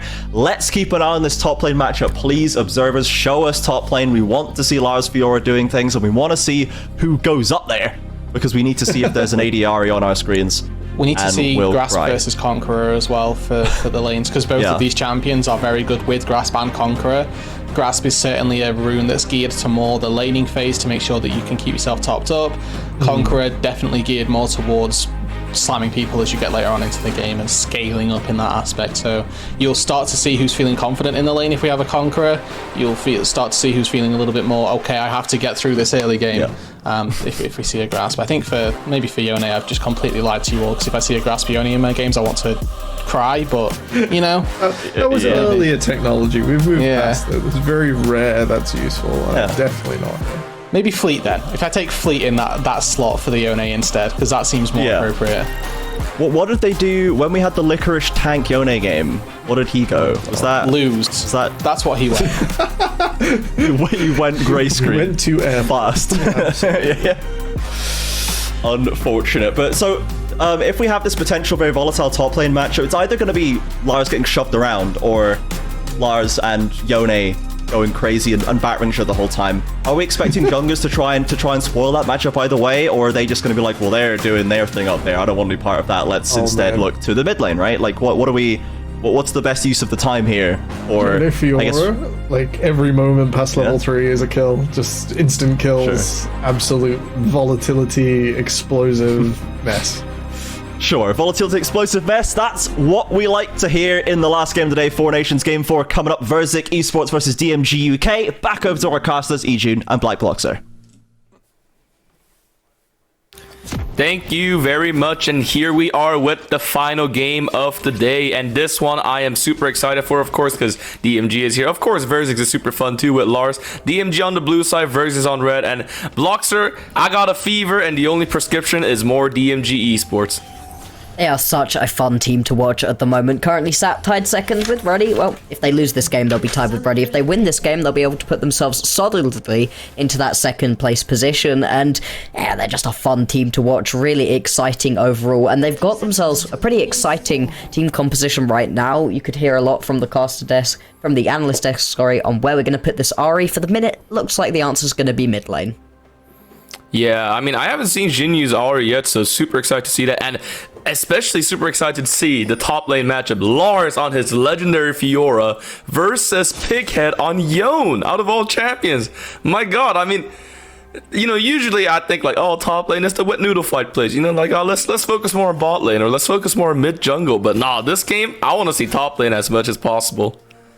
We had a pretty exciting game in the last one around the top lane, and we're going to see the same thing this time around. It's a super explosive back and forwards matchup, and it's pretty close as well. We were hearing a lot about how, you know, the Yone could sometimes pop off, the Fiora can really counter onto the Yone in other situations, but I feel like you can't discount the fact that it's not just anybody playing this Fiora.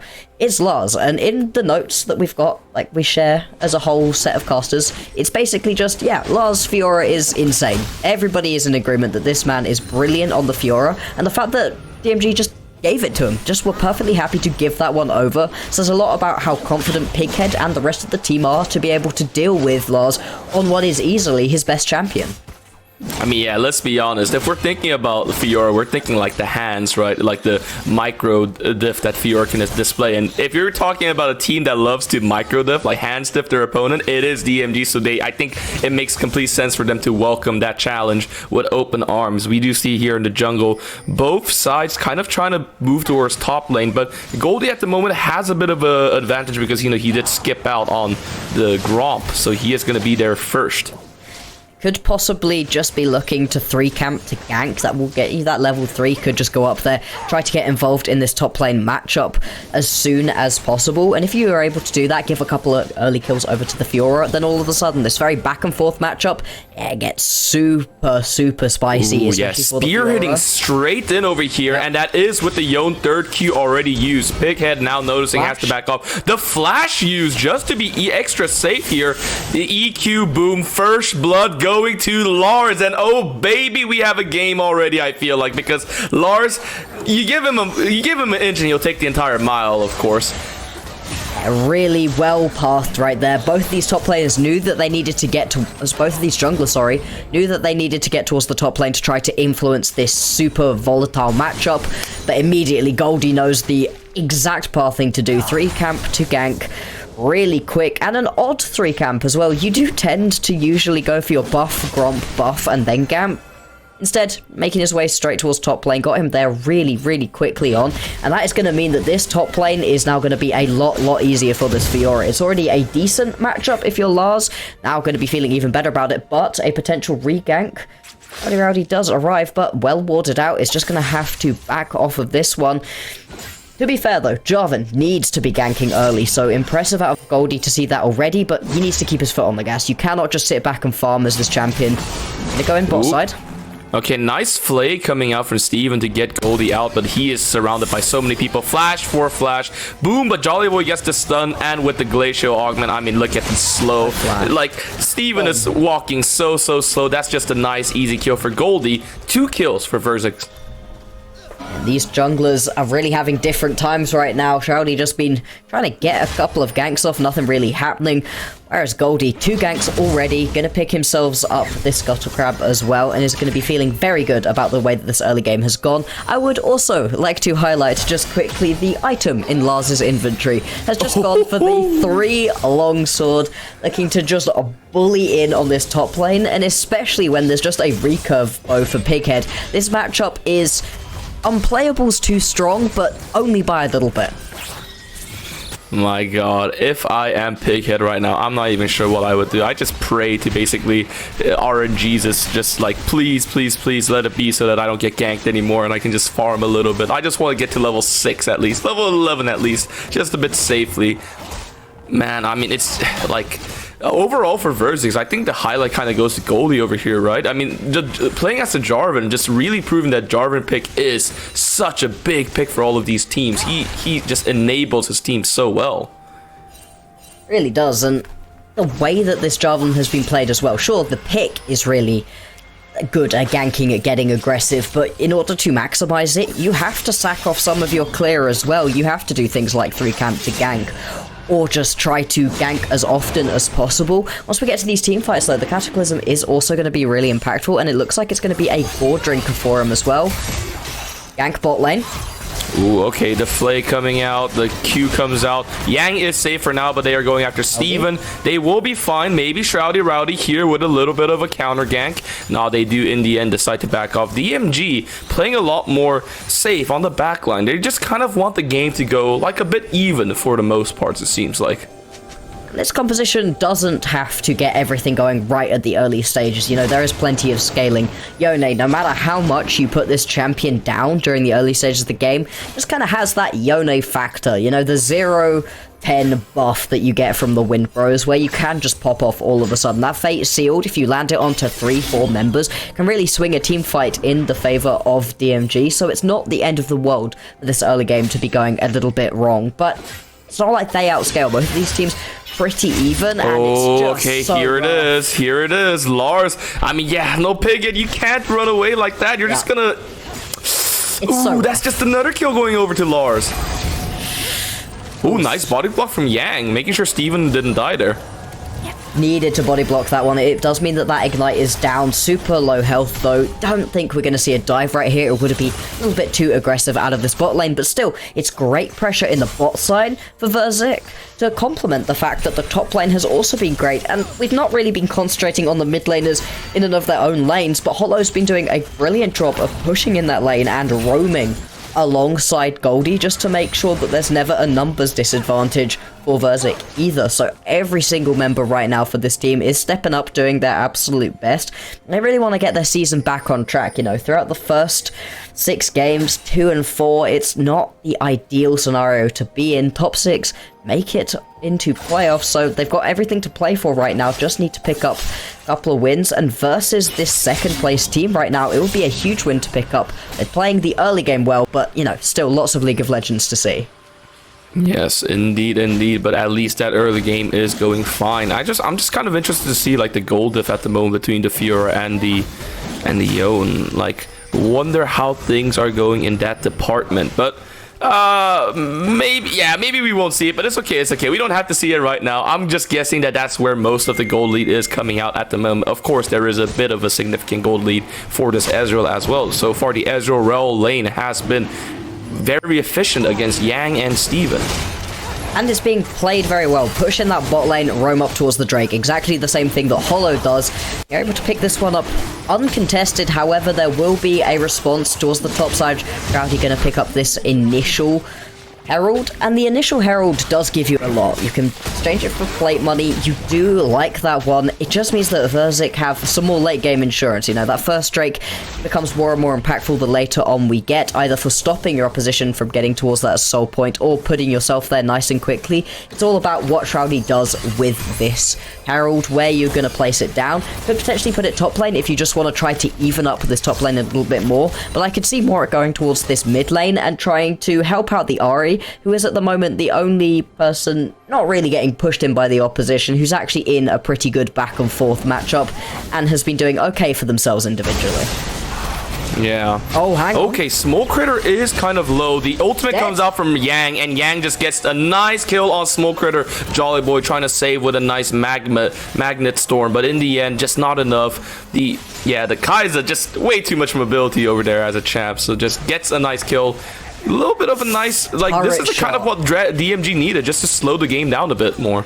Yeah, get your bot lane going. If Kai'Sa's able to pop off, this champion will make quick work of a Fiora or a Jarvan if you're able to space correctly, and will need quite a few items to be able to do so. Still though, like you said, Good pickup right there, using the mobility of the Kaiser well, and despite the fact they'd constantly been pushed in, it looked like Small Critter and Jolly Boy, they just got a little bit too high. If he's stepping up too far, a turret shot was taken, and the Ignite going down meant the Small Critter's health bar just all of a sudden disappeared, and it made it very, very easy for the Killer Instinct to come out. Okay, flash in by Hollow. Goldie trying to get a little bit here as well, but of course, Jin, you just using the ultimate will be fine for now. Shroudy Rowdy goes in with an ult, but a nice flash gets away. Countered by Jolly Boy's flash. Hollow gets very low, goes down. This is Jinyu very low though as well, but my god, he had a flash still? Wait a second, this is kind of a comeback coming out from the side of DMG. There is, of course, a little bit of bad news on top lane because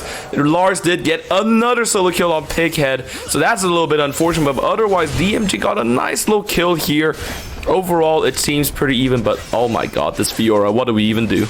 Yeah, this Fiora is absolutely popping off right now, and it balances out the rest of the map because in these skirmish heavy fights that we're seeing, DMG are actually able to come out on top, just taking better paths around these team fights, tons of stuns being landed by Shroudy as well, just making it really difficult for Verzik to actually navigate these team fights.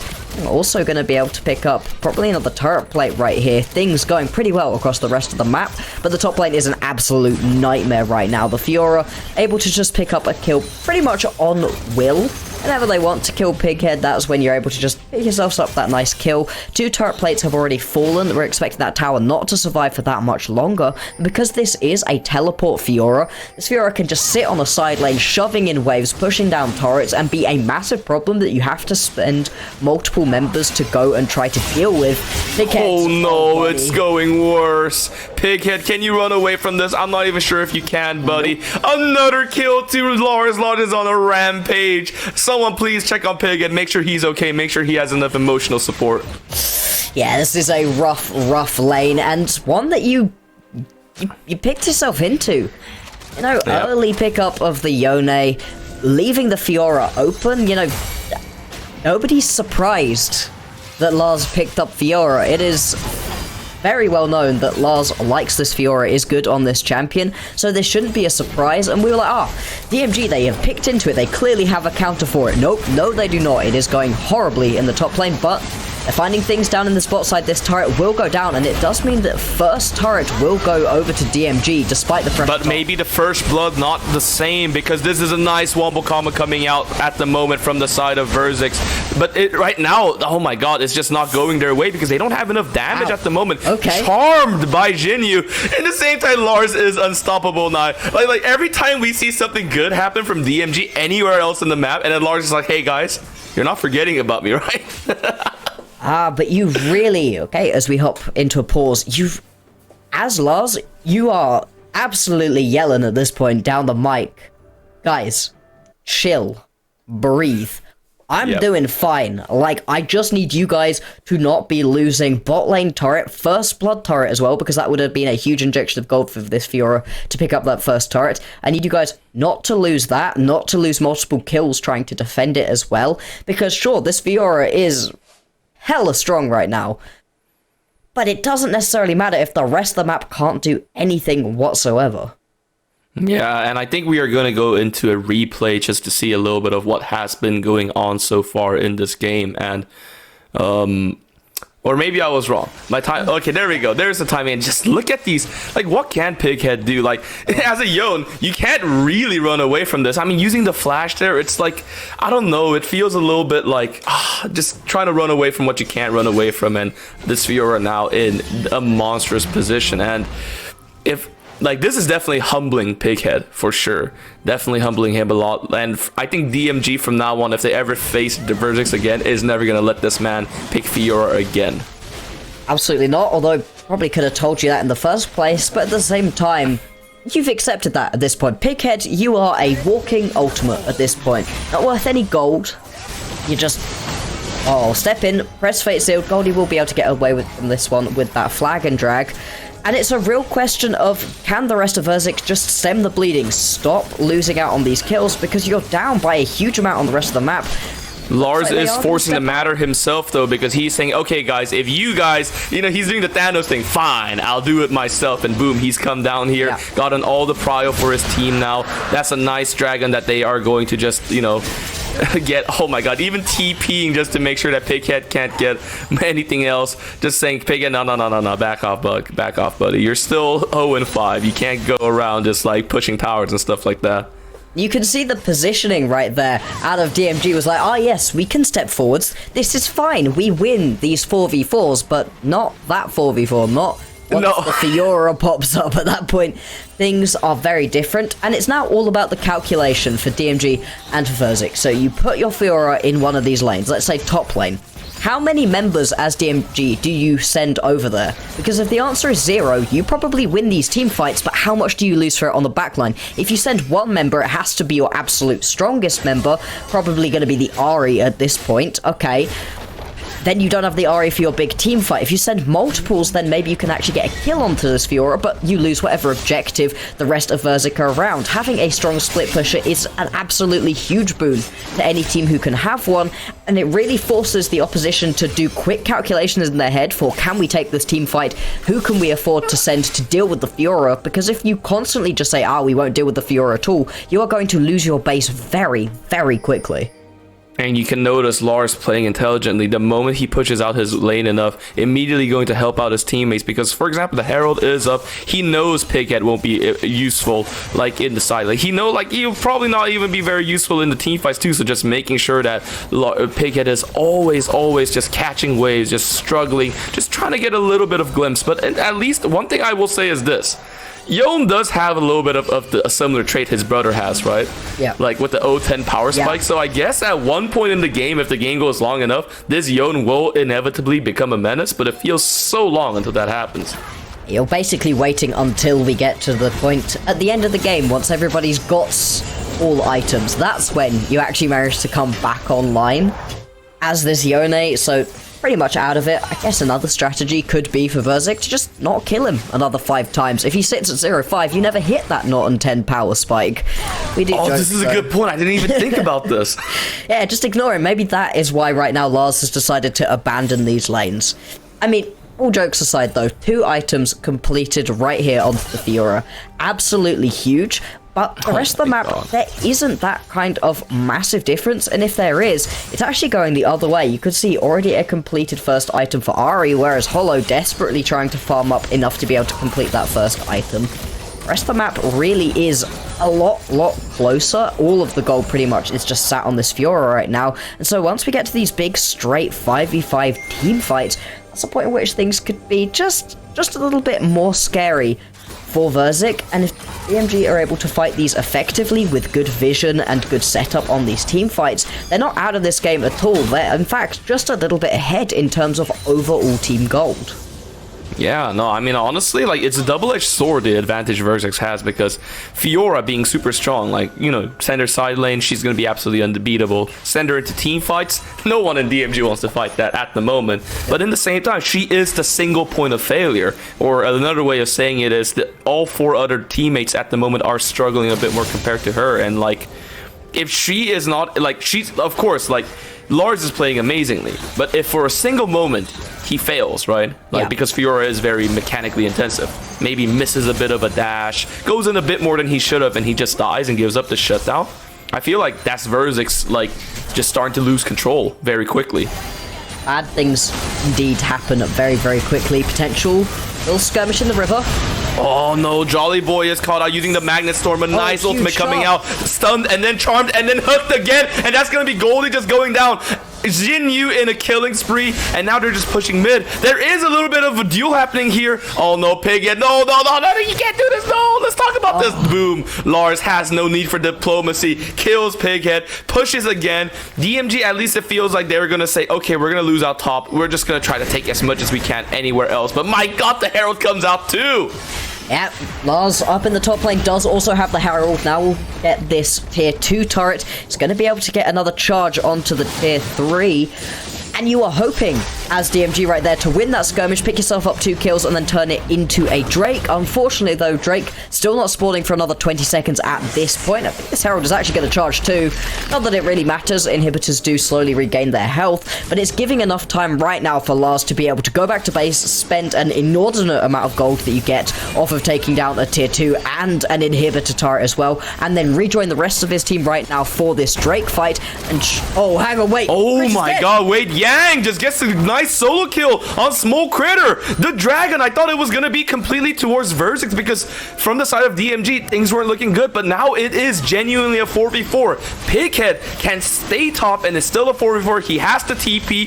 DMG having control of this pit. They are just going to take this dragon and deny the soul point for Verzik.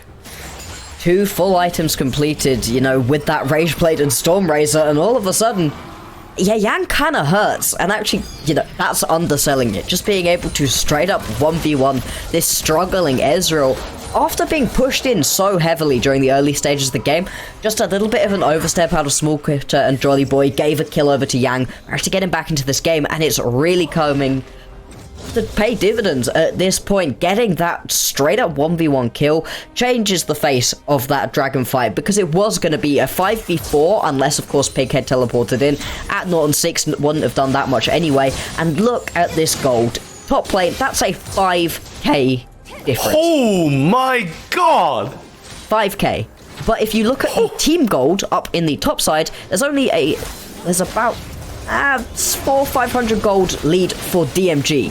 So all of the rest of the lanes are losing right now, and in some cases losing really heavily. Bot and mid lane specifically are losing by a couple thousand gold each, and you can feel it in these team fights. Lots of members hanging around this Baron pit right now for DMG. They're going to make a snap call onto this Baron. There is a TP. Yeah, right no. here.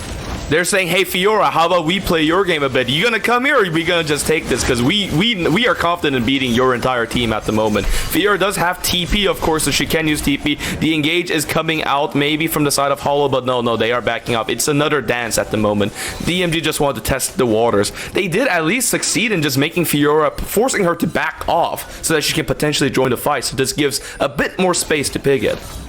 On the one hand, you could see it as forcing the Fiora to back off. On the other hand, it may just be that they saw the Fiora back off and were like, yeah, nope, we don't know where she is. She could be running around behind us right now or base TPing in, which would have been absolutely terrifying. And yeah, just take a quick look into the inventory of this Fiora again. Hullbreaker now completed. God. So as if it wasn't miserable enough for Pighead, it's now even worse. And Hullbreaker is such an interesting item. It's still really strong even when you do group up with the rest of your team. The base level stats that you get even when you are surrounded by the rest of your team is still fine. It's still a gold efficient item. Then you get some extras down in the side lanes too. Huge. Oh, they're starting again. The Fiora is just completely ignoring it though. She's saying it is completely fine, guys. I am going to push as hard as I can. Just try to do as much as you can. Oh, wait a second. From the side of DMG, they're getting low. Jolly Boy going out with the CC. They asked for the fight. They are getting it. Bot lane is completely going wild with this. They do get the Baron. DMG gets the Baron, but can they save the base now? Okay, they won the fight. They won the Baron, but now they have to back off as quick as they can. They have the Baron empowered recall, so they will be able to back off just in time. My God, Bloxer, we got a crazy game in our hand. It is absolutely insane. It is 100% Lars putting the rest of his team on his back right now. And that was such a gamble out of DMG. It works out in the end because they pick up the Baron and use those Baron-empowered recalls to get back to base. But it was so close. Yeah, if they'd have lost that Baron and you have another 4 seconds on your replay, you just lose this game potentially. Take a look at this fight and how split it is. Health bars are getting pretty low. This Ezreal ult too deals a huge chunk of damage, and so you see the call out of Verzik. Go in, absolutely fine. However, you end up in a split situation where Jarvan just sits right on top of this Baron. Hey, I want to get the Baron, I want to get the Baron. Oh my God, it was at 10 HP. Yeah, it miss-smites out of everybody. What was it? Ari ending up picking up that Baron, and it was just split. It was just a completely split fight where Goldie wanted the Baron, the rest of the team saw blood in the water and went for the kills. I think if you make either of those two calls, you either call go for the Baron or you call go for the kills, it's fine, but because it's a split call, they don't work together, end up losing losing out on a lot of kills, and the Baron does go over to DMG, allowing them to base and get their base saved from a terrifying Fiora. My god, but I mean, Fiora might be terrifying, but let's look at the rest of the members of DMG. Look at Yang with 3 items completed. I mean, Jinyu with 2 items completed. The 2 carries that actually do a lot of work at the moment in DMG are feeling super good about this. Pighead himself as well completed an item, so he's not entirely useless. Now he can kind of function as a champion. Just about functioning. And I feel like something important to note as well is, yeah, 3 completed items on this Fiora. Absolutely terrifying, but it's not like the rest of the map now doesn't have a lot of items too. That's 3 and a bit items completed on Yang. On this Kai'Sa, plenty scary as well in the mid lane from Saber. Yeah, and I have to commend Yang and, like, Jinyu. I feel like they're really kind of, like, clutching it out. Like, you know, some of those, like the solo kill Yang did on Smoke Critter there was not an obvious solo kill at all. He just kind of saw it and immediately just went, okay, I'm getting a kill right there. Boom, just jumped into Smoke Critter and got a kill. Very decisive. And Verzik stop the recalls. Oh my god, wait, the top lane. Can they stop the recalls? No. Okay, some of the recalls do manage to go through, although Steven caught out here. Yeah, Steven will have to be the sacrificial lamb here, of course, but they have bigger problems at the moment that they have to deal with. This is the first time we actually see Lars on a bit of a back foot, but he is slowly healing up. My god, the damage, but the shutdown going all the way to Yang, baby. Yang getting all that kill and all that gold. Meanwhile, Ari over here in the bot lane, there is a push trying to happen. Verzik will get the mid tower, but they can't get anything left, and they do have to back off. Overall, that seems like a kind of an even thing, but in the end, Verzik getting 2 inhibs down, so we really see this is the Fiora macro choke. Keep pushing top. Keep pushing bot. Ooh, I feel like that's worth right there for DMG. You lose out on some more turrets, but at this point, you know, you've not got many of them left anyway. More importantly, you pick yourself up that Drake, so you're moving towards a potential 4 Chemtech Drake Soul, which, you know, actually would be pretty huge, and you get the big shutdown directly onto Yang, who is the main carry right now. 5-on-5, this man absolutely popping off. If Yang is able to just sit and free hit in these team fights, which right now has been able to do so, you are sitting very pretty as DMG. They do not want to lose out. They want to have full control of that second place position, and I'd say right now are sat in a relatively good place to be able to do so. It all is about balancing Lars. Lars is the entire reason that Verzik are still in this game, and you just have to keep juggling where he is. He's right now bot lane pushing through. You've got bot and top inhibitors down, so you have constant pressure on your base, but around any of these objectives, 1.5 minutes, 3 minutes on the Baron and Drake respectively, that's when your composition really comes online, and there's not a lot that Verzik can do without giving up that trap card of having the Fiora shoving in a side lane. And I mean, speaking of Lars, he does have 4 items completed. The Spear of Sojin there as well, as if it wasn't enough. But of course, Pighead does have 2 items completed now. He's all right now. I mean, he went for the oh, what's that item? I keep forgetting that item. The one that where you want to be solo all the time. Hullbreaker. You went Hullbreaker, right? Yeah. Yeah. The Hullbreaker, he does have it, which, like, I don't know. I'm not very sure if that's like the best item buy that he could have done, but at least it gets him a bit stronger. It lets him, like, I mean, I don't think he can side lane this Fiora still. This Fiora will still murder him like he's nothing, but at least that's a little bit of alleviation, maybe. Just gives him the ability to sit in these side lanes for a little bit longer, and it's also a concession saying, hey, we're actually not going to bring the Yone into any of these team fights. He is going to be our wave clear, because the rest of our stronger members can go actually win these 4v4 team fights. Oh my god, Smoke Critter. Oh, he gets so low. He's able to flash out of here at least. It seems like Verzik was able to kind of disengage from this fight. They had to use a lot of resources, but look at bot lane. Once again, it's Pighead versus Lars. Lars is just kind of going in completely bananas, kills Pighead, and now he's going for the inhib, and he's going to go for the kill. Wait, the recall has been stopped. They can't back off at all, and if they can't back off, this is going to be Lars winning once again as Fiora doing a first split push. I can't believe it. DMG, you were so exciting, but the excitement goes both ways, and this time Verzik is the one who gets the kill. They get the win, and they are able to finally get 3 wins on their board, taking down DMG. My god, Blocks, and what a game. you gotta juggle that Fiora. You just gotta juggle that Fiora. And the one time that Lars went down, when the exact same play that ended up ending the game tried to happen, you know, they went in towards a Drake fight, and all you had to do, you could probably hear me saying it, like, stop the recalls. You didn't manage to stop the recalls, you end up going down as Lars, and then you tried again. It was an aggressive engage out of DMG. They thought they could pick up another free kill onto Critters. Critters just about survives, but it doesn't even necessarily matter that Critters survives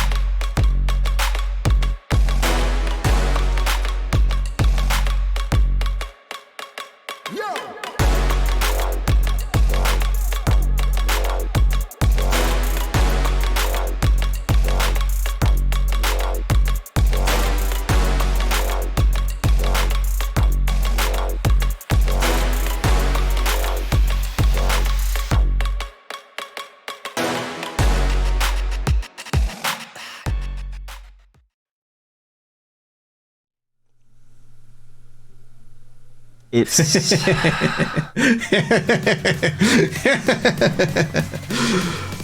there's no way. There's no way he did it 3 times in a row, guys. There's absolutely no chance this was allowed. Production, pull the stats up, pull the goddamn player spotlight up. Okay, let's get out of the way. Lars pulls another 1v19 performance out of the Fiora. It just feels like it gets better every single time we see it, Temporal. Yeah, it's, we had some head scratchers like, the Yone probably shouldn't be facing this Fiora.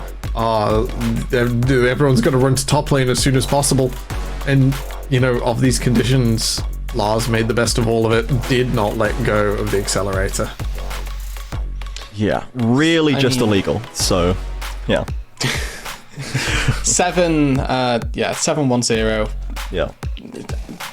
Very, very good. We're going to have average stats as well in a little bit, just so we can really comprehend get a sense, why we're making such a big deal out of this. And for me, the best part about all of this is how Lars wasn't actually the MVP, and that's going to shock you all. That's going to be a scandalous statement. But I want to draw your attention to a good friend of mine, to a good friend of Lars's for this game, to Goldie. Who level 3 ganked, did a Jarvan special. We go red, blue Raptors. We go top lane, we win the game, and I think that was the most important part about this one. 0 points. He's died. He's at 1 time in 3 games. That's 1 death. His average deaths is 1 over 3 games. Or and a solid 7 kills every game. Yeah, and you see how low the assists are. He does not need assistance. He does not need assistance to get these wins. Lars is absolutely unmatched on this one. I feel like there must have been some sort of Faustian bargain that the teams have taken. So we can't ban Fiora, but if we beat it, you have to never play the champion again in your life or something. You know what I mean? Like, I don't know. There's a hidden bounty on Lars's Fiora's head. Yeah. All the UKAL teams have got this running joke that if anybody beats Lars on Fiora, they get instantly 17,000 exposure books, and then Tempest Gaming will drop 50 subs in their channel, I think. If anyone who beats Lars Fiora. Let's talk about the rest of Verzik, right? You mentioned Goldie. He went top level 3 and won the game. Nice, love that. And it did seem like just the rest of Verzik, we just barely paid attention to them because it was going so terribly, Rude, right? Like nothing was going right. And it felt like we were wondering if it was going to pull them out of alignment and actually remove the Lars advantage, right? Let's see if I think we can pull up the post-game stats to really emphasize quite what had gone on the rest of the maps. Nothing is the answer. If we look outside of top lane, if we put like a little, if you cover your hands over the top lane roll,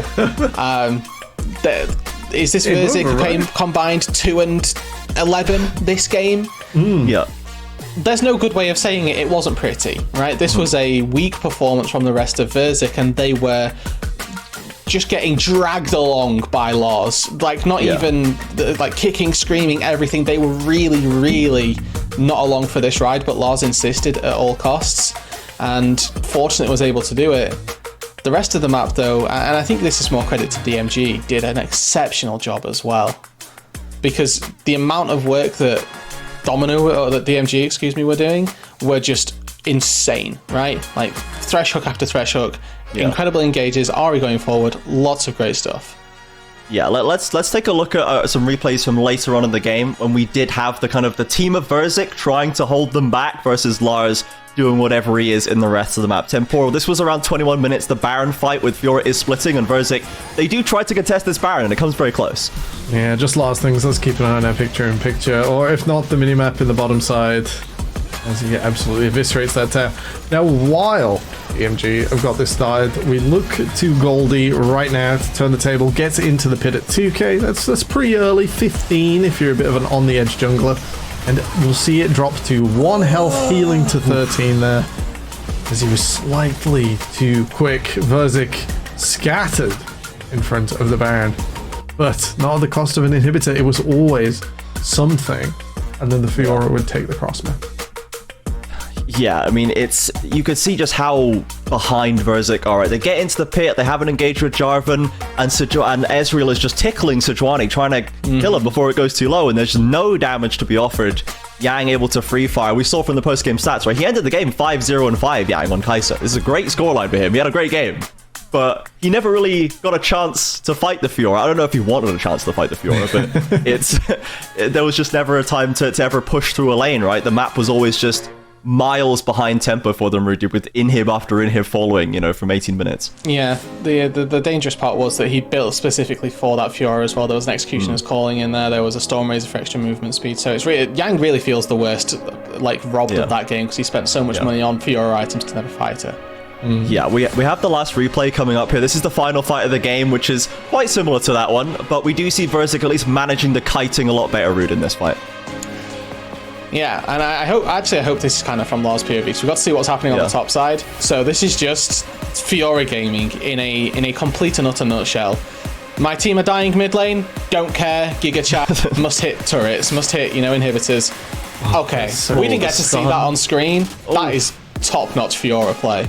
Yeah, this is the Lars Fiora. This is what we came to see, and you can see once he's in there, you can check on the minimap. They're running for the hills. They've got so much gold sitting in the mid lane, do DMG, and it just cannot save the Nexus. Yang will not even make it onto the visible screen before Fiora has taken it down. So we now have another team, once again, that can execute split push. It's not just Arcadia. If Lars Fiora is there's definitely that real threat to be contended with. And Temporal, was there anything that we could have done in this game? You've given them Fiora, right? What should we have done? What could we have done for DMG to avoid this, given, what we saw what happens when they don't mitigate it? Their own 3 camp at the top could have neutralized. Sejuani, she won't do as much as the Jarvan, but she'll make him think twice about diving deep in the lane. Yeah. We could have seen 1 camp into top. If you want to do a BDS from earlier today in game 3, where you just, you hex flex, you show up like an absolute... you're there before the gun has gone off at the race, and you just, the earliest you can get here is 3 minutes. We're going to do 3 camps. The show is no, I'm going to get there now. Anything like that would have done. Yeah, sadly, we will not have the solution just yet for Lars Fiora. Just like the Tempest early game, some things just we don't know what the answer is yet. Let's get the standings up. Let's take a look at the damage done after today. At the halfway point, at the end of the first round robin, we have Tempest alone at the top. 3 wins clear of second. They are looking so far above right now, and 3 teams contesting for second at 4 and 3, Belfast Storm, DMG, and Ruddy. Below that, Venomcrest fighting at 4 and 3. Verzik caught them now. 3 Fiora games, 3 wins. And Arcadia now not able to just jump up and start tying for 6. They had to deal with the fallout of that Fiora game. Still chasing at 2. Lionscreed searching for more at 1 and 6. So, final thoughts of the day. Rude Dude, after what we've seen here today, I'm surprised that it has become so stratified and we have such a big gap between first and the rest, right? We knew Tempest were good, but did we expect them to be quite this good compared to everyone else? No, not compared to everyone else. I think the standings could have fleshed out into a lot more of a linear progression in the top half specifically, because we actually got a clump of 3 there, right, on 4 and 3. Yeah. Both Belfast have taken, I think Belfast and not Tempest, DMG, here we go, have taken surprise losses, let's say, relative to the standings, where Ruddy, I think, have only lost to the teams above them. So there should be this weird trade of wins in that top 4 for the 3 teams, but that's just not the case, because there's an Arcadia win thrown into one of them. There's now a Verzik win thrown in as well, where the teams that are theoretically going to be fighting for that upper bracket have just taken weird L's to Lars Fiora or Arcadia Giga Chad Brixton moments. There's a few too many moments still that have caused the standings to be as they are, because the difference between playoffs and not playoffs is currently 2 games, and that's 2nd and 7th. So yeah, it's certainly very, very tight. Tumultuous for that 6th place slot to sneak in the lower bracket. If there are no more Fiora games, Arcadia and Lionscreed have to win something sooner or later. They'll have to play each other again. Arcadia look good, right? They genuinely look like they're on the up, as in a team that could quite conceivably take down Verzik's, maybe Belfast, maybe literally any team, I think, outside of Tempest. Arcadia, theoretically, with the new way they've been playing, could come away with a win against any of our top 6. I also thought that after the play-ins qualified, so I'm tempering myself real bad. If they succeed, that's fantastic. Yeah, that was a note that we had on the prep doc, was they can beat anyone or lose to anyone, and that's kind of becoming true. They just had to go on a bit of a spiritual journey to get there, right? We've arrived now at this play style, and we'll see if their roster does calm down or if there will be more shuffles to be found. But for now, let's call it there. It's been another long day, a lot of action, a lot of fascinating picks in the draft phase, and we'll see if the UKL can continue to deliver. I have no doubt that it will in the second round robin. But for now, thank you everyone for watching. Thank you Ruddy and Temporal for analysing for me today. Thank you Synergy earlier on for jumping on, Bloxer, Ejun, and Doctor as well on the cast. Thanks everyone for watching. Please follow the UKL at Twitter. Yeah, we own Twitter now. On Twitter at the UKL, ukl.gg is the website, discord.gg/the UKL, at @the_full_stop UKL on Instagram, and jump in the Discord and find out and come back and watch on Thursday. Plenty more games to go, plenty more action to see, plenty more UK League of Legends to cover here at the Four Nations. We will see you on Thursday.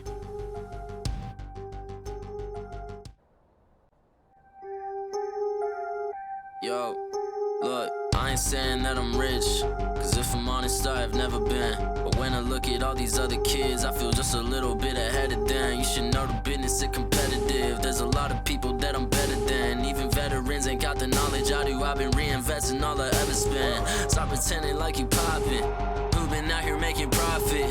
Told my mama that I got this. I wonder if she noticed what my job is. I don't know how I'ma make it, but I know no matter what, I'm finna find a way. All my homies finna eat and I ain't letting no one on my team look at an empty plate. Yeah. Went from a boy to a man. Ay. Every day been making plans. Ay. They don't really understand. Ay. Gotta look out for the family. I won't fall for any scam. Yeah. Only worry about the fans. Yeah. I won't compromise the brand. Yeah. I've been saving up the bands. Whoa. After I get it, I reinvest. After I get it, I reinvest. After I get it, I reinvest. Stack and put it back in it. After I get it, I reinvest. After I get it, I reinvest. After I get it, I reinvest. Stack and put it back in it.